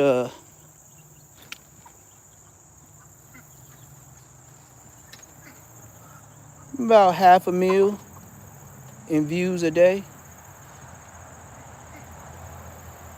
Yeah. I got at least like 500 because even if I get 100 and some off a video, all the other ones that was 10, 40, it make up. So yeah, I'm good for about a 500,000 subs a day. And if it ain't that, it's above 375 a shit show. I'll give you that. That's a promise. I get more than 375 views a day. Facts. Off the dribble. Blood can't get on this internet and say no shit like that in his life. Nigga, he's a goddamn lie. That nigga 375 in American dollars. Blood ain't mush. Daily? Shut your ass up. See why you can't go back and forth? You know a nigga a bum. Leave a nigga alone. Let the bum be a bum, blood. Let the bum nigga tell his story, blood. I know when I get on the internet, all that hard shit, all that you doing it like this, and whoop, this nigga GAY, and then your oldest son is the main fairy. Your son is a full life, real life born fairy. You shouldn't talk about people. You shouldn't say the things that could come bite you in your butt like God already have happened to you. You know God made you live with your son trying to be a girl, trying to be Clifford off of P Valley. Hey, you mess with boys in prison, and you got seen with a boy on the street, boy. That I wonder why that was always on the top of your mind. I was like, blood be really like driving the shit in like he telling the truth, and that's why I say it so calm, cause blood, you don't even know me. You just talking. That's taking a story and just lying. Could never respect you. That's just you just said some shit and you walking it out like you Jesus Christ telling the truth. And that's a full lie. But the truth is your boy, your oldest son, he is Clifford. That's not a lie. I'm not making that up. Your son likes to wear high heels. This is not smut. This is the truth. You see how that worked? And it's in the subject. What you gonna say? No, you ain't. You see how you can't go back and forth long? Well, yeah, I be trying to get him out of it. That's what he said on his live. I'm trying to get him out of it. I'll be talking to him. I'll be on it. No, this is what he said. I'll be on his ass every day about it. That's his exact words. I said, Sucks to be you. You lie on me, and I tell the truth on you. Sucks to have that life, especially when you gotta get BTA by a nigga that wear red chucks. That's the worst.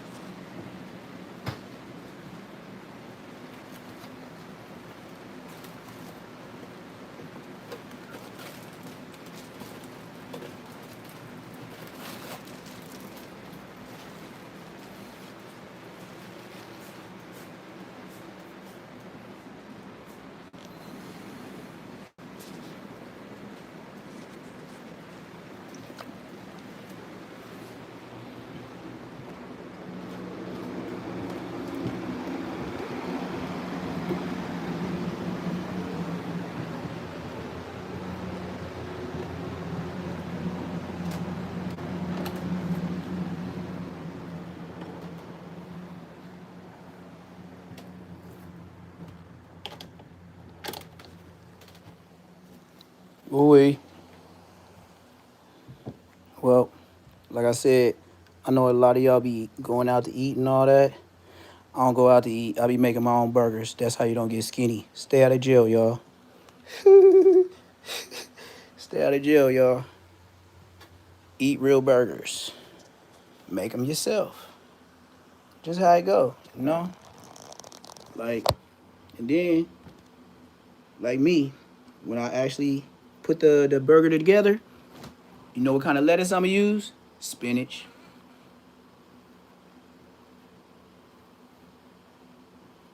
Hey there. I don't think I ever had somebody get in my live and say, hey there. But what up, Peter Parker? He got one of them Peter Parker faces. I can tell he's a Peter Parker type guy. What up, Peter Parker? Just in here finna season some burger meat. I don't know if I'm gonna make a burger or some tacos later on today. But you know, instead of using that taco seasoning, today I'm finna use it with fajita seasoning. I don't know how much of the flavor is gonna be different, but I'm finna use fajita seasoning. What's it, McCormick? Yes, sir. Use some McCormick, handle the biz, and it is what it do. But right now, I got the crab legs for breakfast. Oh yes, I ain't forgot about that. It's just on very slow, keep warm. Y'all thought I forgot about that. I got them crab legs. The only thing I'm mad is I didn't think about potatoes. I should have got some potatoes and cooked them yesterday. But just to have crab legs for breakfast, you know, it's a blessing. God bless America. Stay out of jail. Type shit. Other than that, keep your head up, Tupac. But what I am finna do, y'all, is yeah, that part right there. That part right there. That part right there. Put this bitch on a charger. I can guarantee about 2 to 3 videos today. And I can't tell y'all about the shorts, man. I just be going. Like, sometimes it be like an addiction. Like, once you be on a roll, or once somebody, okay, put it like this. Say somebody say something stupid on a live, right? And say that person said some crucial stuff as you recording to do a like a video, right? Like a reaction. And then you be like, bump it. I might as well make shorts out of this because this person said a lot of shit. Or sometimes I'll make a video and then end up being like, you know what? I could snip this. I could snip this. I could do these 3 sections and do 3 different videos, do 3 different shorts and one video and get paid. That's how you do that shit. Ain't nothing trash. Everything content. And don't run from it. When everybody get on your ass, smile. Take it and smile. The reason why they on your ass, because they've been watching your numbers. That's all it is. So publicity, no matter good or bad, it's all good. Always remember that. No one would know you if you wasn't good or bad.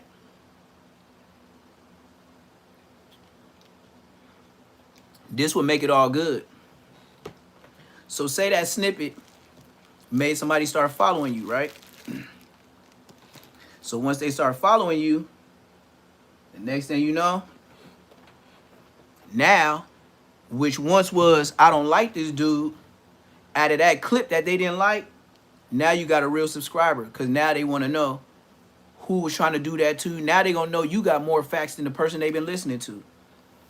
So actually, yo talking bad about me got me exposed, and they might still be subscribed to you, but now they subscribe to me too.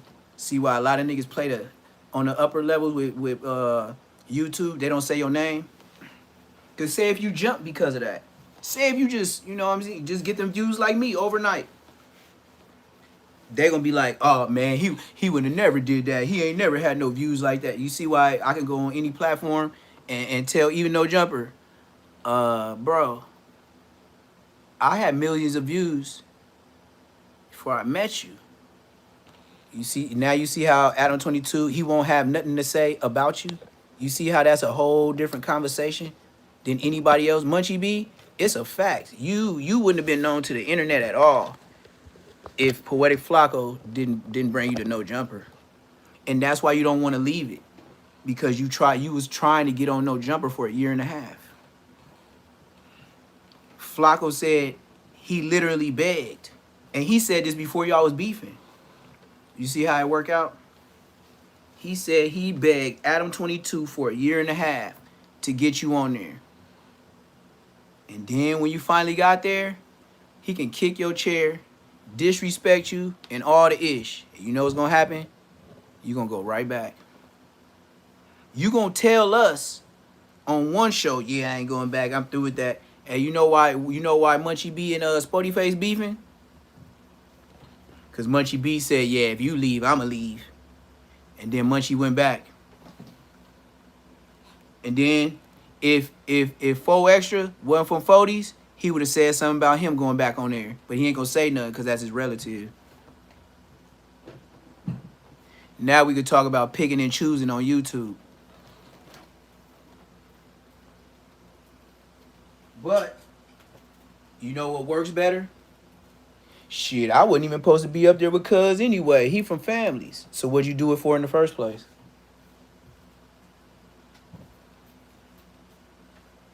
And Hefe, did you tell us the story of how your homies told you when you got to No Jumper?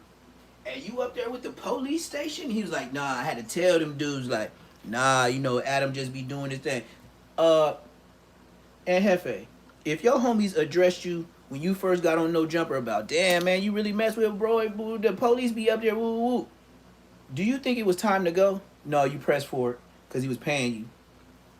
And then you know what y'all number one slogan is? Mr. Peaceful Gang members that be catching bodies and always want to fight somebody on the internet, peaceful Crips. Always talking about somebody being a pedo and stuff like that. These the peaceful Crips. They're always talking about somebody a pedo. You know, why you telling your homies, oh, I'm going to show a way to where we can get this stuff together. How you going to get it together and you in jail for unaliving your homie on a DP, allegedly? And then look, how allegedly can a DP be when we know it was a DP? How we know it was a DP? Like, out of all the things that could happen to a person, why would the words come up DP? Who was the first one that told somebody? Somebody that wanted to get paid from No Jumper. You know who I know be behind the scenes doing it all? That don't never want to get on the camera unless it's somebody from New York or Chicago. Remo. Remo gives all information to Flacco and No Jumper.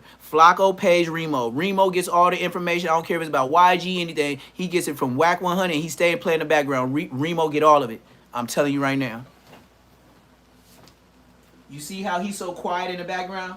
But go ask Remo to go do something for No Jumper. He's going to have a task, agenda, and the words for Adam 22 to talk to a rapper he never even heard of. That's Remo. See how that worked? And then Remo, he don't have to be on the podcast every day. He's doing behind the scenes work and he don't make his name hot. See how dumb niggas looking for the niggas in the forefront? Remo the one giving up information to Whack 100. Remo taking the same information and taking that information and spreading it. Remo gonna give it to Flacco. Remo gonna give it to Whack 100. And that's why Poetic Flacco could have top flight news and re-edit and do everything else. All he got to do is see the analytic in it. Remo ain't never even got to get mentioned. You see how he don't get mentioned? But if somebody big from Chicago come on that platform, who gonna do the interview? Because it ain't got nothing to do with LA. As soon as he get to LA politics, Remo out of there. Flacco or anybody else. Now let's give it to Whack 100. Remo is a lot of shit starting. I'm telling y'all, this is a fact. Remo just doing good, playing the background, letting everybody else be goofy. Fact. Think I'm lying? Start watching the show differently from what I said, and you'll see exactly what I'm talking about. They be like, hey, Remo, hey, we're just calling in. Hey, what's up with Whoopty Woo? Like, Remo's like one of those, hey, he's just a chill friend. And, we call him to see if he knows anything about something. That nigga knows everything. Remo lives. Remo is like a Charlemagne. He just in the background. He wants to keep his life. He don't want to be involved in stuff. He just want to get paid for the dirt that he know. Start looking at Remo different. You don't never see him too much on No Jumper, huh? They always say his name, and I bet you when Adam 22 look at his phone and he don't know another question and he just act like he texting stuff, that's Remo telling him what to say.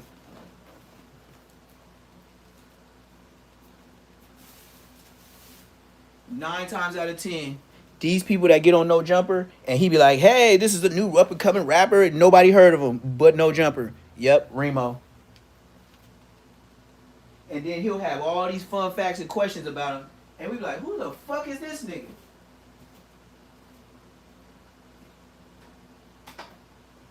Welcome to No Jumper. Now you see why I can't go there? I know the whole play. And then once I start hitting it on the head, they gonna think somebody told me this. Dead homies. That's the funny part about it. Y'all gonna act as if I'm getting some kind of intel on No Jumper about y'all. No, it's just the way y'all move. Y'all hella policey. I seen y'all was policey. How y'all try to play it as if y'all totally didn't have nothing to do with Big U going to jail. My nigga, y'all done said his name every episode. With 4-point-something million subscribers and views. 4.5 subscribers. And then you got Loose Cannon saying anything that just don't give a damn if it makes sense. That blood just gonna say some shit. That's how. And then you got Whack 100 with this fake ass lawyer. Y'all know that wasn't a real lawyer, right? Yeah, y'all know that was a Whack 100 play, right? Yeah, I've been told by a couple sources that little conversation that he had yesterday or the day before that I deleted. Yeah, Whack 100. That wasn't a Loose Cannon lawyer. He ran a play. Got him.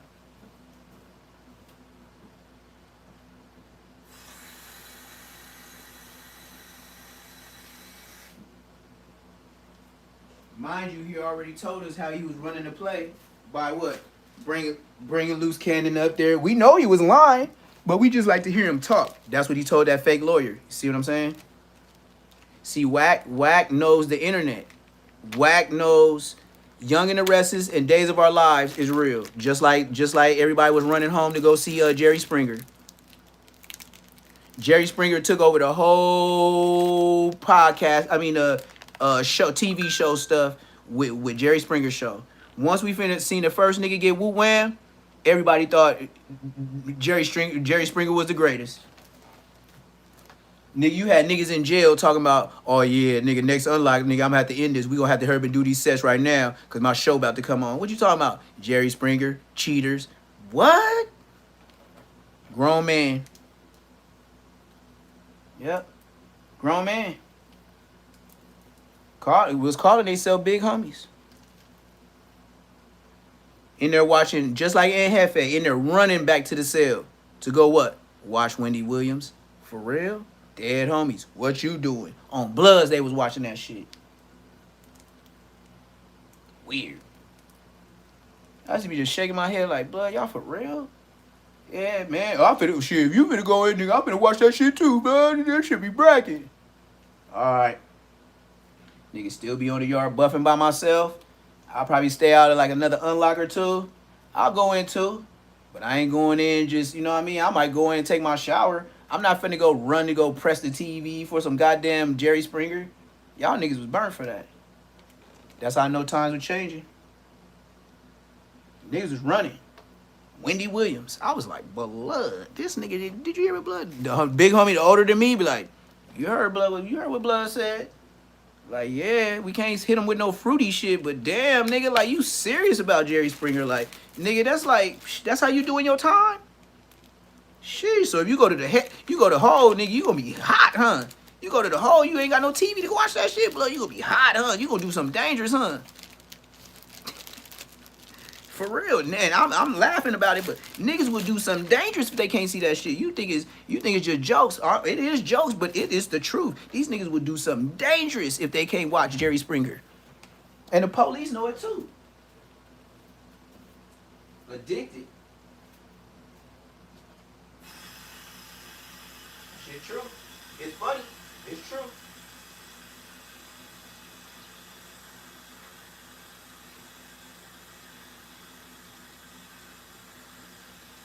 I don't know, man.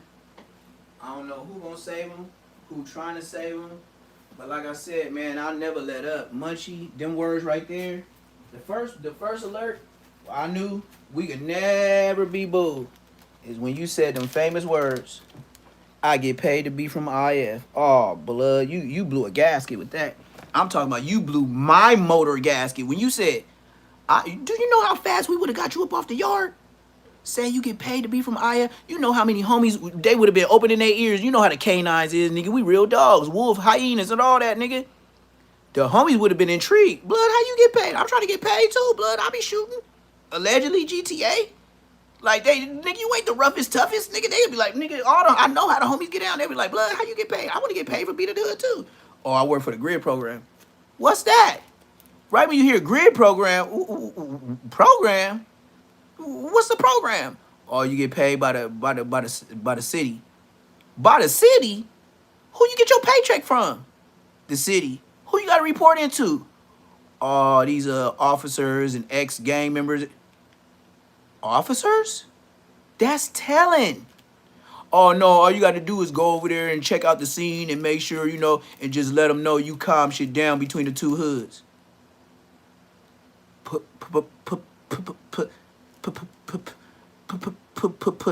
my life on the line? To try to squash some beef? And take a gun from one of them? And turn it into the police to get paid? I'm bull. Blood, you get put off the hood, blood. I'm bull. Y'all can keep talking to this nigga, I'm done. As long as I ask them questions right there. Police pay you. You turn into the police. You the police, blood. Shut up, nigga. You get paid by the police. Nigga, you go turn in guns. Who? That ain't gangster. How you gonna make turning in guns gangster? You see how it's picking and choosing in the hood? Big you foul too. Dead homies, you foul. They picking up guns, and even if you were just picking them up and taking them to the police, you foul. That ain't gangster. But I know, picking and choosing. You see how Nipsey Hussle and you couldn't get along? Niggas was picking and choosing. You got the old 6-0s, you got the young 6-0s. And if the youngs is looking more bossed up and sauced up like they owning parts of the hood, and you a big homie, and you been here all this time, Mr. Hannibal, and you ain't got no stew, or if you do, it's partner with somebody, but then Nipsey get his own. You didn't have no store, or was thinking about selling blunts, till Nipsey opened up the store, started selling t-shirts. Then when he died, you came out with the Crenshaw blunts, with the knockoff Crenshaw shirts. If I was the feds, I would have been watching your dumb ass too. You was following Nipsey's shoes. Ain't that something? Ain't that something? Now, do you think a man, a big homie, would be okay with his little homie, as with his name Hannibal? You don't think he'll try to press little cuz? Cause he own more of a piece of his rock? Remember Big U said, yeah, this is the only piece of rock I got. I ain't never heard it said like that. But I know when my dad mentioned rock, that means foundation. That means you gonna make everything from there. That's like starting a home. That means everything in it, you want to be a part of you. Oh, Nipsey wasn't with that. You see how you said rock? Yep. You remember them OG niggas from the hood? G-Rock, D-Rock, T-Rock, J-Rock. Yeah, that's when they was B-Rats and Rocks. Y'all forgot about that, huh? Everybody that was super crippin' or super bloodin' from any hood had a rock on their name. Just think about all your OGs. Rocks. You see what that rock mean? You see why I'm an OG and I was around when Big U's would probably be my big homies, and I be sitting at the meetings and I'm old enough to say now, yeah, I heard that, and I seen Khaki Blue get flipped, woo, this and that, and I was there when the homie said the homie didn't. You see why they're trying to get you gone? You see why you can't hang out in the hood? If they got a narrative and you ain't pushing it and you tell the truth, pew pew. Small hood, big hood, same thing. They gonna get you gone. It's a narrative. They said Bosco was born and raised half pint from NHP 89 and up. Said I raised Bosco. How you raise Bosco? And my sister just confirmed ain't got nothing to do with no internet and said Bosco got there at 19 years old. I was in the 8th grade. I said, thank you, sister. I didn't even have to press her. She said Bosco got there when she was in the 8th grade. She said I was walking home with his sister when his sister and his mama didn't even know he got out of some little halfway. It was like a kids program, like where you couldn't come home, but you got out early. And that's when I said, what was my story about Bosco? Just one day Bosco popped up. Ain't that the same thing? My sister said she was walking with his sister Ebony, and she didn't even know Bosco until she seen that nigga sitting on the couch. And the mama and everybody was surprised that this nigga was sitting there. My sister didn't even know they had a brother type shit. That's how Bosco popped up in the Queen Streets. A grown man. So stop it. Bosco gonna forever hide on the internet from me. And I want it to stay that way. Yep. Get your time is up. Your 15 minutes of shame, because you ain't had no fame. Every time you been on the internet, you was getting whooped out. Bosco ain't had no wins with nobody. Can anybody in the chat dispute that? Or hit the like button, hit the subscribe button, hit that Cash App, $PBF400. You see it in the background. That nigga Bosco a flu-flam fraud. That nigga couldn't even beat up a midget by the name of Nina Girl. And then Nina Boy exploited me too. That's why I don't got no respect for Blood. The only thing Blood told me is, man, just keep going, man, never stop. Yeah, but you showed and tell them niggas to get up off me lying about me. You let them niggas call me G-A-Y, and you knew goddamn well, nigga, that shit wasn't true. But just for the internet. And you got your little thousands of views with me, my face. I give you that. That was my second day on the internet. You see how I don't fuck with you? You let a real nigga off the street get marked out by niggas you know from YouTube that be lying on niggas all the time. You knew them niggas before I knew them niggas. You gonna let them niggas try to mark me, but it didn't work. That's why I don't mess with Nina Girl. And plus, I knew your brother in real life. From Fruittown Brim. No good. Never heard of your mark ass. Use a mark. That's why your platform ain't going nowhere. Nigga be having all these views and ain't making no view money. So just sit back, old man. I'm here now. Y'all just keep doing what y'all doing with them pretty ass lights in the back of your pretty ass lights and lives in the back of your background. Just because you make the background look pretty don't mean you saying some shit, fuck nigga.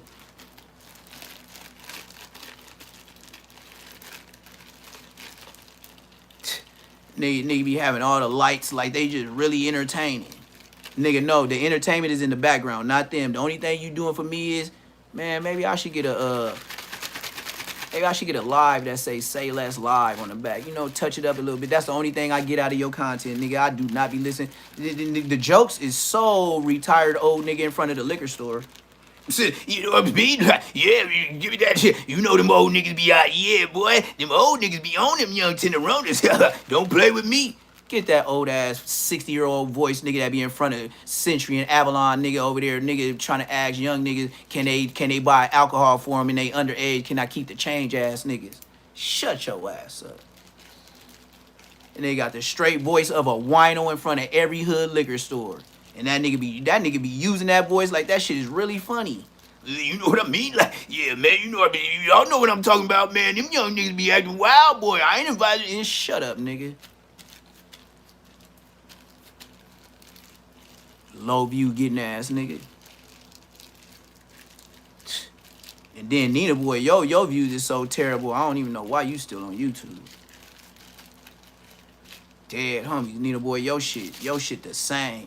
Nigga, when I came there and got on your live, nigga, that was the Big Bang Theory. Nigga, that was the biggest boost in your history, blood. And then you knew how I was getting at you niggas. You niggas knew you could never call me back to your show. I know you niggas tuck y'all tail when y'all got the real Neptune and he started getting them views. I started getting them subscribers. I know in the back of y'all head like, yeah, man, that nigga hella dissing. That nigga done diss my hood before. Yep. Just to make sure you don't never get on a live with me. See how I cancel that? Mark ass niggas. So go ahead. You can mark out all the fake bloods you want. I'm sorry, brother. This Inglewood champ got a brick wall. And you know brick walls don't move. You can collide with your car. Brick wall gonna still be standing. You gonna be effed off riding that bullshit ass Prius you put $8 in. On live. Grown ass crip. Nigga get on live, nigga, and show the world you put 8 whole American dollars in a gas tank, blood. Take your cheese side back over there by the cheese toast and act like an east side nigga. $8 in the gas tank ass nigga. So that is not west side. But nigga, we doing $8, nigga, that's a G ride, blood. We just trying to make sure it's petrol for the mission. We ain't trying to ride and smash that bitch. Nigga, $8 ass nigga, yeah, that's some cheese side shit like a mug. That's when I knew you east. You ain't just east side, you east side. You know when a nigga from the west side say it like that, you know what we talking about. That nigga from the east side. You know that nigga into taking mufflers. That nigga into taking Cadillac converters. That nigga, if he ain't got no pistol, blood gonna come out with a long extended screwdriver from the Dollar Tree. Blood gonna come out with all kind of switchblades and knives. Blood gonna come try to throw dirt in your eyes. He gonna come wearing some dirty ass chucks, dirty ass pants, holes in the shirt, bleach stains, and all type of shit. Nigga ain't shaved and smell like 2 wrestling monkeys. East side. Nappy hair, ain't never seen a hairline. And look just like his grandpa, the same bum that's asking for niggas in front of the store, can I get your chain on the alcohol? You see how I put that east side shit together? It's a fact. What you niggas got going on over there, nigga? Old ass nigga passed out in front of stores with Takavaka. Talking about I'm OG whoop-de-whoop from Main Street. These are real stories. But I could tell you from Main Street, blood. You laying on the Main Street. It's goofy. Yeah, I'm from Main Street. Yeah, well, this street is called Imperial and Avalon. You're laying on a Main Street, Mr. Main Street, with the Takavaka all out your hand. The top of the thing is off, and then the actual part where you put your hand and touch that nasty ass ground, and then you put it back to your lips, and then 2 weeks later, you got all this right here. All this herp-a-lerp. That's East Side Crippin' on Bloods. And that's a real Main Street nigga. And he finally got offed. Why? Walking in front of traffic. Right there on that same street where I said Blood used to lay there with the Takavaka. Blood got hit by the truck. R.I.P. Was he drunk? What the hell do you think? Blood starts smoking brack and everything. He part of the reason why they got gates around there on Avalon and Imperial in front of the in front of the parking lots now. When I left, it wasn't no gates. Man, I went over there, I was like, blood. Yeah, they said niggas was camping there and trying to live there. How you gonna get in this? How you know you on the east side? Niggas is trying to serve and live in a parking lot. They trying to live next to the donut place, the 99-cent store, and the liquor store, and Pizza Hut across the street. Niggas just open up their car, get a van, and that's when you know you're on the east side. When a nigga trying to live and arguing with the police on how long he could be parked there. You see why they put gates in there? You niggas was trying to live in that parking lot, gang. East side. Ain't no west side nigga gonna be thinking about no shit like that. You know goddamn well, nigga, the equal police ain't finna let you just live up in no parking lot. Man, you don't move around. You better off parking in the neighborhood and moving streets every day. Inglewood will let you move streets every day if you live in like an RV like the east side. You ain't finna be in no RV parked on the same spot for 2-3 months. Not in Inglewood. Not in Inglewood. That old lady that walked that poodle that you don't never pay no attention to, one day she gonna notice you walking that poodle and she gonna do her face like this, like, not my neighborhood. And then you know them old ass mamas and grannies, you know the ones that be Inglewood families, the little young niggas that be Inglewood families, grandsons and all that. Yeah, nigga, they could go straight to the mayor. Nigga, they baby mommy, auntie Tracy, 2 downs, traced over, nigga, them old Inglewood black people, nigga, they got a lot to say about Inglewood. Nigga, they let them go to that city hall and say the right name. Nigga, they'll have somebody come down. They gonna give you a pamphlet. They let that old lady in there with the twisted wig. Granny Robinson, that having this house since the 70s. Let her go up in there and go talk to Samson. I bet you, nigga, they'll shut your shit down. You will not be in no parking lot. No, not never. Welcome to Inglewood. It is not the same. I'm telling you, nigga, when they say rich bloods, I don't care where you heard it. I don't care how you heard it or who told you it. It is a such thing. That's what they was calling us. Inglewood was the rich bloods. All of Inglewood is middle class. There's no such thing as lower class. Us, lower class, what we used to call East Side, was the Crenshaw Mafias, which is the bottoms. That's who I should be like, East Side. Hell yeah. And then, like I said, if you nigga, now I forget being solidified. My sister telling y'all original names of Crenshaw Mafia niggas that I forgot about.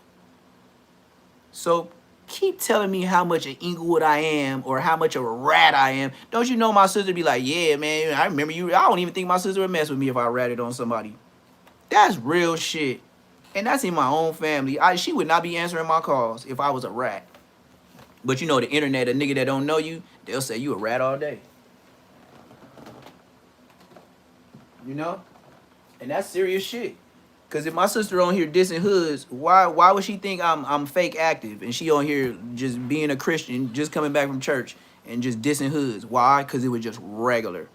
I told you, nigga, she is Ash Bash. Munchie B ever said who you want to prove, nigga, I don't even want to watch that fight. Allegedly GTA. If they ever had a boxing match of who was the real Ash Bash from Inglewood, I'll close my eyes. I don't want to see that. I already know what's going to happen. That's a fact. Ain't no what if. I just want to bet everybody. That's all I want to do. Because I'm finna get the chalupa and I'm finna look out for some little sis. Because I know she finna put it dinner now like a nigga. She is not finna go in there to be looking for to grab hair. You put the gloves on her, you gonna get the beats. GTA. Boxing round, for real, for real. Brand wrist or wrist the brand. Yeah, that's what we'll call it. Brand wrist or wrist the brand. And I know my sister she gonna give it to you. Because just like me, play fighting, what is that? You trying to hit me for real. Do you not know hitting people is for real? That's not cool. That's not in the YouTube guidelines. Your mama said that wasn't in the YouTube guidelines. Get hit and take it. Okay, well, it's 5 of us. I don't think we could be in a hood, in a house. And you know what? Now I could think of, ain't nobody in my family got marked out. My sister ain't never got marked out. I never got marked out. My baby brother, my baby sister, and then my older sister was older than everybody. She never got marked out. She was never even around. She was trying to be a fake 6'0". That's what she was doing. My older sister, that's what I said. If I say you ain't from 6'0", then you ain't from 6'0", nigga. My sister was wearing Dodger jackets like, nigga, way before Corrupt Girls All Paws album. She been wearing all blue. Light skin, wearing all blue ass bitch. You know how them red bones is. Yeah, my sister probably linked up with a dark nigga from there and then started crippity cuz. I think her name was Goofy or something. Like, it was some kind of cartoon character. I think it was Goofy. And she said they called her that because every time she get high, she was real like Goofy. I remember she told me some shit like that when she thought she was 6'0" crippin'. She thought she was, but for sure she wasn't. Soon as she turned 19, where the bitch go? Crippin' Navy. Yeah, she's so much of a crip, she went to the Navy. Tell you about her crippin', huh? Facts. These is facts. These ain't no lies. She thought she was so much of a crip. My dad was like, man, take your ass to the Navy. And she did. I remember she started jogging. I thought she was bullshitting. She started getting a Navy gear, and she left. And she ain't never lived in Inglewood with us. As soon as she took off, nigga. She was trying to be a fake crip. So how she gonna, you know what I mean? How you gonna be running around in all blue? Even if you my sister, like, somebody gonna do something to you. I can't stop the homegirls from getting on you. That's from another hood. What I'm gonna say? Oh, why y'all whoop my sister? Nigga, she a whoop-de-whoop. What I'm gonna say? What I'm gonna say? They didn't know that. So what I'm gonna say? DPs, we gotta get back. It'd probably be a lineup or this and that, but ain't gonna be nothing major. They were like, tell your sister stop wearing that. We know your other sister, but tell this sister stop wearing that. And then what I'm gonna do? Tell my older sister what to do? Nigga, you stupid. Nigga, you know she know how to fight, right? Send me a reel? Alright, for sure, for sure. Yeah, you be sending me them reels all day. Like I said, when I get off live, man, it's over with. Uh-oh, Poetic Flacco back live.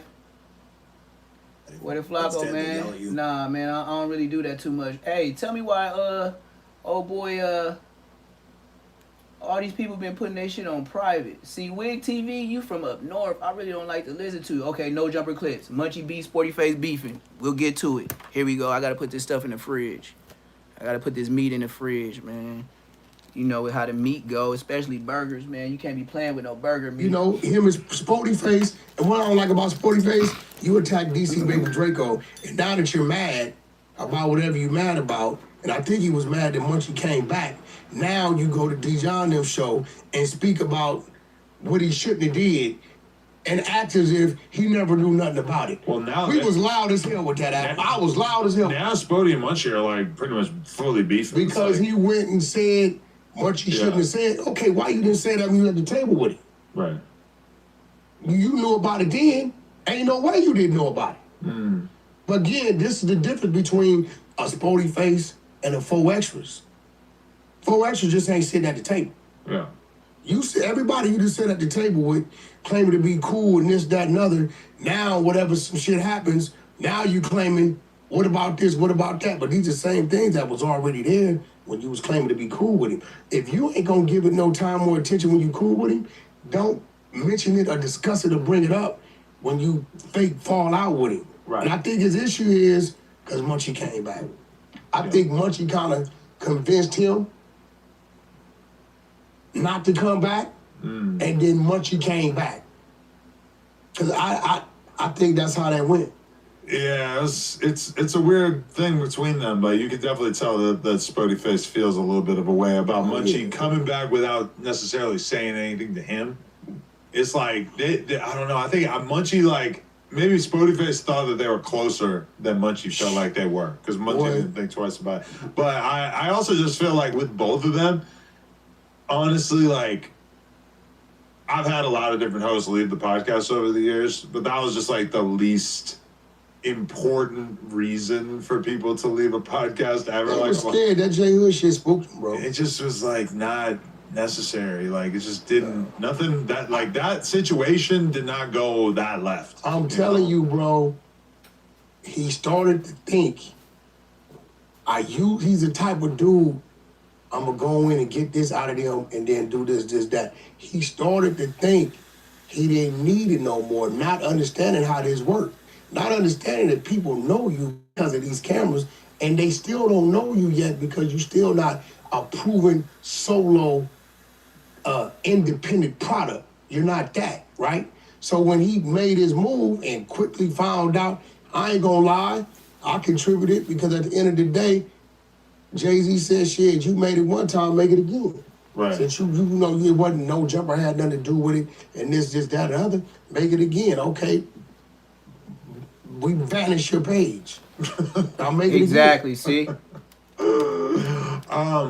Listen, I ain't got no problem with nobody. No Jumper is a welcoming university for all aspiring podcasters. So yeah, right. Even people I've had issues with in the past, nah, you are welcome to return to. This is why he's sending a SOS. If anybody can help him pop like hot grease, I'm sorry. Just like King Pill. I don't have no problems. I would just, trying to keep the numbers going. But now that I'm down and I'm a little bit out, hey, man, if I didn't mess with you before, just go ahead and hit me up. And I'm willing to give everything a try because I got to keep this money going because there's a lot of things that I need to pay for. And if I can't finance a lot of the things when I used to get these other numbers, I got to do what I got to do. And, hey, come back to No Jumper, bro.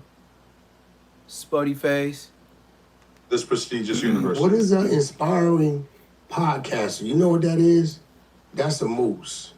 A dude that wakes up, searches the net, different shit, different things. Studies the game. He said I'm with the Asians right now, sipping. He go apply to learn about. Bro, let's just fucking be real. Dude couldn't talk about nothing outside of LA gangbanging. Oh, yep. Spody.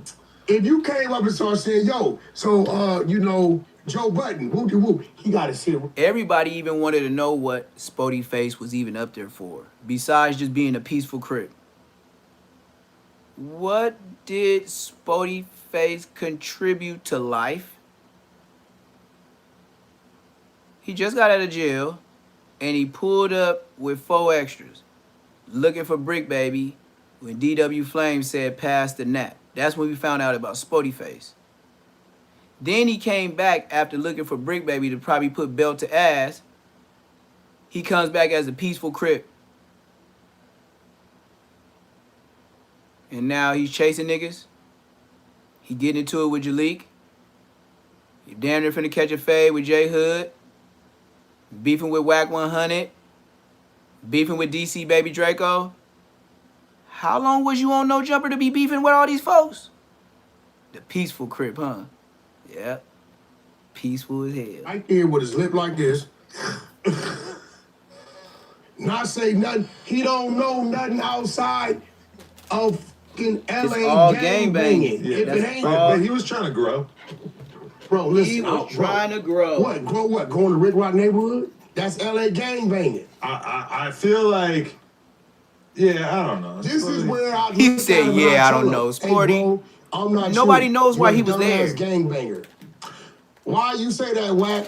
Because I used to be a dumbass gangbanger. And gangbangers more than likely only know a molecule of shit. A and they're molecule. dummies. You can't talk He to said a them about molecule. You this, know how small that, a molecule that. is? If it ain't the block, prison, lifting He's some stupid weights, for that. I thought I saw a pretty cat. There's no more I conversation. thought I seen a putty But tag. that's not for everybody, because look He at said, I thought Rios. I seen a putty Rios tag. comes from this tradition. I don't know, Rio. That's the fake black dude. I thought I Whatever seen you a want putty to say, tag. but he is. This What's nigga's his stupid. nationality, Adam? He's from Long Beach. He's a black guy. Dude, no, that dude ain't black. He's an Israelite. He's I from don't the know. 12 tribes of Judah. I don't think so, but I don't Call know. the nigga, man. Call him? Call him. Oh shit! Here we go. You call Oh, every motherfucking body else. calling This is Spody the Face? Adam and Wax show. Yeah, yeah, Nigga, we don't duck phase, we initiate phase. yeah, okay. Yeah? I don't believe he's black. Oh Jesus! See that's kind of a personal. It still attack. say And no now jumper in the He corner. don't look black. Is he The an screen infiltrator? ain't me. Yeah, it What's said going no on? jumper in the corner. They went black. Man. That wasn't Is me, he y'all. a Blaxican? I don't know. I forget. I forget if I ever even had that conversation. Yeah, well, we need to have a conversation. Is he a Blaxican? Back on Fig saying he ain't black. Oh really? Who did that say? That's his ex. They employed him. Not really. Yeah, he worked for him. Hey, chat, do y'all think this is out of pocket? Calling Spody Face with his big op on live, no jumper, and ain't even telling them beforehand that he finna do this. Don't you think, as a possible employer, this is some back door? He did, but I don't think he ever paid him. He paid him $200 a month, That's rough. $50 a week. Nigga, what you mean? T-Rail and them, they never did. Realistically, they like wanted him to take their side in the beefs and shit, but like they never did anything for him. You know? He ain't gonna answer. He didn't answer. I'm gonna text him and just say, Whack wants. He to started with me, call Adam. her." He started. Why with would you me. say whack He as went the and first sat down with word? that dude. As soon as you He say said I whack, was he the ain't problem. even. Man, come on, man. Oh, This Rios? Yeah. This nigga gonna say A very whack non-black said. thing to do. He gonna tell another The nigga popular whack said internet on your narrative to phone. basically like blame you for everything that has ever Every gone wrong in goddamn November. thing. Yeah, and in life in general. You have one of the more dedicated hate armies. Hey, yeah, shout out to I've my ever hate seen. army, bro. I He love said y'all, dedicated hate bro. I army. love y'all to death. That's He more said- people I ain't gotta never Said do you got a before. dedicated head Berto on. said he's Dominican. Who, that ain't black. Well, he's probably like black. Yes, it and- is. No, that ain't It's black. Islander. Yeah. Listen, you go to New York, go to Rikers Island, and tell them blacks that the Dominican dude is black. But he's from a black gang. Okay, you say you're Dominican from a black gang. Motherfucker, you ain't black. We got blacks. What's the guy? Rabbit. He black from a Mexican gang. Right. He ain't Mexican. He black. But I mean, Ain't no I mean shit. Nah, he black. he's a not Negro. black. No, Right. no, he's not. No, he's not. Straight up. If this No. was the days of Adolf Hitler and they was coming through and the blacks was in place of the Jews, Rabbit ass is going in the ditch with us. Rabbit got Southside 13 after his gang. He is not black. If he go to jail, you will see how black he is. That's BS. Who else we got on here? See, another failed YouTuber that been on here too long. Rockstar. Another failed guy. That's all it is. At Georgia Power, we make sure the power is there when Shut you it need it. up. We already know where I'm at. We already know that. Oh, this is a long ass commercial. But yeah. So, like I said, Adam 22, as y'all heard it, he's sending the SOS. He need help. And like I said, after everybody left, he don't really got no motion. He can't do nothing with the podcast that be with Lush and all these no names. And then he laid off people because he don't have the money. Tay F Third, like Tay F Third, all them other people, Tam, all the people gone, gang. Believe they went to no jumper. Everybody gone. Even if he say he had fake smoke with you. That was at a park. All parks are CHP. Second of all, California Highway Patrol does have a homicide division. Right. And they have access to all of the resources of the surrounding police departments. Yeah. So it's basically like they have just every bit as much leverage as like any other police organization. But I heard T-Rell and Smack say the same thing, where they brought up the fact that the cops came to try to talk to me and Munchie. T-Rell and Smack immediately launch into this accusation about how it's cap, how it's fake, how obviously the California Highway Patrol would not be the ones coming. You're dealing with two dudes that never fought did no time. But then they don't understand what it is. The dude six behind the camera is like reading something. He's like, nah, they investigating it because of the location where it took place or whatever. Dummy. They just immediately move along in the conversation like they didn't just accuse me of basically lying on my dead homie for clout. Story of my life. Munchie lying about a situation that basically puts his homies in danger for clout. Like, the idea that both of us would do that is so stupid, and these dudes are such bad podcasters that they just immediately adopt this insane conspiracy theory and then just immediately dump it off because they don't have a single brain cell to share between the two of them. He's trying to hide Munchie all he can, but at the same time call him burnt out. But at the same time saying everybody's just as dumb as him by pushing the narrative like it's true. Sir, ain't no doubling back. The man said what he said, sir. Ain't no saving him. It then got a little more serious than I thought it was gonna get, because now this is real shit. That case been cold at least 5 years, right? Oh, alert. It wasn't until my sister just told us on live yesterday. Darlene, you know, Darrell, Draco, that's his name. Well, his mama name is Darlene. She ain't been to church in a couple of months. How long Flacco been on the run from No Jumper and the dudes that gave his address up, that the police called and said they're on you. They called Flacco. Don't you believe they called Darlene? Don't you think they told her, stop going to the church, stop being accessible? Your son is a high profile. We're almost about to close your case. You know his mom is the one that was pushing the settlement. Her and Ralphie the Plug was pushing the settlement on suing because gloves being security. No matter what, if the security is part of it, you could sue. Once upon a time. Now, since they won the suit, they won. Now, once upon a time, wants to book somebody. Yo, Munchie said that dumb shit. You know, I gaslight the little dude, and I know he got a problem, and, you know, can't nobody under the influence or intoxicated ever beat me at nothing. I don't give who you are. I'm gonna manipulate, gaslight you, sell you an illusion, have you looking over here. The shit's really going on over there. It's big for you to admit that that's what you do. What you mean? That you're gonna It's the art of war. manipulating and It's the art of war, Sun deluding Tzu. the audience. We got this country through manipulation. They paid $15 million for the 11 Western states when it was Mexico. You think that wasn't manipulation? Right? This is real shit. So what I'm saying is, he got on there and said, I'll pass a bottle to the dude that killed Draco every week. Soon as you did, this is an open case. Oh, that's a lead. The other dude, they gonna holler at him too. What is it, Y7 or whatever his name is? Him too. Anybody that made any type of statements insinuating they saw something, it's K7. we know who did it and coming to talk to you. Now the problem is, if Munchie would have never said that, YG would have never got pulled in for question. But even him, he did a goddamn song. But Munchie and YG don't hang out at all. What? No. Are you? No, that's not the connection. This is the reason why they start stepping, high stepping. Munchie B said what he said. Munchie B start going back and forth with Poetic Flacco about speaking on Draco. Poetic Flacco didn't release to the world that the police told him his address was given up. Flacco and Munchie always talk about what? 304s that he paid for.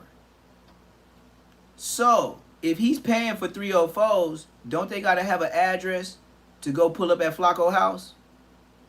And if they have an address, who would be the two people that be running the play? The self-certified, self-proclaimed, self-snitched on Frosty the Pimp? And who would be quarterbacking for the Pimp? Munchie B, the one that works with him and no jumper. So then you got to say, out of the two people of those names, who would have the address? Munchie B or Frosty? Or let's just keep it real, both of them. Who unalived Draco allegedly that was in the crowd? Inglewood families. And the Inglewood families know your address? You see how you don't got to be a detective just to put shit together and just make common sense? There's no chance that Munchie is passing the bottle to YG every other week. No, you're missing the point, bro. So now, Adam 22, what are you saying? YG is the person that unalived Draco? Because now you're just implying that Munchie passes the bottle to YG. He said he passes the bottle to the person that unalived him. Now you just put a name on it? They all know they're looking at the entourage. They're looking at who the entourage is with. You get what I'm saying? So they're going to automatically associate the shit to YG because they're going to say it was his entourage. Yeah, so they're going to say it was his entourage. Okay, go ahead and say what you're going to say, Wack. But when you bring an entourage, you're responsible for him. But you can't say it because I had 100 motherfuckers up there with me. See? He finna just explain. Right? Half of them was Bloods. And we wasn't up there with YG, so if we got into something, they can't say, oh, they with YG too. So they're going to have to figure out what's what and what ain't what. But when you... Wack, you just gave up the clearest words. I don't know if y'all know how to cut words up, but I do. He said half of the people I was with was Bloods. So who was the other one? Crips. Everybody that came with YG was what? Bloods, no Crips. Shut up. Dealing with an open murder case, some shit like that, man, you don't get up there claiming you know who did it. You know what I'm saying? Now, if a motherfucker got convicted and gone, yeah, I know shitty cuz, right? You can say that. He's been to court, they convict. I know, and what's crazy about Munchie is instead of him saying, yeah, I fucked up, I'm running my mouth too much, he'll come up with a reason why it's not a problem. Yeah, why it's not valid. And I'm looking at all of them fall apart like I told you it would with him and Droopy Face, right? But we don't have any reason to believe that Munchie's statements actually triggered any sort of investigation. Could it be the possibility? Yes. Do we have any reason to actually believe that? Yes, we do. Affirmatively, no. They wasn't moving on nothing because they had nothing to move on until this man said what he said. Flacco said they got a witness who said that it was Frankenstein. Yeah, I heard that too. Yeah, Flacco knows. Draco's security is. Yep. Flacco has nothing to lie for. His address is linked in with the stick team stuff just because of his journalism. They're gonna tell him if the police is already. How did they even know that Poetic Flacco number was being exploited and niggas was looking for him if they don't even have a phone tapped? Whoever Draco's security was, from my understanding, he's a non-affiliate. Did you see in Flacco's video they got audio of K7 saying that Gloves was handing out knives backstage? That's cap. First of all, I'm gonna tell you why that's cap. Now, there's one thing. K7, you're not supposed to say that. Listen. Nope. Wack, you're lying. Wack, K7 came on with a Nike ski mask on and said, F that big ass bald head nigga Gloves. He was the one. He tried to fire on me. The nigga, he was like he was the one passing out nigga knives. It wasn't no AI. He came on and had the ski mask on and said that. And then that's why Munchie got him DP, cause he was dry snitching. Is one thing about gloves. You see how Munchie still tied in? Munchie even admitted in text messages on No Jumper that says he got K7 DP for saying what he said. You see how they linking it up? Right? In this whole situation. There's only one person that can send gloves to jail. And that's the little dude that used to say he was Draco's brother.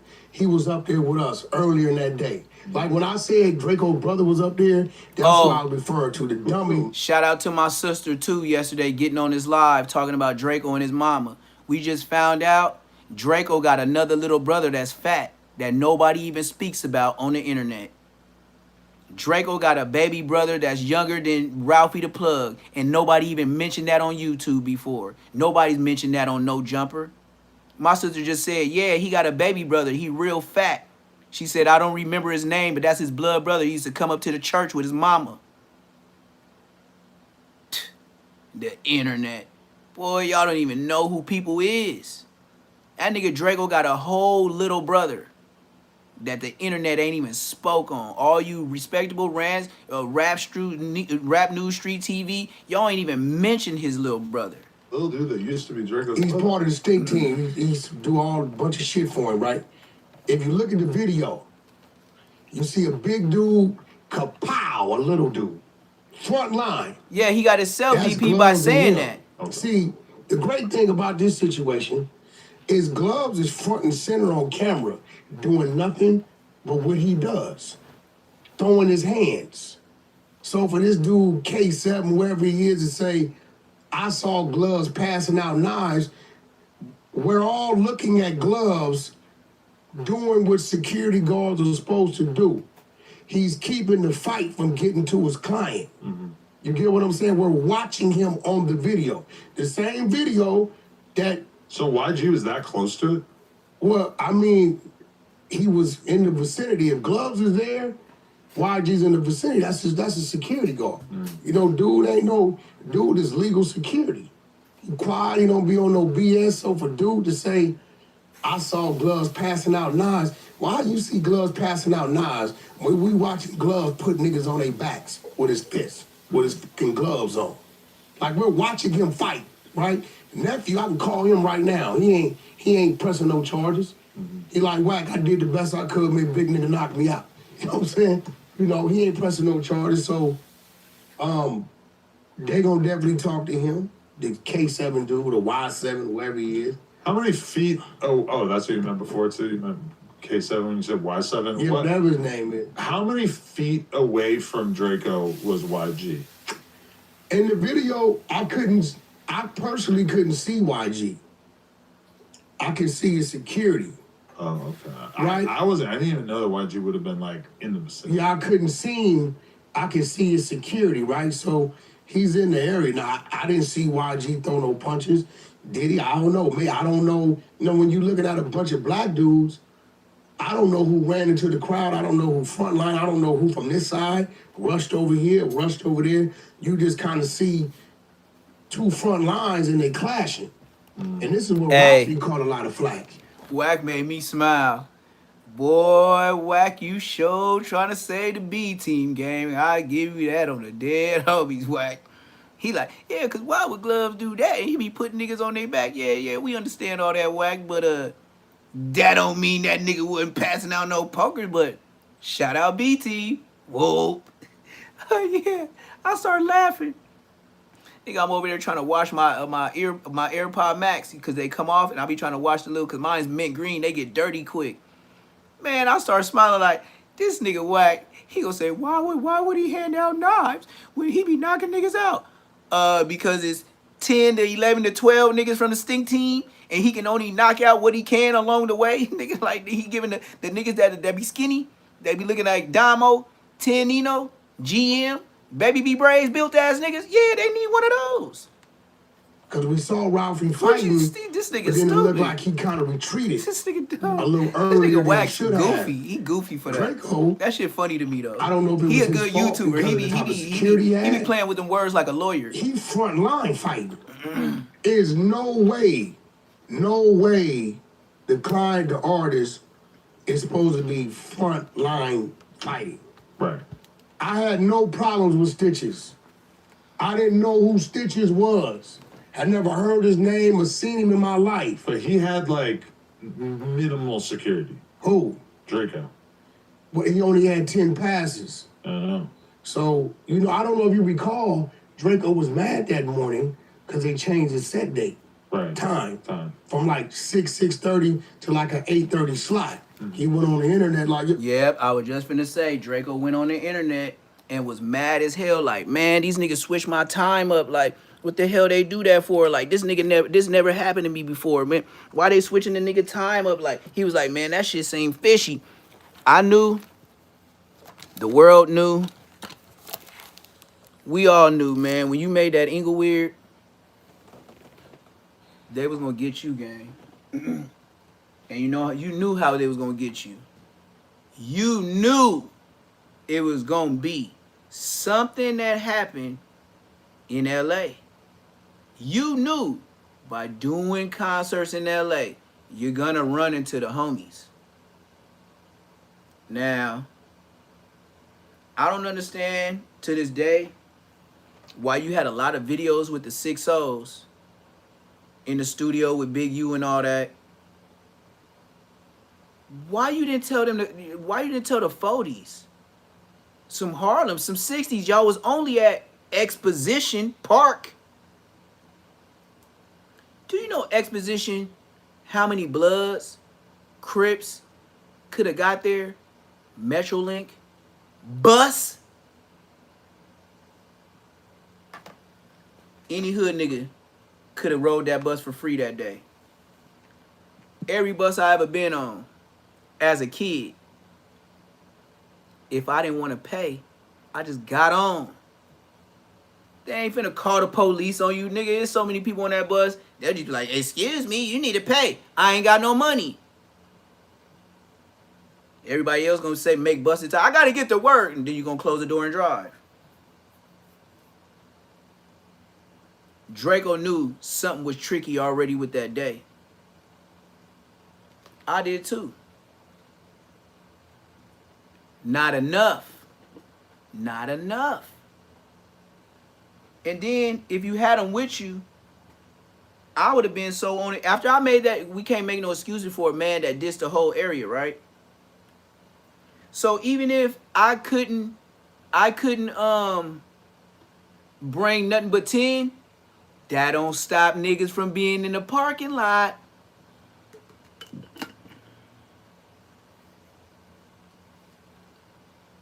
I don't know what to tell y'all.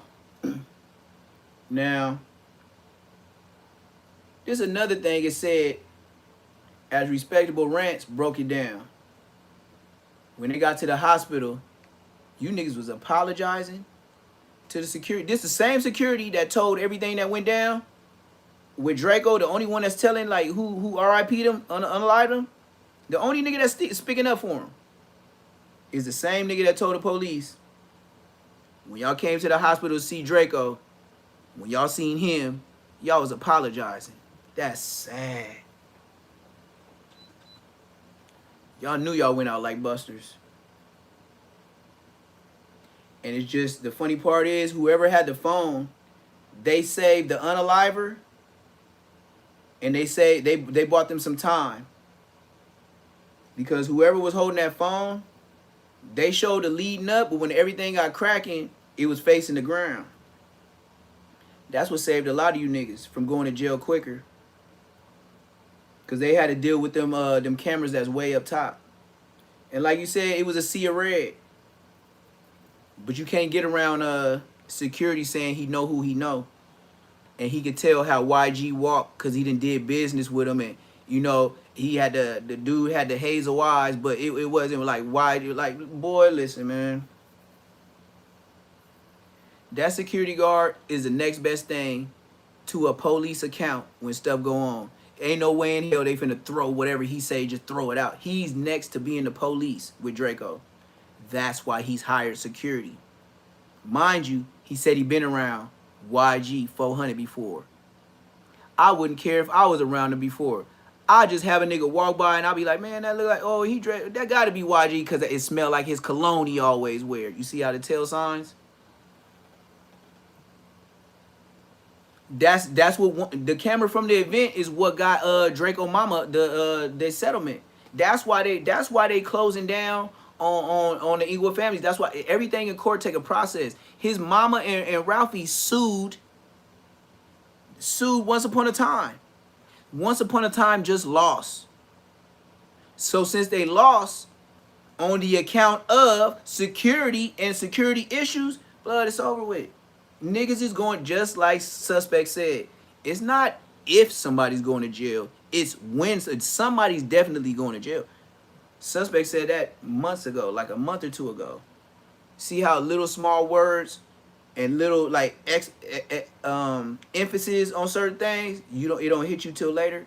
He said it's not if somebody's going to jail, it's when somebody's going to jail. And I know Munchie B, you probably mad about it because it's a B team, but he's involved with law enforcement.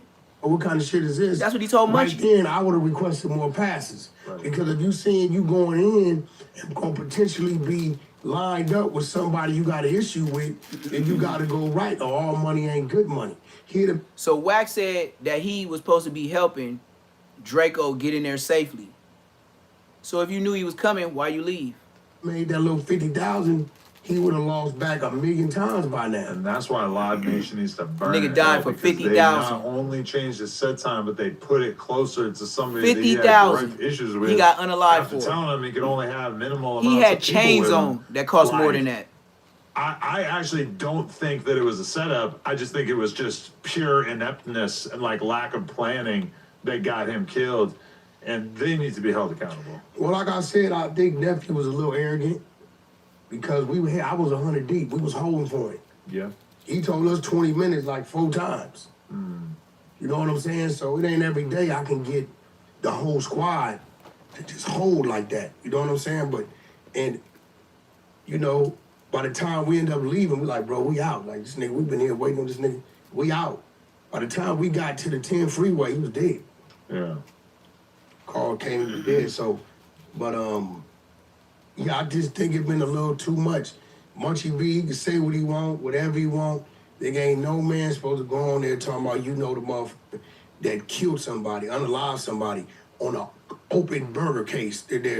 They really don't have a suspect. They hollering this other dude name. I don't know this dude, but he ain't been arrested. I mean, he definitely said too much, but at the same time, like, that's not going to be the reason why somebody goes down for it. That's why because of a This why they right? want to question it. Mm-hmm. Yeah. You putting yourself, now we like, where your case is at? Now, you know what I'm saying? So, Bienvenida a la prueba de sudor diaria. Secret clinical versus un Niggas can antitranspirante. say what they want on the internet, and I already know that Adam 22, he wants to save face. Munchie came back. Without Munchie, you don't even have a black podcast no more. right. What was the joke? Somebody said something in the chat talking about Wax outside with the feds. Hit that like button, y'all. Hit that like button. At the versus battle, that you were outside in a white van with the feds. But this is what I don't Somebody said it in the chat. I just But read this is it. what I don't understand. That was pretty funny. Is the versus private or is it in shit on social media for everybody to see? Well, it's live. It's live. Yeah. So the world can see it. Yeah. So why would the feds need to be outside in the van? Maybe there's things happening at the event that they want to know about. It's live. But the camera isn't going to capture everything. You think if the feds want to get into the Apple building, they can't? It was just at the Apple building. I'm sure they could. Oh, okay. If I'm a Fed and there's a blood barbecue at the Apple office, You know I'm there's tapping no in. law against being a gangbanger. no, He but said a if you are blood investigating barbecue. some gangbangers and they have a summit, I'm pulling up. What the f they got to do with me? Yeah, you know what? what I can say about that too, with the YG and the game shit, the police was watching that in every Instagram post. Now, to say somebody did some dumb stuff, it ain't hit the internet. But at the same time, the police was watching, and if possible people could have been there that they investigating, who knows? A lot of people with no names get pulled over after shows. We'll never know until they end up in paperwork. I didn't pull up because I was told it was extra police detail requested because of me. Did you have FOMO? Huh? Fear of missing out? Were you kind of... No, bro, you gotta remember, like, I had FOMO. Adam, listen. I'm gonna be real. I should have been there. Everything that happened the way it happened for me, it happened for a reason. Because the game was supposed to use my Chevy to go down there. And R&B will tell you, I've been having a crew on that car for the last week. Everything was perfect on it. Something tells me, man, let me go test drive this motherfucker. Jump on the freeway, get on the gas, make sure everything's cool. Do that, radiator hose blows. R&B, what time was it when I made that dude get out of his bed in LA and come up there? No, that was midnight. The first dude, I made a dude get out of his bed at midnight trying to get the car ready for game. Gets everything together, bring the detail guy up there in the morning. Boom, one of my fucking dumps, the ass end, drops. Got to get the hydraulic dude up there. Anyway, the game needed the car by 2 o'clock. I guess to be there at 3 or whatever. So he doesn't hop in the Sprinter or or whatever. He's not chauffeured there. He likes to drive in his own whip. Yeah, the first pull-up scenes they did the day before, he drove the homeboys. Oh, I didn't see that. Rag 64, the homie Wax Star. I am bopping on social media. He got a Rag 64, cleans him up, called Fruit Punch. He drove his, and then he wanted to drive the red bandana Chevy down there the day of.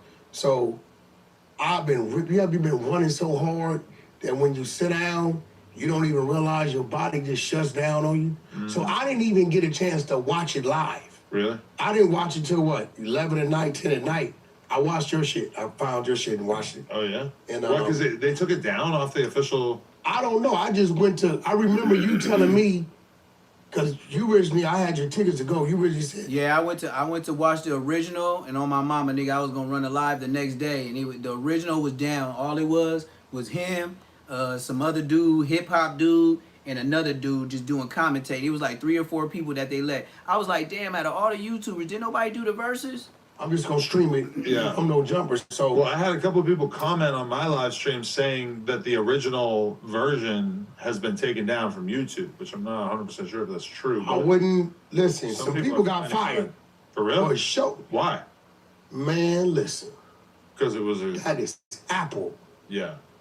That is not their type of production.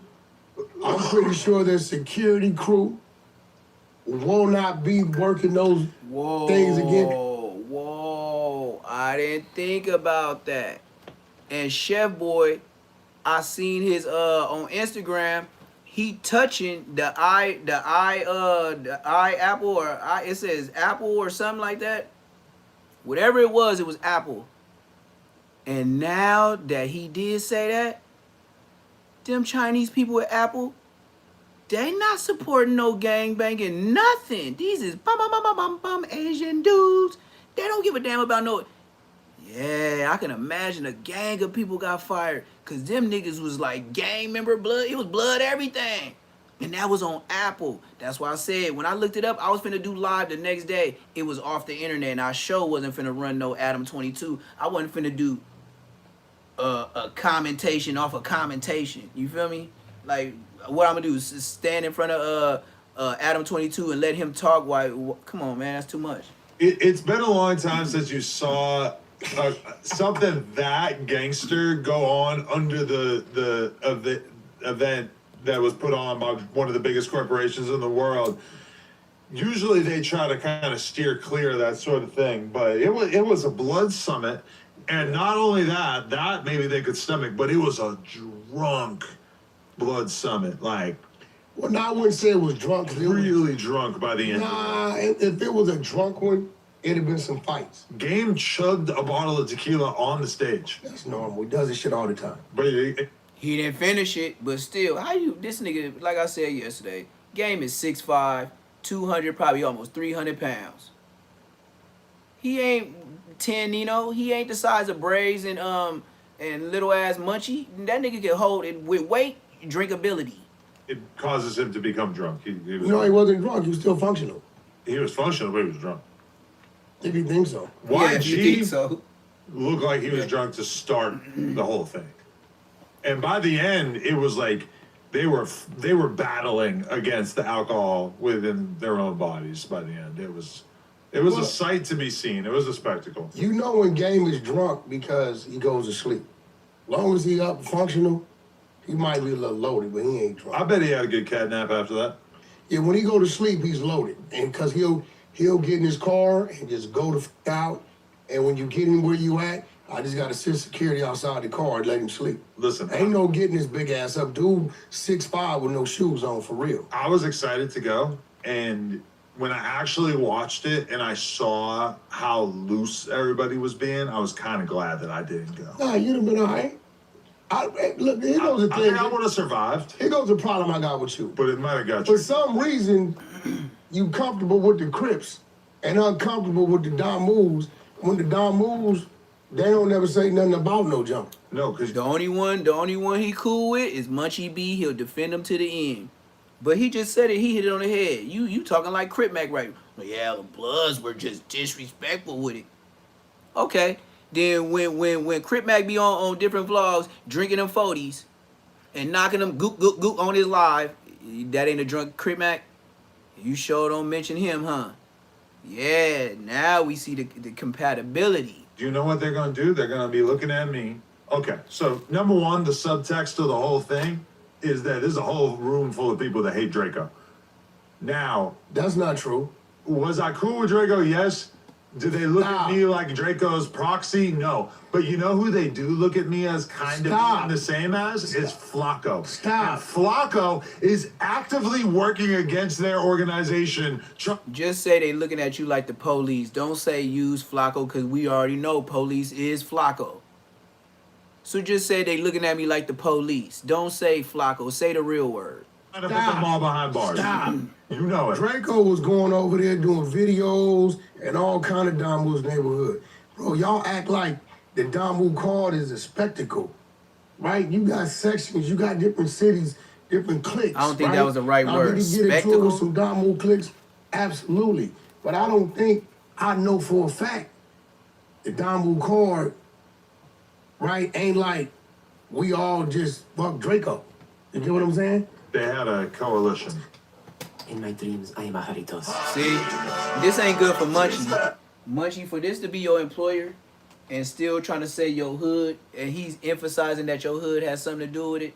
Munchie be on it. That's another slap in your face. That your own employer is still implying that your hood. 2026 is to do like what Dean's doing, which is you find a very charming drug addict / sociopath, you form a duo with them, and then you do stuff with them every day. I kind of resent the fact that I've been doing interviews for all these years that I couldn't have properly done that with Crip Mac when I met him. I should have said, boom, we're riding this to the top. We're streaming every single day. This man said I should have did that with Crip Mac after just saying somebody that's a addict and this and that and bring them pretty much to redemption on a live platform. You saying I regret that to Crip Mac. Like I could have formed him and had full control over him. I could have made him who he is, and even further, I could have got more money. Moment of the day, I'm with you. It definitely would have I worked. had a little too much going on, It's just not really. But also, you see that like Adrian Broner getting sued now for sexual assault. Everybody saw this coming. How many times I called AB, scolding him, R&B? Yeah. How many times?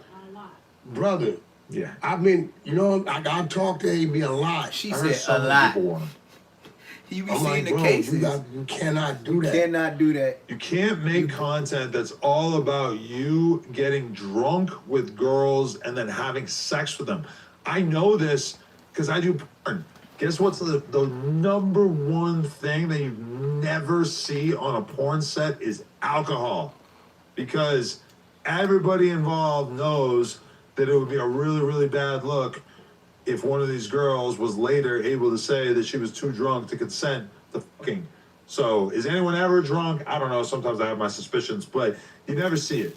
With them, they are having parties, getting drunk, aggressively touching on girls and feeling up on them. Sure, plenty of girls want to fuck them, but some of the girls don't.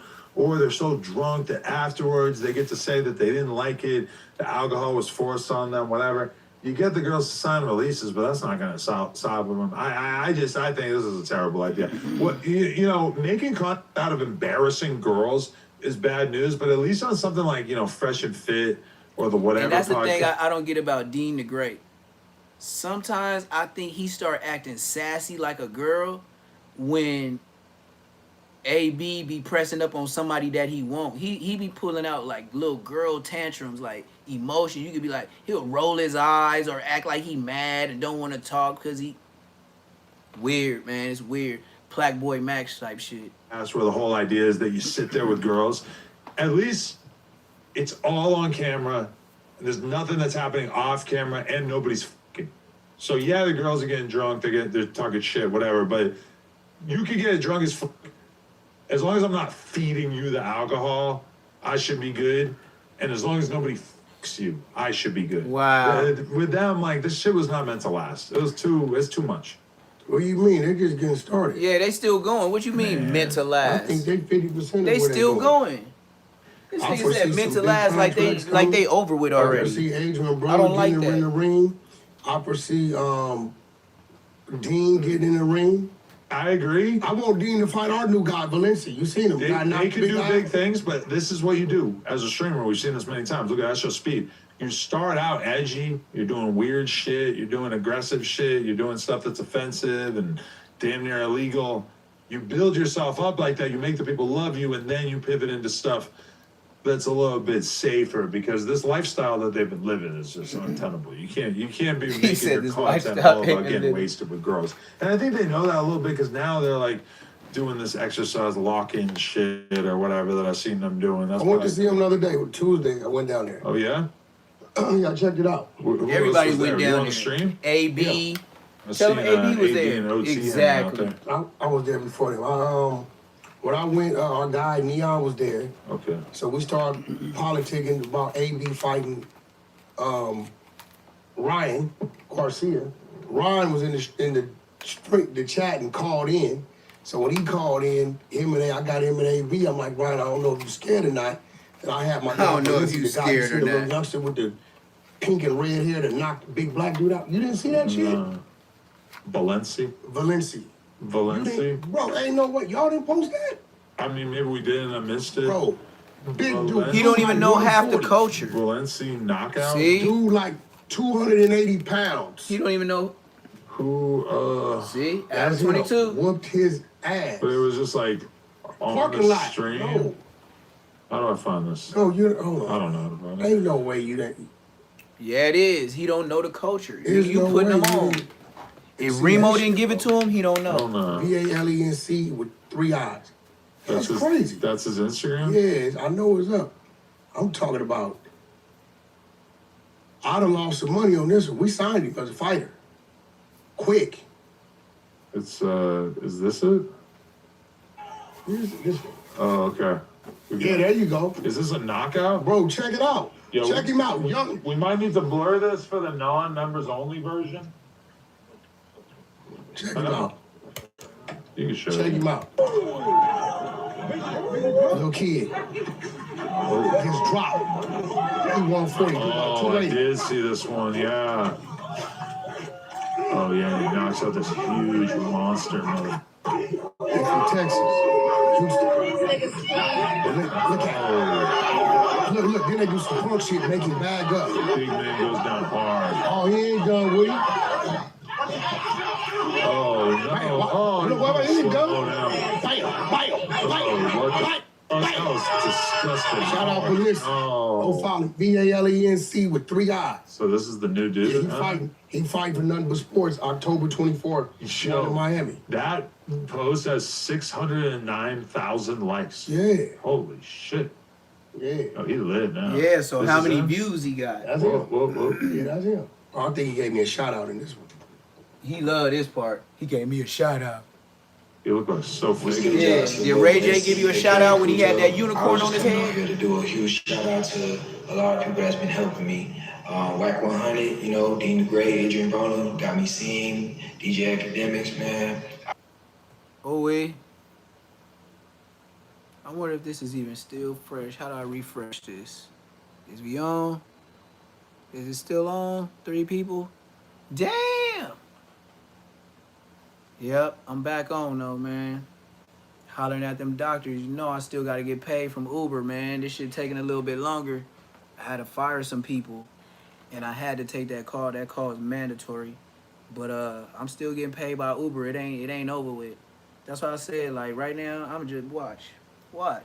And I'm gonna show people how to buy cars off the lot. Niggas talking about they be having cars and all that. Watch me go get I'm gonna get something like a Corvette and have it lime green. So to help you, if you looking for me, I'm gonna help you. I'm gonna be a lime green Corvette, just in case you're looking for me in any city. I'll make sure I'm hard not to miss. Know what's good. Sometimes a motherfucker asks me some shit that you already know the answer to. Almost everybody from No Jumper has been on there. Like, what happened? While I was Break Baby multiple times while I was real cool with them. Munchie went over there while I was real cool with them. Lush. I ain't tripping. Like, I do kind of feel bad for them where it's like, damn, like, y'all really, like, your best viewed moments are when you are interviewing No Jumper hosts about being No Jumper hosts from a distance. And that shit looked crazy, So what did Moose Man... They just got into it. You want to see it? Man, I'm gonna be real. And Josh, when he's over there, bro, he gives me these fucking prison vibes, bro. Cause it's like it's a skinhead over there, bro. And it's like that's some dangerous shit. Yeah, but I feel like I can't talk shit to Adam, cause you over there on some Nazi lowrider shit, bro. Yeah. Just look at him. Look at the hat. Adam, look his whole profile, bro. Straight up Folsom. You know he's Jewish, right? Who? Is he? Yeah. I can't tell who. I only say that to say. Hey, are you Jewish? No shit? Yeah. Okay. Okay, we got Moose Man speaks on his beef with Hater World. T-Realm Beefing with Hater World, makes too? one from Food Community apologizes to Icon's wife. It's down here a little bit more. Smack and Moose Man start arguing on stream. All right, let's tune into this one. Yeah, views, you didn't. I know, but I got 5,000 followers from it. I got something from it, just like how you ain't on the LLC, but you still here. Like that's me and No Jumper, you know what I'm saying? Type of thing. I know, I get paid too. I pay my rent. I know, I probably don't. I make more money than all y'all niggas over there. Hey, you don't look like it. You still look dirty. You still look dirty with all that money. It's about being what for what you living. I'm living For good. sure. I got upstairs, downstairs, my own motherfucking cars, my own bikes. So yeah, all them veins in your neck, you got a lot to prove with all that money you got. This don't sound like somebody with money. Can I talk? Yeah, go ahead. Can none of you niggas over there with me or be on my level? If you show up. Can I talk? I own this shit. I started this. I don't gotta show up. I don't want to show up. That's what being a boss is. And I still get paid. Understand that? He said I still Back get on paid. Big just ain't my platform. Shame on you. Mine too, nigga. I got my own Sprinter van. And nigga talking about. That's really talk. That's really talk. I just said you look dirty. You got more money than me. I can agree with that. But I look like I got more money than you. You don't. You really don't. Yeah. I look like a young T-Rail, young Mexican T-Rail. I look like a T-Rail. I look like a Mexican T-Rail. He's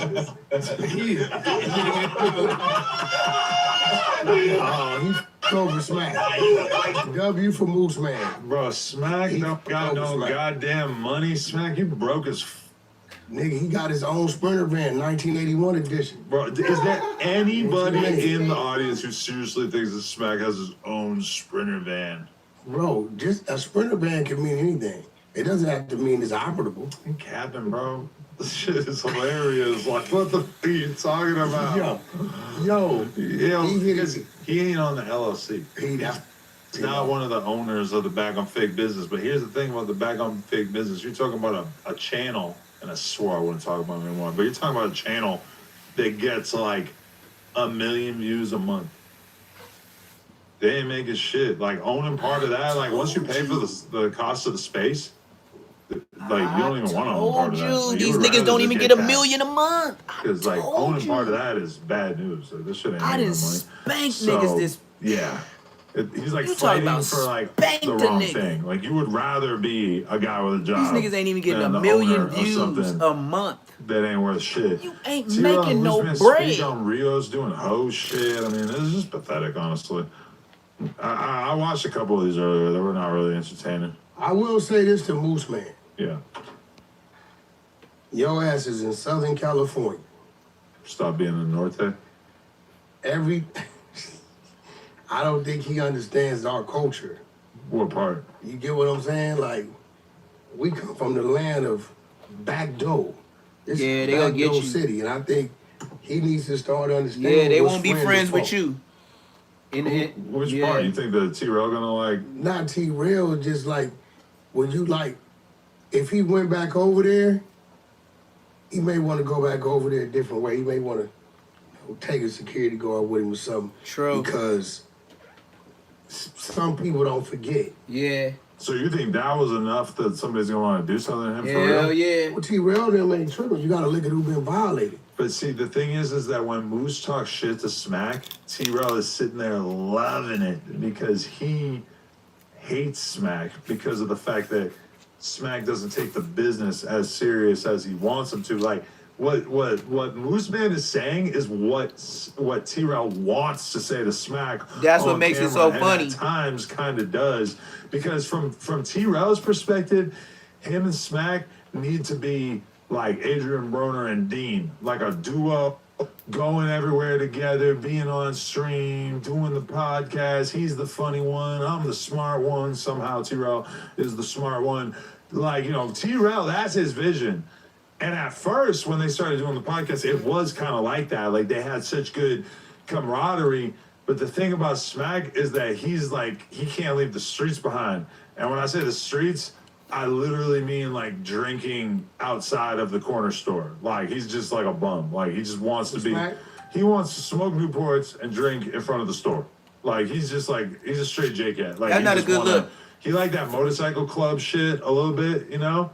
But like, he just is like a literal like bum human. So he has kind of like an opportunity with Back on Fame that he could kind of like do something with himself. And like T-Rail sees the opportunity, but that's why T-Rail trying to like Sharky. He's trying to like form a little duo with him, but Sharky's too dry. Yeah, Sharky's kind of laid back. Yeah, he don't talk enough. He don't say too much. That's why like, if you have a T-Rail who's kind of like a normal human, except like a way less intelligent version of a new normal human, you put him with somebody like Smack. Smack's supposed to be like his Crip Mac. Like, me and Crip Mac is like good because I'm like a normal person and Crip Mac's out of his mind. That's what it's supposed to be like T-Rail and Smack. I'm a normal person. Crip Mac's out of his mind. That ain't it. That ain't it at all. And Crip Mac actually really want to hustle and get money. Like, if I told Crip Mac, hey, I want to stream every single day with you, he would show up every single day. He would be annoying and he would duck off to the kitchen to do cameos. Because that's what he was doing when we did the 24-hour stream. What? Because he keeps getting like $20 to like shout somebody out for their birthday. Oh, gotcha. So he'll disappear for like a half hour and you don't know what he's doing. And then you'll walk out there and you'll just hear like, shout out Billy. It's Billy's birthday. Billy, hey, you know, and like then he'll have to like redo it because they'll like say part of it wrong or whatever. Like, he's just cranking that shit out. Gonna be crashed out on Crip Mac. Mm-hmm. Yeah, crashed out on it. Yeah, he did. He's got Crip Mac derangement syndrome. Bienvenidos a la prueba de sudor de los 100 No, Crip Mac stay dissing. Crip Mac stay dissing. So as long as y'all let Crip Mac still diss on big platforms, gonna be hot. That's all it is. Real talk. As long as y'all let Crip Mac keep dissing, mad ass Angry Bird face, Angry Bird face, Gumby. He gonna have something to say as long as y'all let Crip Mac keep doing his thing. What the hell? Oh, I guess that was it, man. I'm finna end the live. Cause I don't watch no straight politicking. I do not watch the police. And this nigga is Pope Hal. Look at this nigga. Come on, man. If he came to me in the county jail and said, I'm your public defender, I'll be like, hell yeah. You look like it. But Munchie B and him got this narrative of how he was a blood from Rolling 20 Bloods and how he got his master's and all this shit at USC and you from Rolling 20 Bloods. You sure made it out of there safe. I don't know how to explain that. Because back in your time, they didn't have one of those cameras. Niggas used to catch cases on y'all side of town. Y'all was beefing with the Harlems. Y'all was beefing with the real 40s. And what I mean by real 40s, the niggas that was connected to the ones that started it. You know, the nephews and sons of, cousins, relatives, when you really gang members and really from your hood. Mm-hmm. That's why they was smashing the way they was smashing. Because no matter what, it was the gang, but it was real life relatives. That's why I can't watch it. He's policey. So with that being said, say less. I might pop back on 1 a.m. this morning or tomorrow morning. Like I said, I'm finna shoot these videos, these shorts, get to work, finish these crab legs.